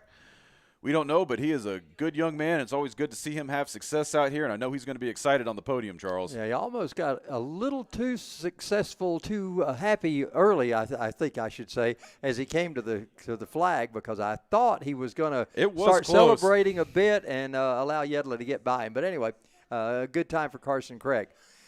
Great for him and great for a finish there. We've got safety vehicles on the track. We've got looks stuff like out on main strewn track. everywhere, man. That's on the main track. But we got stuff pretty much everywhere on this track after that race. There are a lot of things that happened there, and a lot of folks didn't make it through. So glad to see them gathering things up and getting ready, because this junior race is going to be something else. This is the one we've been waiting on. Hopefully everybody's been saving their energy for this one. So every point counts. I mean, as we saw last season, it came down to the final 3 races with Oliver just barely losing out to Alyssa at the tail end of the season. It was one of those things where Oliver had to beat Alyssa by 2 positions to get the championship, and she managed to finish third that race, locked it in, and it was so close and just in Oliver's reach, but not able to make it work. And he is out again this season trying to make it happen. We'll be back with you next month with the actual points tally so we can tell you where everybody stands right now. But these kids are fun to watch. It is a great learning experience to have these kids out on track, to put them in the cart, teach them all the fundamentals of racing, and then just to see what they do with it. And these kids are typically, they're about 3 to 4 years into it, what we're seeing right now in these juniors, because they start them as young as 6. That's what we see in the kid carts when they run that little jelly bean loop. And we pretty much run them all the way up until you can't sit in the cart anymore. I mean, we got guys out there that are 70-plus years old driving the carts. But like I said, this LO206 junior class, it is probably our most exciting field. It used to be one of the larger fields when it was still combined with the cadet class, but we separated those out last race day to help with the clean race starts, because as we saw, those cadets struggle a little bit, and the juniors are a little bit better, so we can get a cleaner start, cleaner racing with them. And since the schedule allowed it, we were able to separate them out. But they're always exciting to watch, because some of those kids in the cadet class can keep up just fine with the juniors as well. So we were always seeing a lot of good 3-4 cart battles for the lead in a multi-class race. Well, Alyssa, from what I can see up here in the booth, typically runs a slightly shorter gear, so she has a little bit more pull, a little bit more acceleration. We've noticed Oliver likes to run that higher gear, because you'll notice on the back straightaways, or actually, no, it's the opposite. Oliver runs the shorter gear, Alyssa runs the higher gear, and she's able to take advantage of that today during the wet track, because these carts do not want to grip that well. So that shorter gear, you're going to spin tires more as you get back on the gas, and it's going to be harder to maintain that cart. So with that taller gear, she's still able to take advantage of the speed coming down the straightaways. But it's with that wet track, I mean, anything goes, because you've got to – it comes down to momentum. You got to run your line, but you also got to feel that wheel as you're steering it, because the front tires will push. And so when they don't grip and We've you feel seen that them a couple of push, times, yeah. so you could be on the ideal racing line, but if those tires don't stick, you're not on the racing line anymore. Well, we've talked about Alyssa. We've talked about Oliveira. Who else have we got that we're supposed to watch during this particular juniors race? Have we got the list up for them yet? No, I not don't yet. think we've got it up here quite yet. Noah Ryan is the other one. And he's the one that's been running up front, too. And that was what we saw in those highlights from last month. Yeah. He almost came up and was able to get a second or first place finish because him and because Alyssa and Piatek were going at it, and that was who Oliver actually made contact with because Noah was trying to make that pass on the last lap, came in contact with Oliver. That cost Oliver the podium because he was the aggressor, and so they gave him the penalty, which pushed him back to fourth. So really look for Alyssa, Noah, and Oliver to be your front runners this race, and we'll see how it shakes up. But I think they're still out there getting recoveries. I don't know if we got a camera shot of any of the crews on track. I can see that truck out the corner of the window right now, so I believe they're getting those carts. I haven't heard them firing up the engines yet underneath us, so I don't believe they're ready to roll quite yet, but they'll be bringing them out in just a little while. We've got this left, and we've got Shifter. What else we got left today? It looks like just 2 races left on the schedule, Charles. We got the LO Juniors, and we've got the Shifter class. And, man, how about that first Shifter race today? It was a great race, wasn't it? So much fun seeing that many Shifters out on track. That's a pleasant surprise for us. The class has kind of weaned a little bit over the years. It's not the most budget-friendly class to run, I should say, the Shifters. I mean, it is the pinnacle, but it also is the most expensive in terms of karting. Unless you're talking about the twin-engine Daytona karts, the WKA guys that'll put 2 of these engines, get up to about 180 miles an hour on their backs on the high banks of Daytona, Talladega. They pretty much take them to the super speedways, and they run the go-karts out there. Right. And they call those things the coffin carts because you basically sit in it like a coffin, and you're doing about 160-plus miles an hour. Wow. Now, you mentioned the special promotion going on for shifter kart guys, so let's recap that again. So right now what they're doing is there's a $500 prize for whoever can win these last 2 races. So it's a 2-race mini-series. So the driver with the most points after today's race and after next month's race on the 20th will get the $500. And that is being sponsored by Body Symmetry. If you guys have been up here at the track, anytime on a race day, you'll see their tents out. They are set up right at the top of the hill as you're coming up out of the parking lot. They're great guys.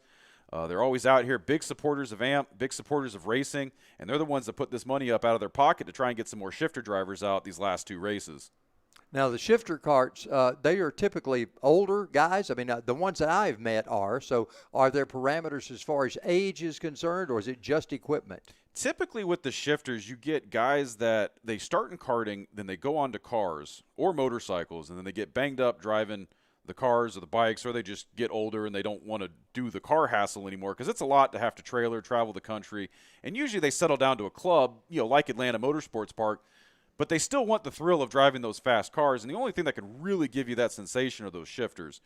But, it'd be nice to see more young drivers get into it, but typically a lot of drivers will – I don't want to say they skill out of it, but essentially they'll go from LO to KA to something bigger. And they're pretty much out of karting once they get out of the KA. I see. So, because the KAs and the LOs are the 2 big national series, or as far as the traveling circuits that people drive in, or the classes, I should say. There's different series, but those are the big popular classes that drivers drive in.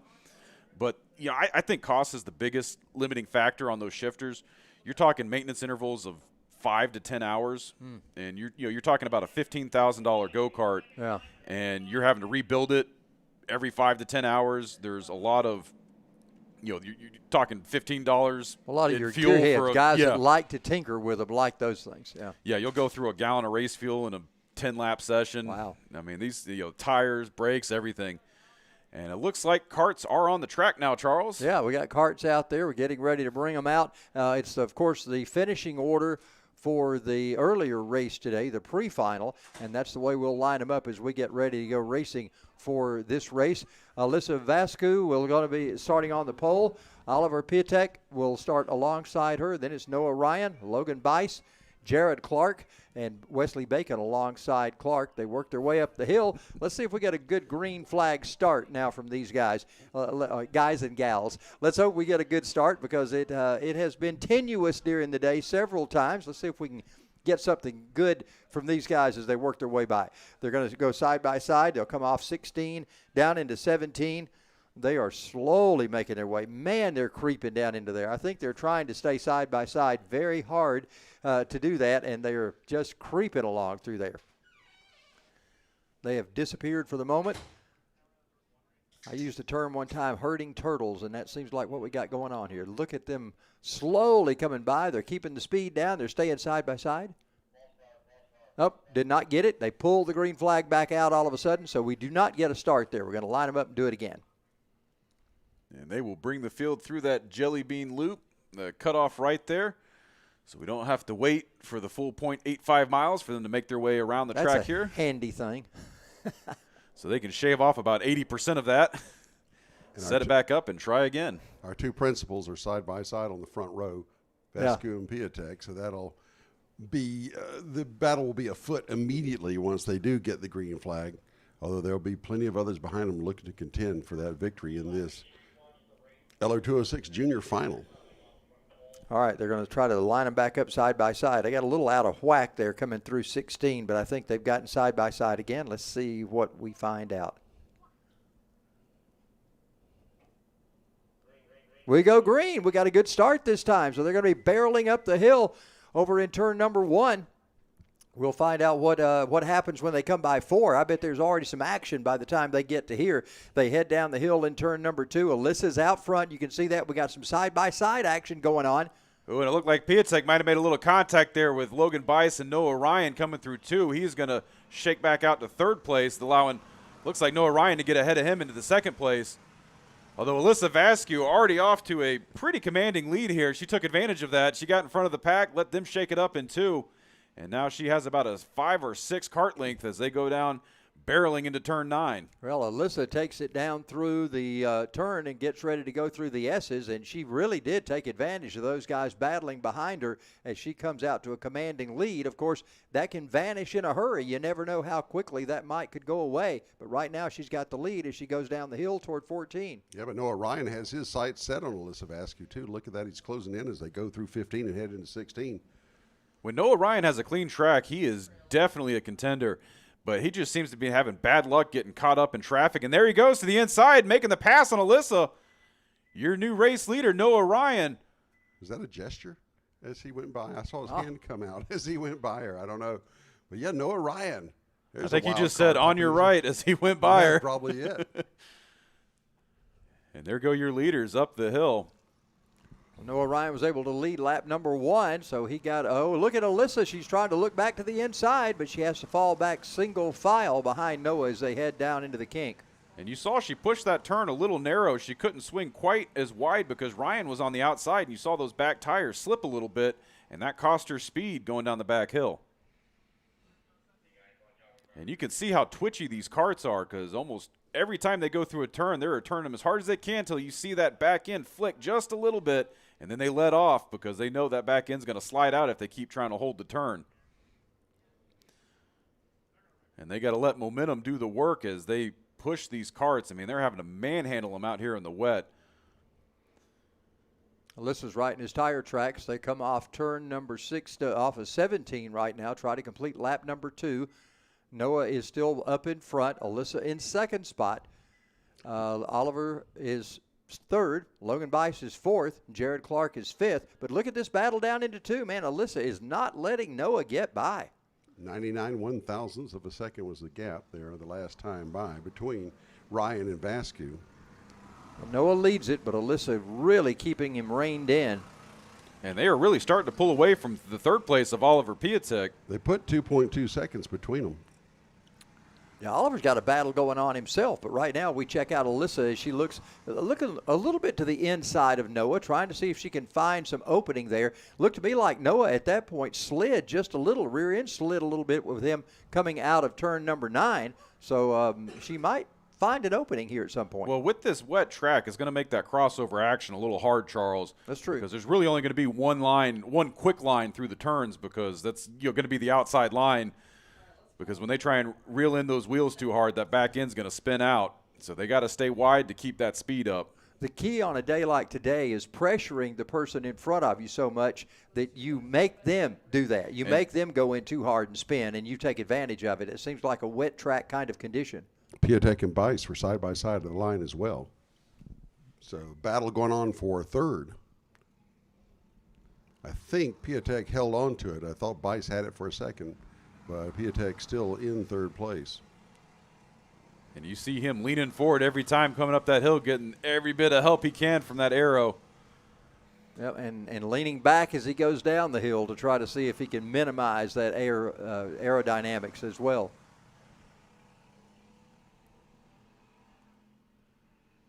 At least they don't look like the motorcycle guys and stick their knee out trying to get the advantage around the corner. We haven't seen that yet anyway.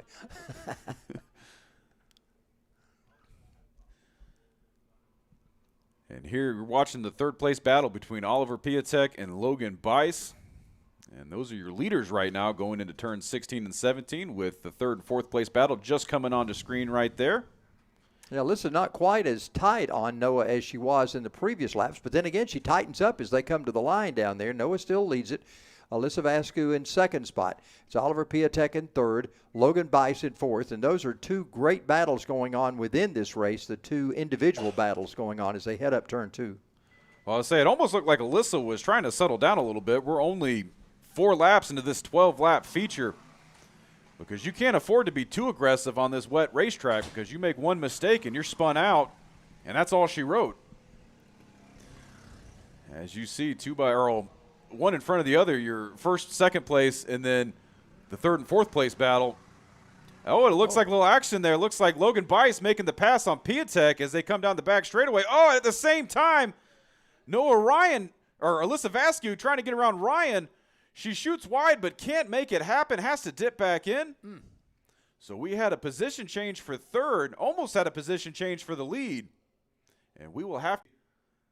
Yeah, they swapped that third and fourth spots. Piatek back up into third right now as Bice is back in fourth. And Jared Clark, bless his heart, he's just out there riding with nobody in front and nobody behind him. He's in fifth spot and nobody around him at the moment, so he's just racing the racetrack.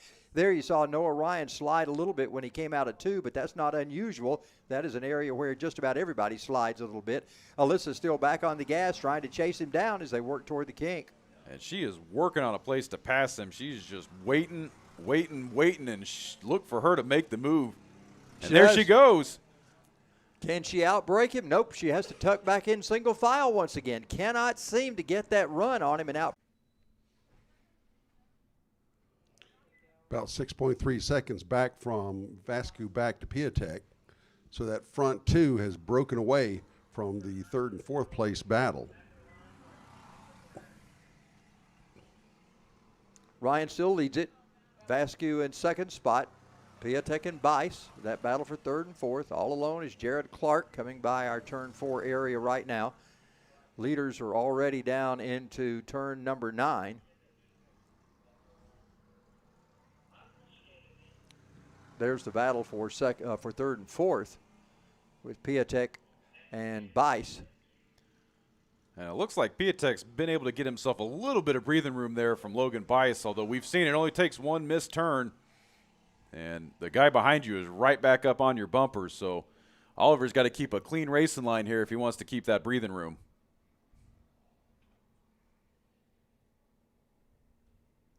Down to the line now to complete lap number 7. Alyssa Vascu looking inside, looking outside, nothing doing yet. 5 laps to go to figure it out. Now she's not really had much of an opportunity to do anything to try to get by him. There's never been an opening so far, and it's hard to push on a track like this, even though she closes up tight on him right now. But still, no opening. No, Ryan's not doing anything at all to give her any advantage. And there she goes, looking to the inside, coming down the back straightaway. The closer we get to the end, the greater the likelihood she might make an opening. Yeah, that's for sure. We've seen her do that. I don't know if she'll have the grip to make the pass like she did last month on the outside of 14, because we've seen her make some risky passes, and they've so far played out for her. But with this rut track, anything can happen. Well, she's not short of being aggressive. She's a foot away from the back bumper of Ryan right now as they head into 15. And remember, she is ahead of her closest competitor in points, Oliver Piatek. So to do anything too risky would be foolish at this yeah. point. If you're looking at a points. Yeah, big picture. perspective. Got looks like flags out. We got an issue somewhere on the racetrack. Looks like just out of camera, we probably, we had a cart spin out there. We'll have to see who that is. That might have been Logan Bice. Yeah, there's Bice coming by right now. I believe he is out of order from the rest of them, so he still hangs on to that 5th spot. He gained it back, but I think he did spin over in turn 16. Well, that will definitely free up Oliver Piatek, who is now all by himself in 3rd place, as he comes under our position here in the booth onto the back straightaway. And that looks like the battle for 6th and 7th right now. Wesley Bacon and Luke Kondrasky as they make their way up the hill. Some bumper-to-bumper action as they make their ways through turns 3 and 4. Single file through the kink and onto the back straightaway. Kondrasky thought he was going to look to the inside there for a minute. He hasn't quite pulled that off, but he looked like he was wanting to do that. He just stays right in the tire tracks of Bacon right now through 9. Alyssa Vasquez making a run on the front straightaway. Don't think she quite had the momentum to get around Ryan, but as they came to the line, she was ducking to the inside. Gap at the line, 0.2 of a second between 1st and 2nd. We're 9 laps into this as our leaders come by turn 4 at the moment. Still, Ryan holds the lead over Vasquez. And Ryan went a little wide there over the rumble strips. I know that's going to slow him up. As Alyssa looks to the inside, she's making a move down the back straightaway. And unfortunately unable to capitalize on it again as she has to get on the brakes and duck behind. But she is right on his tail. Boy, Alyssa is she's wanting to be aggressive. I don't know that she can be in these weather conditions, but she's wanting to be. She may help him into a turn pretty soon. Yeah, 8 brakes are better than 4 brakes, right? Well, she is definitely playing some psychological warfare right now because knowing Ryan knows that she is on his rear bumper, and she's just waiting for him to make a mistake. Well, so far, he's been pretty mistake-free. He's gotten just a little wide, but not wide enough for her to capitalize on it and get her cart in there, but just a few little areas where he slid, and that's an aggressive driver will do that. She looks to the inside once again, but you can't hold that momentum going up that hill like that. It's going to push the tires, and you're going to bleed speed, and that is what will do you in here at Atlanta Motorsports Park. All 43 feet of elevation change. I thought he was going to give her an opening then, but again, now she goes to the inside. She might have a run this time. Alyssa takes it down into 9. What's she going to be able to do? And she's not going to dip back. She's not going to yield this time. It looks like she makes the pass, but is there going to be a crossover as they come through? We'll find out.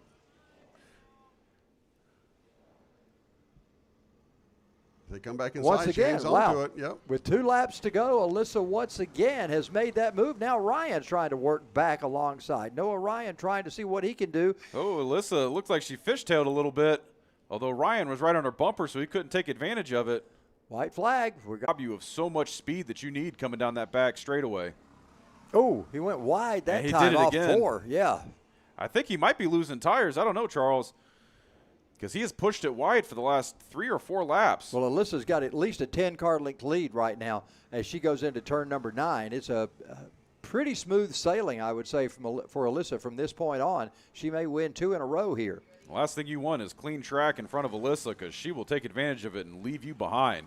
There she comes. She's got quite an advantage now over Noah Ryan. Oliver Piatek not in the screenshot right now, so he's a ways back. But Alyssa, for the final time, is lining him up in the proper area. Again, this is one that does a standing start. They've got that low gear to start out in, but those gears help them out when they get up to the areas, 2 areas in particular. That's coming up the hill off turn number 2 where they shift down, and then again coming out of the S's where they come up the big elevation change there up the hill, and they can shift down to negotiate that hill. So they're called shifter carts for a reason. They've got a transmission and a gear shift in them, and the drivers are apt to use them on occasion. Looks like everybody's in position. There we go. Green flag is out. Green, green, Yeah, green. you don't ever get a false start on this one.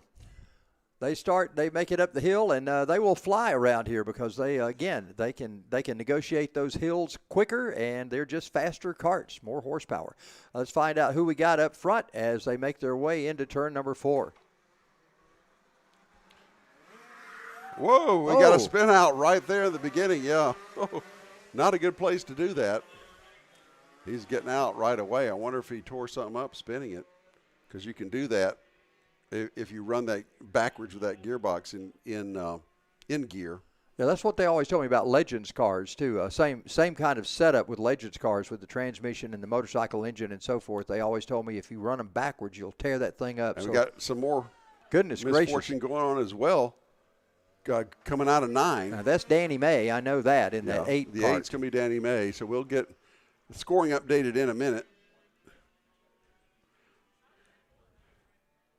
And here we come to complete lap number 1. And we got 3 drivers up there battling for the top spot. The survivors of that first lap, boy.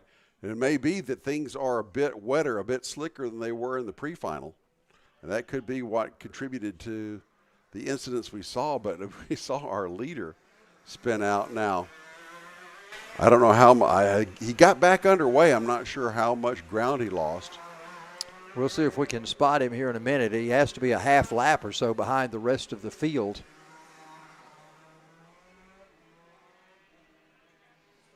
Our leaders are coming through the S's right now. We've got 3 karts that are up there with contention at the top of it. Actually, 2 that are really in contention. We've got a third one that's in that camera shot, but really 2 that are in contention at the moment for the top spot on the racetrack. Sorry, we're still waiting for our scoring to update here. And technology is a powerful slave and a fearful master, or something like that. So there we go. Yeah, we'll get it figured out. Meanwhile, there's action on the track, and we got a 2-kart breakaway in front after all that. Is that Stapleton? I'm not sure. I'll have to see. I believe it may be. Yeah. No? Does that say Stapleton on the back of his driving suit? I believe it possibly is. We'll try to get a little clarification on that a little later on. Fortunately, we have pictures, so we can y'all can enjoy that while we figure out who's who. But we got a 2-kart breakaway here. They're going at it. You can see them working those shifters, those paddle shifters on the wheel as they go by.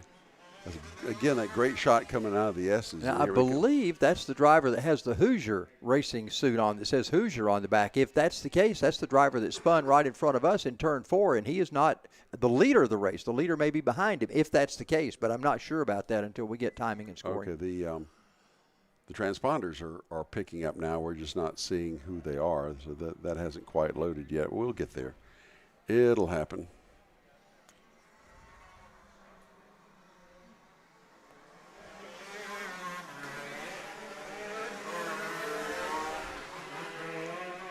Well, fans, you're seeing the action just as we are. Whatever you're seeing is what we're seeing, exactly. And that is Stapleton up front. I see that now. I can clearly see that. Thanks to our camera crew for giving us that great shot there. That's Stapleton, your leader, and he's got the 541 right behind him, trying to chase him down as they work up through turn 14. They'll be there in just a second. And then a 3-kart battle behind them, dicing it up as we come along, and they're again moving quickly. We need to get some lap times as well. It'll be interesting to see how fast they're going in these conditions. But coming down to the line, it looks to the inside just a little bit, but nothing there. As we are 4 laps into this 12-lap shifter kart feature. Those 3 karts behind him, I believe they're kind of chasing him down. I see them starting to come into the picture more, so we're getting a little more of that battle. We got a side-by-side battle coming out of 2. Did he close the door on him coming through 3? Because if you go inside on 2, you're outside on 3, so you've got to cover a little more ground. But it looks like he took him. Gave a little ground to the front 3, but they should tighten. If things keep going that way, they're going to tighten it up before long. And I think I'd like to see the GoPro footage on the top of that 5th-place kart, because he's the one carrying one of those. That's the 11 car, and he got a little squirrely coming out here in 4. The rear end kind of chucked out on the back end of that car. So it may be some interesting footage, sure enough. Coming around to complete lap number 5. There'll be 7 to go this time by, 7 to go. And we have, again, now a 3-kart battle up front with the 4th and 5th closing in. It's going to be a 5-kart battle before long. And this ought to be something. $500 will go a long way. Yep. And it can definitely spur some interest in everyone. So here they come under our position. Yeah, you can see they're just hitting that throttle, and that back end is coming around just a little bit as they drift through the corners here. Well, as you mentioned, final race of the day, so track conditions at this point, it's not going to get any worse than this because we're about done, so put it that way. It is what it is, and here we come. There we go. A little bit of contact coming through, but they're about to close that one down and say once they start dicing up front, the 2 carts in the back will definitely close in on that. So this should be pretty exciting as we're coming by for the halfway sign. Stapleton is there. Got one looking to the inside as they head up in turn 1, so I don't know how that pass will continue, but I think they're all back in line right now. But there was a quick look to the inside by that kart running in 3rd spot, that blue kart. Yeah, we're now seeing a 1, 2, 3, 4 in the freight train, and this should close up as we get through the slower portion of the track, especially when we get into the turn 10 and come out and go 9 and 10 and go to the S's. Look into the inside. Ooh.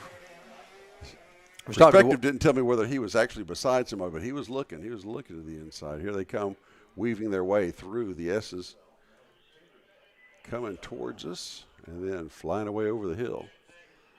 Well, they make their way for another time down into 15. It'll be 7 laps complete this time. We want to work our last race of the day. 5 to go now. Less than 5 laps to go here in the shifter kart final.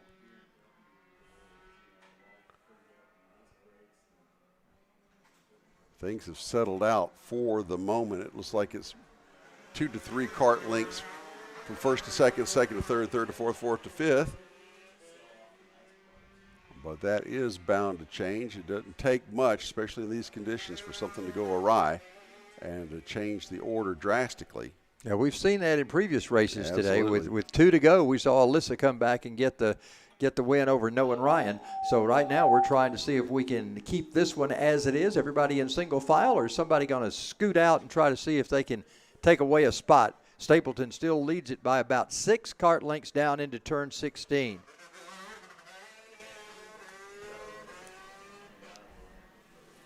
Chad Lee's gaining. He's in 6th. Chad Lee's catching up quick.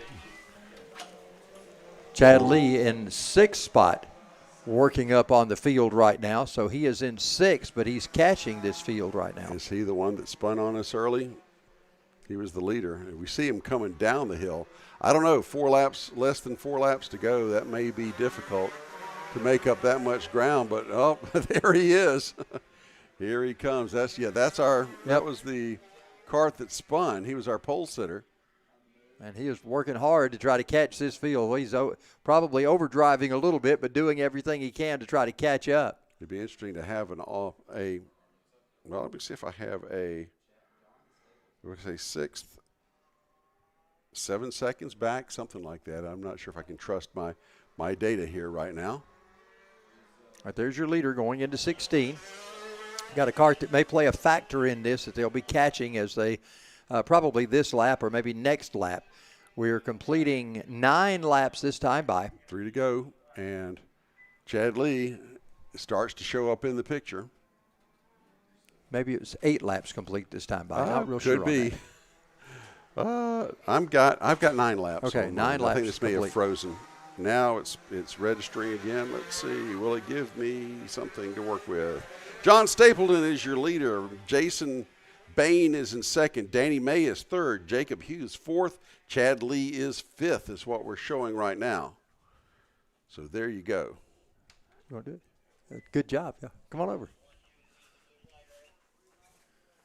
Well, we've got our 2nd place finisher from our race. Congratulations, man. What a race. Thank you. Well, we thought you weren't going to do it, and all of a sudden you pulled it out there at the end. Yes, sir. It was probably the worst conditions I've ever driven in. I'm sure. between not being able to see because the visor situation, oh Lord, that was very bad that session. Yeah. So now tell us about the pass. So the pass that I made with Banu Yedla, man, great race to you, Banu, if you're watching this. But I studied it for several laps and decided I was going to just ease on behind him throughout the race and then go ahead and take advantage of that on the very last lap and pulled it off. Well, we know Yedla's got a ton of laps on this racetrack. We heard that test. We know that was a yeoman's work to get up there and study him like you did and figure out where to do it. So at what lap did you say, all right, it's time to pull the chain and do it? Probably about the 6th or 7th lap. Okay. So now where does this put you in the points? So currently I have Danny May and Xander Law sitting in front of me for the point series.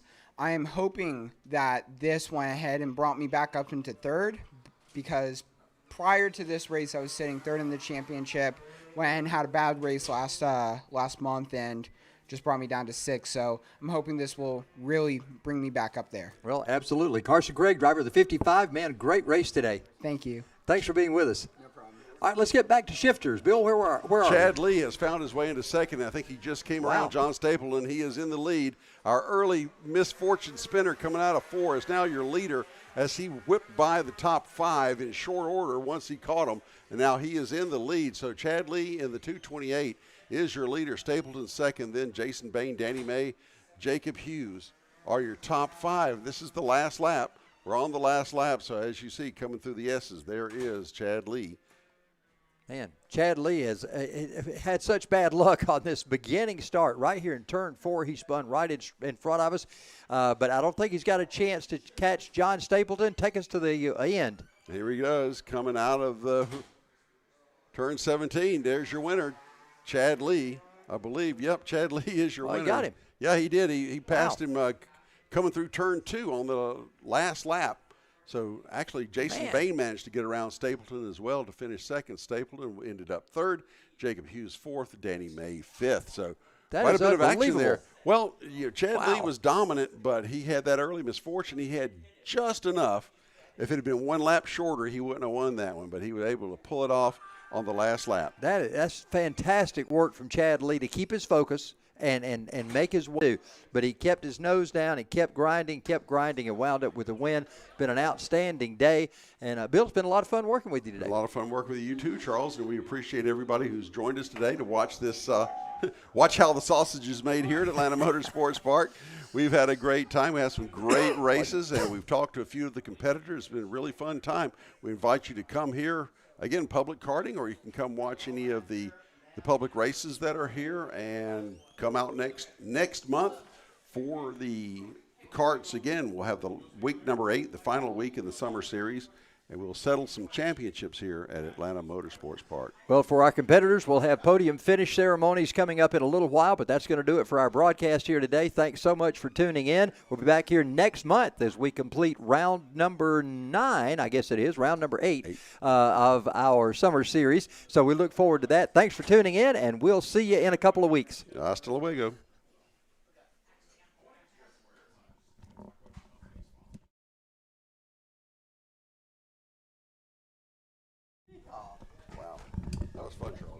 Kart tires warmed up as much as possible. Whoa, and they get stacked up as they're weaving. So 3 of the cars in the back of the course. A couple of the drivers made contact. Got a little tight on there, had to brake going in. Now he's down to the inside, so he's set himself up for a good battle as 2 flags are shown for 2 laps to go.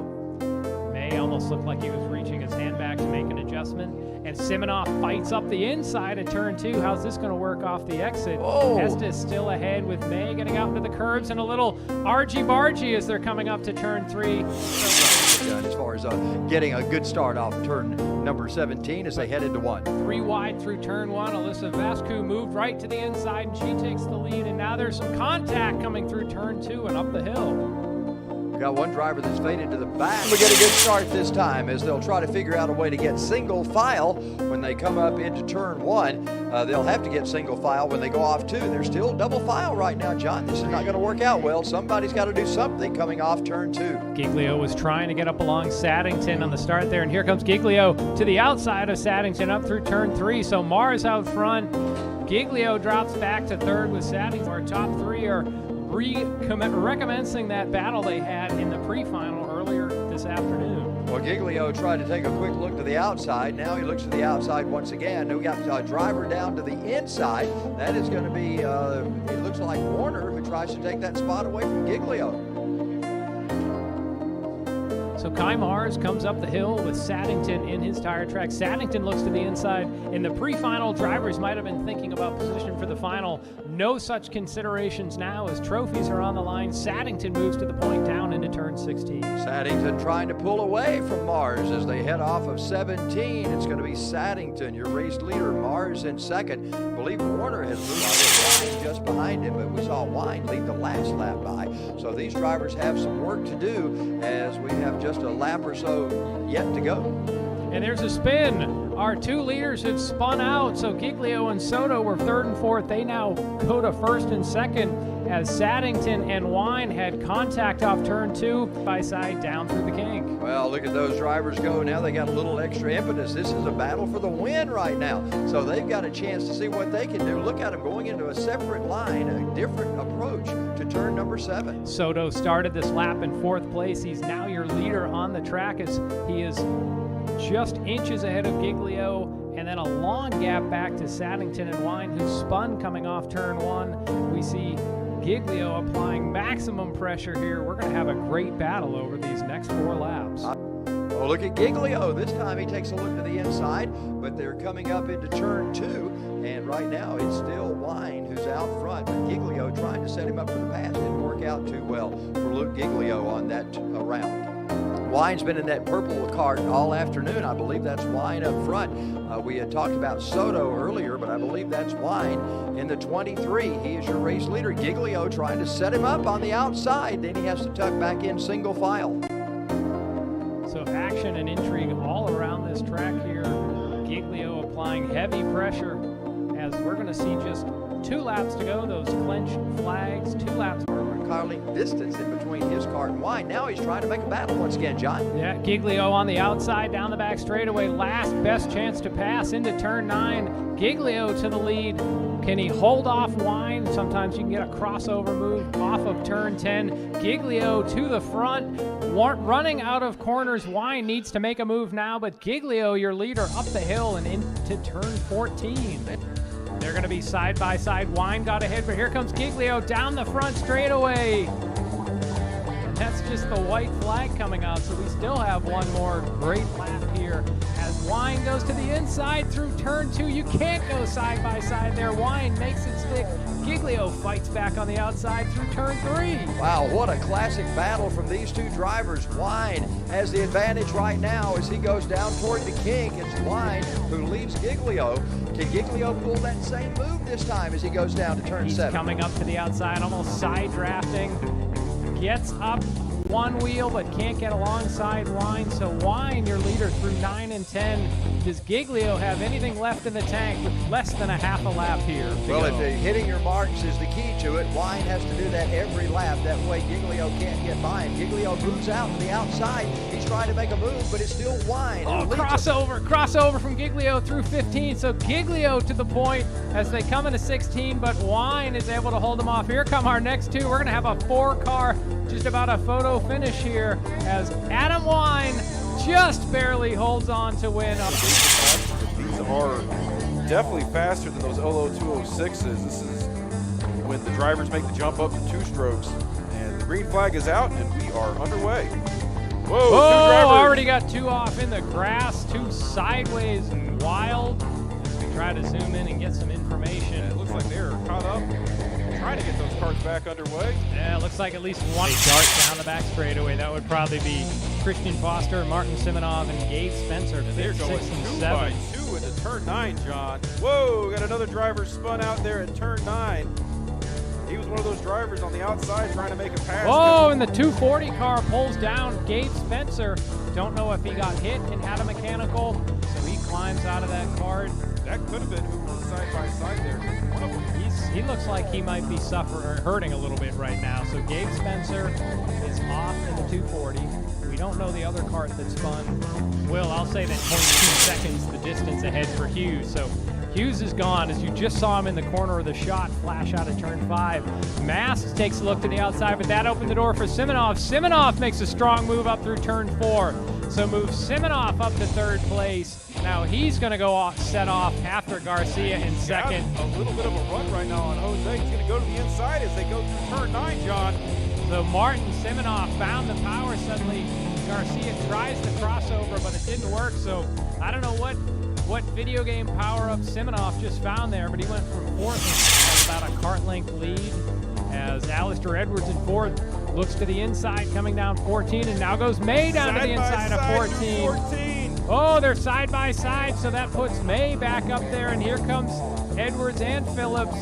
So Brent Estes is coming down the straightaway. He takes the checkers, hand in the air. We're going to see this up the line, John. We might need a photo, so it looks like Danny May comes in. Green flag is out from our starter, Camden Gentry. We're underway in LO 206 Junior final race. Yeah, they are 2x2 coming through the S's right now. Vasquez in that pink kart leads the pack. Vasquez seemed to be doing some defensive driving at the end of the pre-final, and you see her looking behind herself, doing some blocking there as our top 5 have pulled away early on as they're heading down into turn 16. And Oliver Piatek tried to make the move there, went wide, but wasn't able to make anything happen. Had to dip back down to that 4th position as you see 1 through 5, bumper to bumper, crossing the start-finish line. In this case, Alyssa Vasquez leads, and now we have some 2x2 action as Vasquez back to 2nd. Noah Ryan moves up to the top spot, and we're side by side up the hill. Looks like Oliver Piatek just made a 4th to 1st pass right now. He is in the lead right now. Oh, you got to be kidding me, but you're right. Piatek moves from 4th to 1st with some amazing driving. Now he's coming under pressure from Vasquez. Vasquez looks to the outside. And she's got the run coming down the back straightaway, but she's on the outside coming into turn 9. Let's see what happens. Might be some crossover action. Oh, hashtag send it, and there's some contact there back to 2nd and 3rd. So intense action at the front of our LO 206 Junior finale. Vasquez looking to the outside up through 13. Apparently come over, but here comes Vasquez down the inside. Piatek at the line. Piatek, but only just, but here comes Vasquez up the inside and holds off through turn 2 as they're going to try 3 wide. That can't work through turn 2. Piatek looks to the inside. I see smoke and contact. Oh, Noah Ryan goes around in the 48. So he dropped back to 6th, losing wholesale I don't know positions. how that happened. He locked up with Piatek. Piatek still managed to make the pass And on now, Vasquez. and Piatek, in the midst of all that, took the lead from Vasquez. So intense action continues.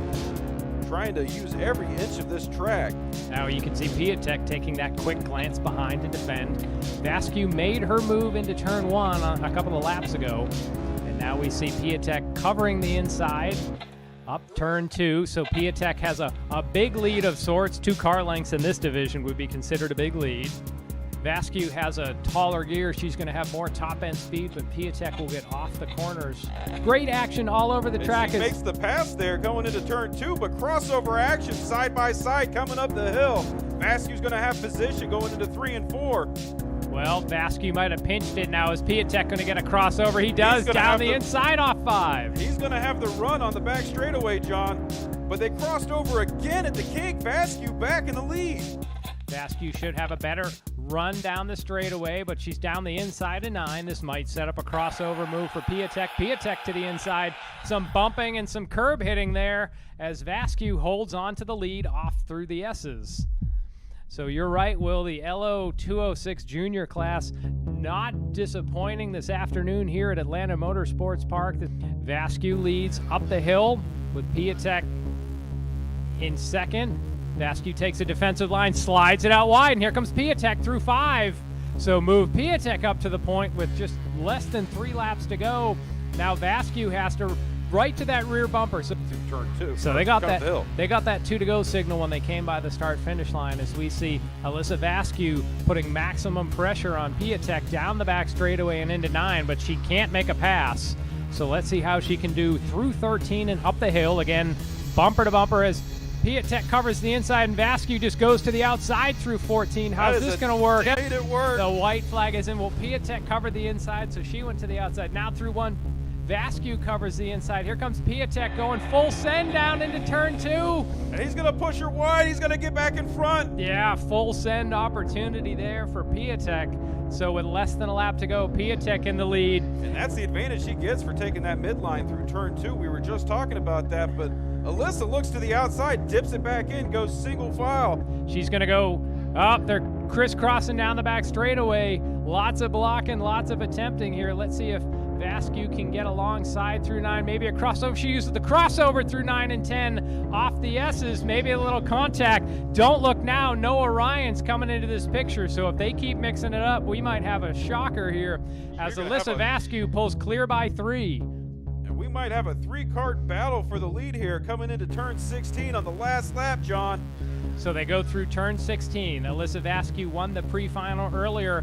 Noah Ryan and Oliver Piatek side by side, they make contact. And Alyssa Vasquez wins the LO206 Junior final. Olivier Piatek comes home second, and Noah Ryan in third.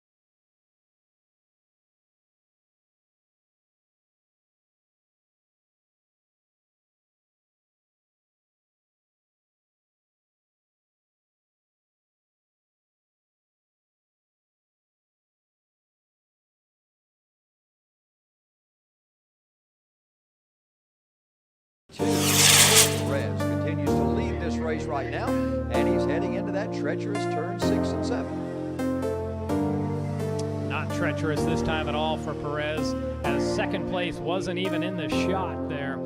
Perez with a big lead, but Perez comes to a stop off turn 11, and he's standing up out of the cart.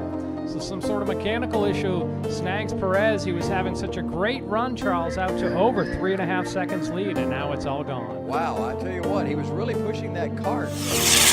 Cart tires warmed up as much as possible. And whoa, and they get stacked up as they're weaving. So 3 of the cars in the back of the course. A couple of the drivers made contact. Got a little tight on there, had to brake going in. Now he's down to the inside, so he's set himself up for a good battle as 2 flags are shown for 2 laps to go. May almost looked like he was reaching his hand back to make an adjustment. And Simonoff fights up the inside at turn 2. How's this going to work off the exit? Oh. Estes still ahead with May getting out into the curbs, and a little argy-bargy as they're coming up to turn 3. As far as getting a good start, figure out a way to get single file when they come up into turn 1. They'll have to get single file when they go off 2. They're still double file right now, John. This is not going to work out well. Somebody's going to do like Warner, who tries to take that spot away from Giglio. So Kai Mars comes up the hill with Saddington in his tire track. Saddington looks to the inside. In the pre-final, drivers might have been thinking about position for the final. No such considerations now as trophies are on the line. Saddington moves to the point down into turn 16. Saddington trying to pull away from Mars as they head off of 17. It's going to be Saddington, your race leader. Mars in second. I believe Warner has moved Wine just behind him, but we saw Wine lead the last lap by. So these drivers have some work to do as we have just a lap or so yet to go.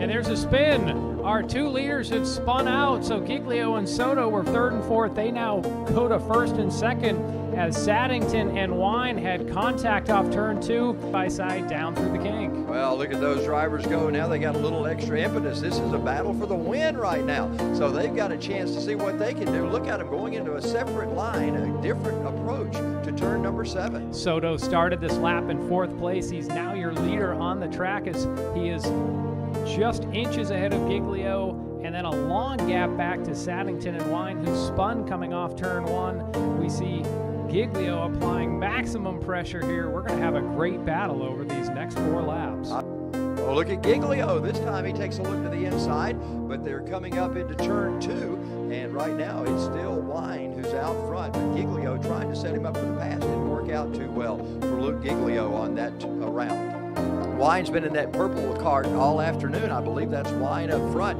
We had talked about Soto earlier, but I believe that's Wine in the 23. He is your race leader. Giglio trying to set him up on the outside. Then he has to tuck back in single file. So action and intrigue all around this track here. Giglio applying heavy pressure as we're going to see just 2 laps to go. Those clenched flags, 2 laps to go here in our LO206 Cadet final. Now it's still Wine and Giglio, but Giglio's got about a car length of advantage in between, or a car length distance in between his car and Wine. Now he's trying to make a battle once again, John. Yeah, Giglio on the outside, down the back straightaway. Last best chance to pass into turn 9. Giglio to the lead. Can he hold off Wine? Sometimes you can get a crossover move off of turn 10. Giglio to the front, running out of corners. Wine needs to make a move now, but Giglio, your leader, up the hill and into turn 14. They're going to be side by side. Wine got ahead, but here comes Giglio down the front straightaway. And that's just the white flag coming out, so we still have one more great lap here. As Wine goes to the inside through turn 2. You can't go side by side there. Wine makes it stick. Giglio fights back on the outside through turn 3. Wow, goes down toward the kink. It's Wine who leads Giglio. Can Giglio pull that same move this time as he goes down to turn 7? He's coming up to the outside, almost side drafting.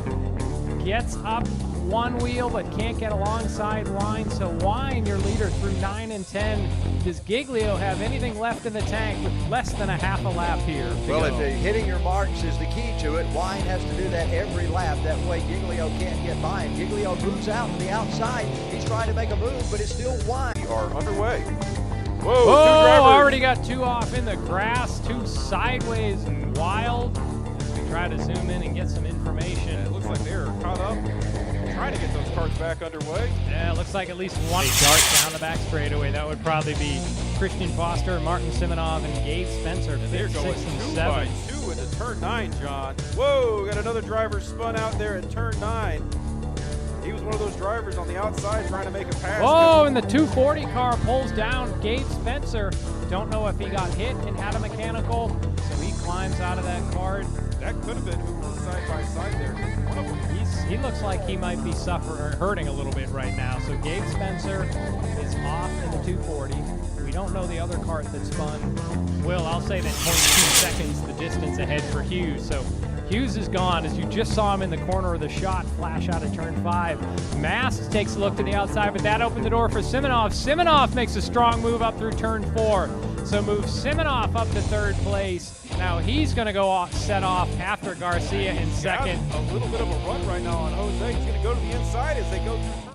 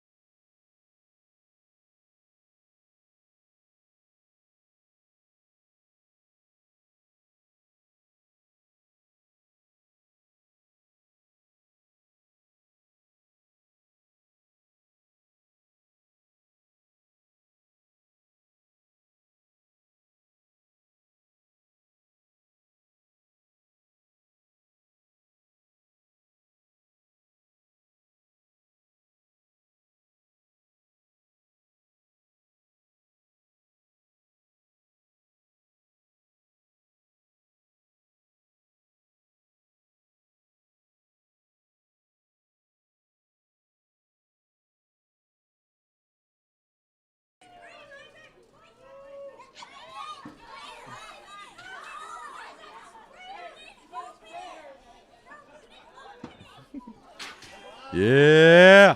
Good job.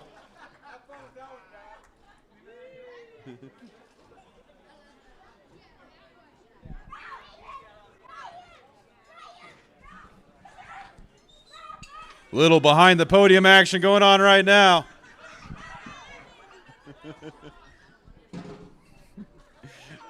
All right, up next, we've got KA 100 Junior.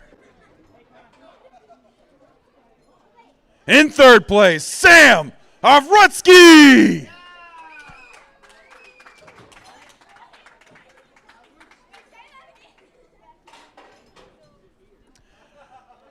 Going once, Sam. Third place, KA 100 Junior.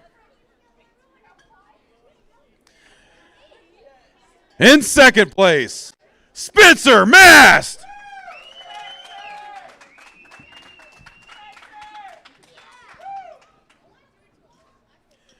And your winner in KA 100 Juniors, Oliver Piatek.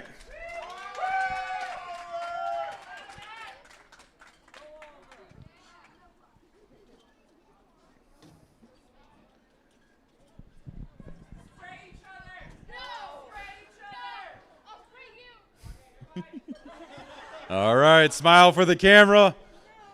Good job, guys. Up next, KA 100 Senior. In third place, Jacob Snyder.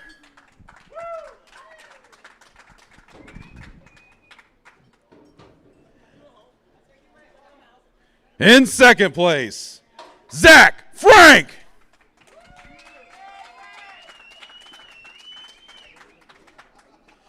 And your winner in KA 100 Senior, Ray Nickel.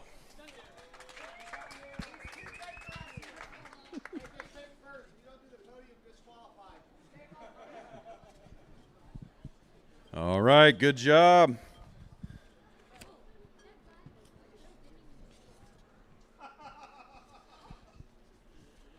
Up next, we've got LO2. Uh-oh, they didn't separate these out. Let's see here.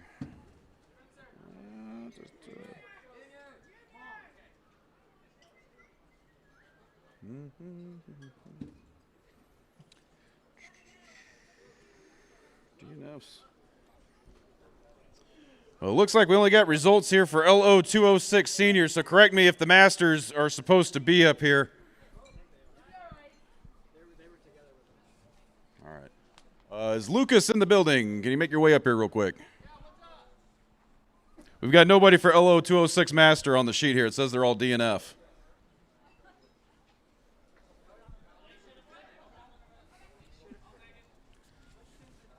All right, LO206 Senior.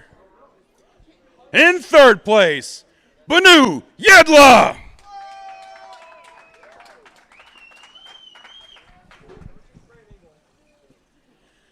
In second place, Carson Craig.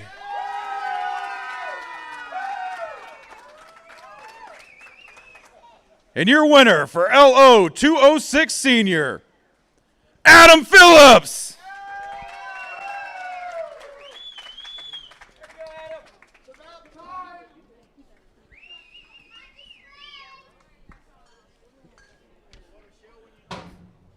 And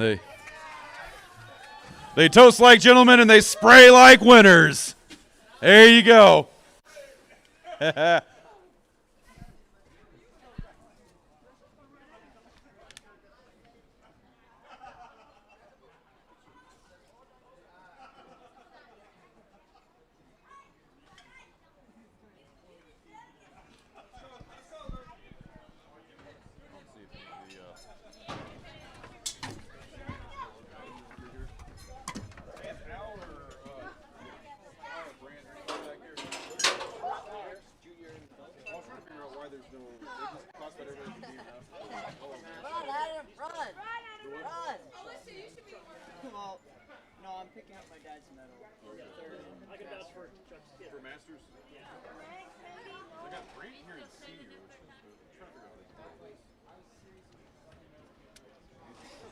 I don't have any actual podiums for those guys. If it's further on the sheet, I'll call it, but I don't want to miscall it. Give me 1 second. All right. All right, up next, LO 206 Junior.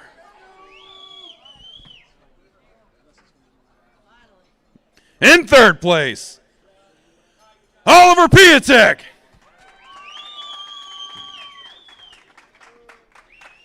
In second place, Noah Ryan.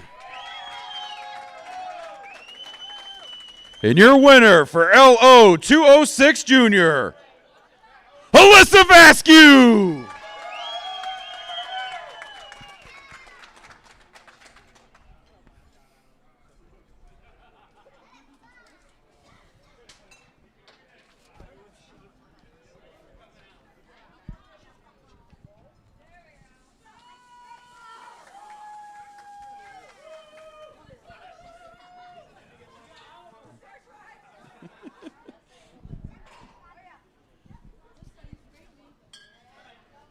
All right, and our last podium and an exciting pre-final and final race today, one of our largest shifter fields of the year. Big shout out to Body Symmetry for putting up that $500 prize for this week and next month's races.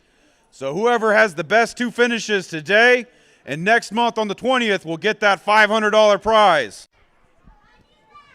And your top three for shifters, in third place, John Stapleton.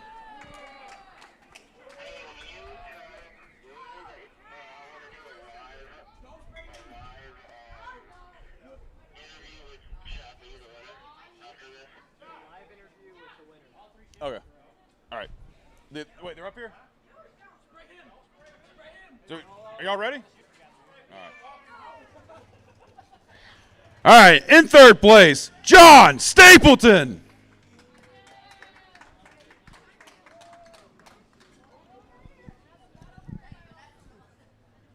In second place, Jason Bain.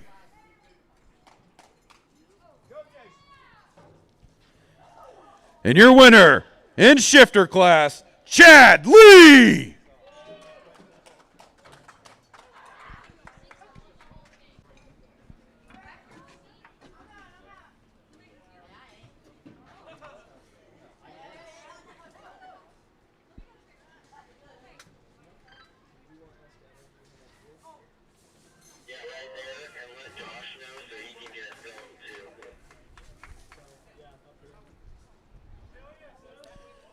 All right, good job, guys. Good job.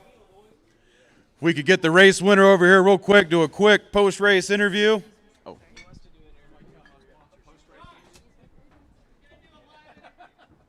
We are still live on Facebook and YouTube right now. All right, we are here with Chad Lee, your winner out of the shifter division. Chad, take us through that pre-final and then on to the final race. What'd you do? How'd you make it happen? Pre-final was okay. I didn't get a real good start. Sat there a little long, motor kind of lugged, and had to race John for it and got him in the double lefts. And after that, we just kind of held on and just kind of maintained, tried to save equipment a little bit because it was slick and had to be careful, you know. Finally, we rolled around, got a great start. Ended up stepping all over myself in turn 4 right here. Made it harder than it had to be. Put my head down. One of the corner marshals helped me refire. Put my head down, and 1 to go, 2 to go, got John, something like that, last lap. And it was a good race. Everybody raced really clean, and John and I got together at the end, which I hate. But sometimes you just kind of run out of track, and you got to do what you do. Now, with the weather coming in, did that affect your strategy much today? A little bit. We kind of had to plan for it, kind of conserve tires a little bit because it kind of wanted to dry in the pre-final before we weren't sure. So we kind of had to save tires and adjusted the motor things a little bit, trying to make it more drivable in the final because it tended to got more wet for us, you know. So it was a good day, you know. A&P, their staff, all you guys did a great job. And without, you know, you got Eyes Up guys and Steve Frank, and you got Anthony Brumfield with Body Symmetry put the money up and started the little 2-race winter series, summer series, whatever they're calling it. And it's a good deal. It's fun. You know, come over and support those guys. Cool. Well, you are in the lead right now heading into next month. Anything you're going to do different? Same thing? Take us through next month. What are you going to do? Go home and get back on the bike and try to get in shape or make sure we're ready to go and come back and fight these guys. They're not going to let me have it that easy, so we got to get ready again. Well, we look forward to it. Good luck. Congratulations. Thank you for talking with us. And everybody else, Thank you for coming out today. Thank you for braving the weather. We appreciate it. Thank you. Have a safe trip home. So long, everybody.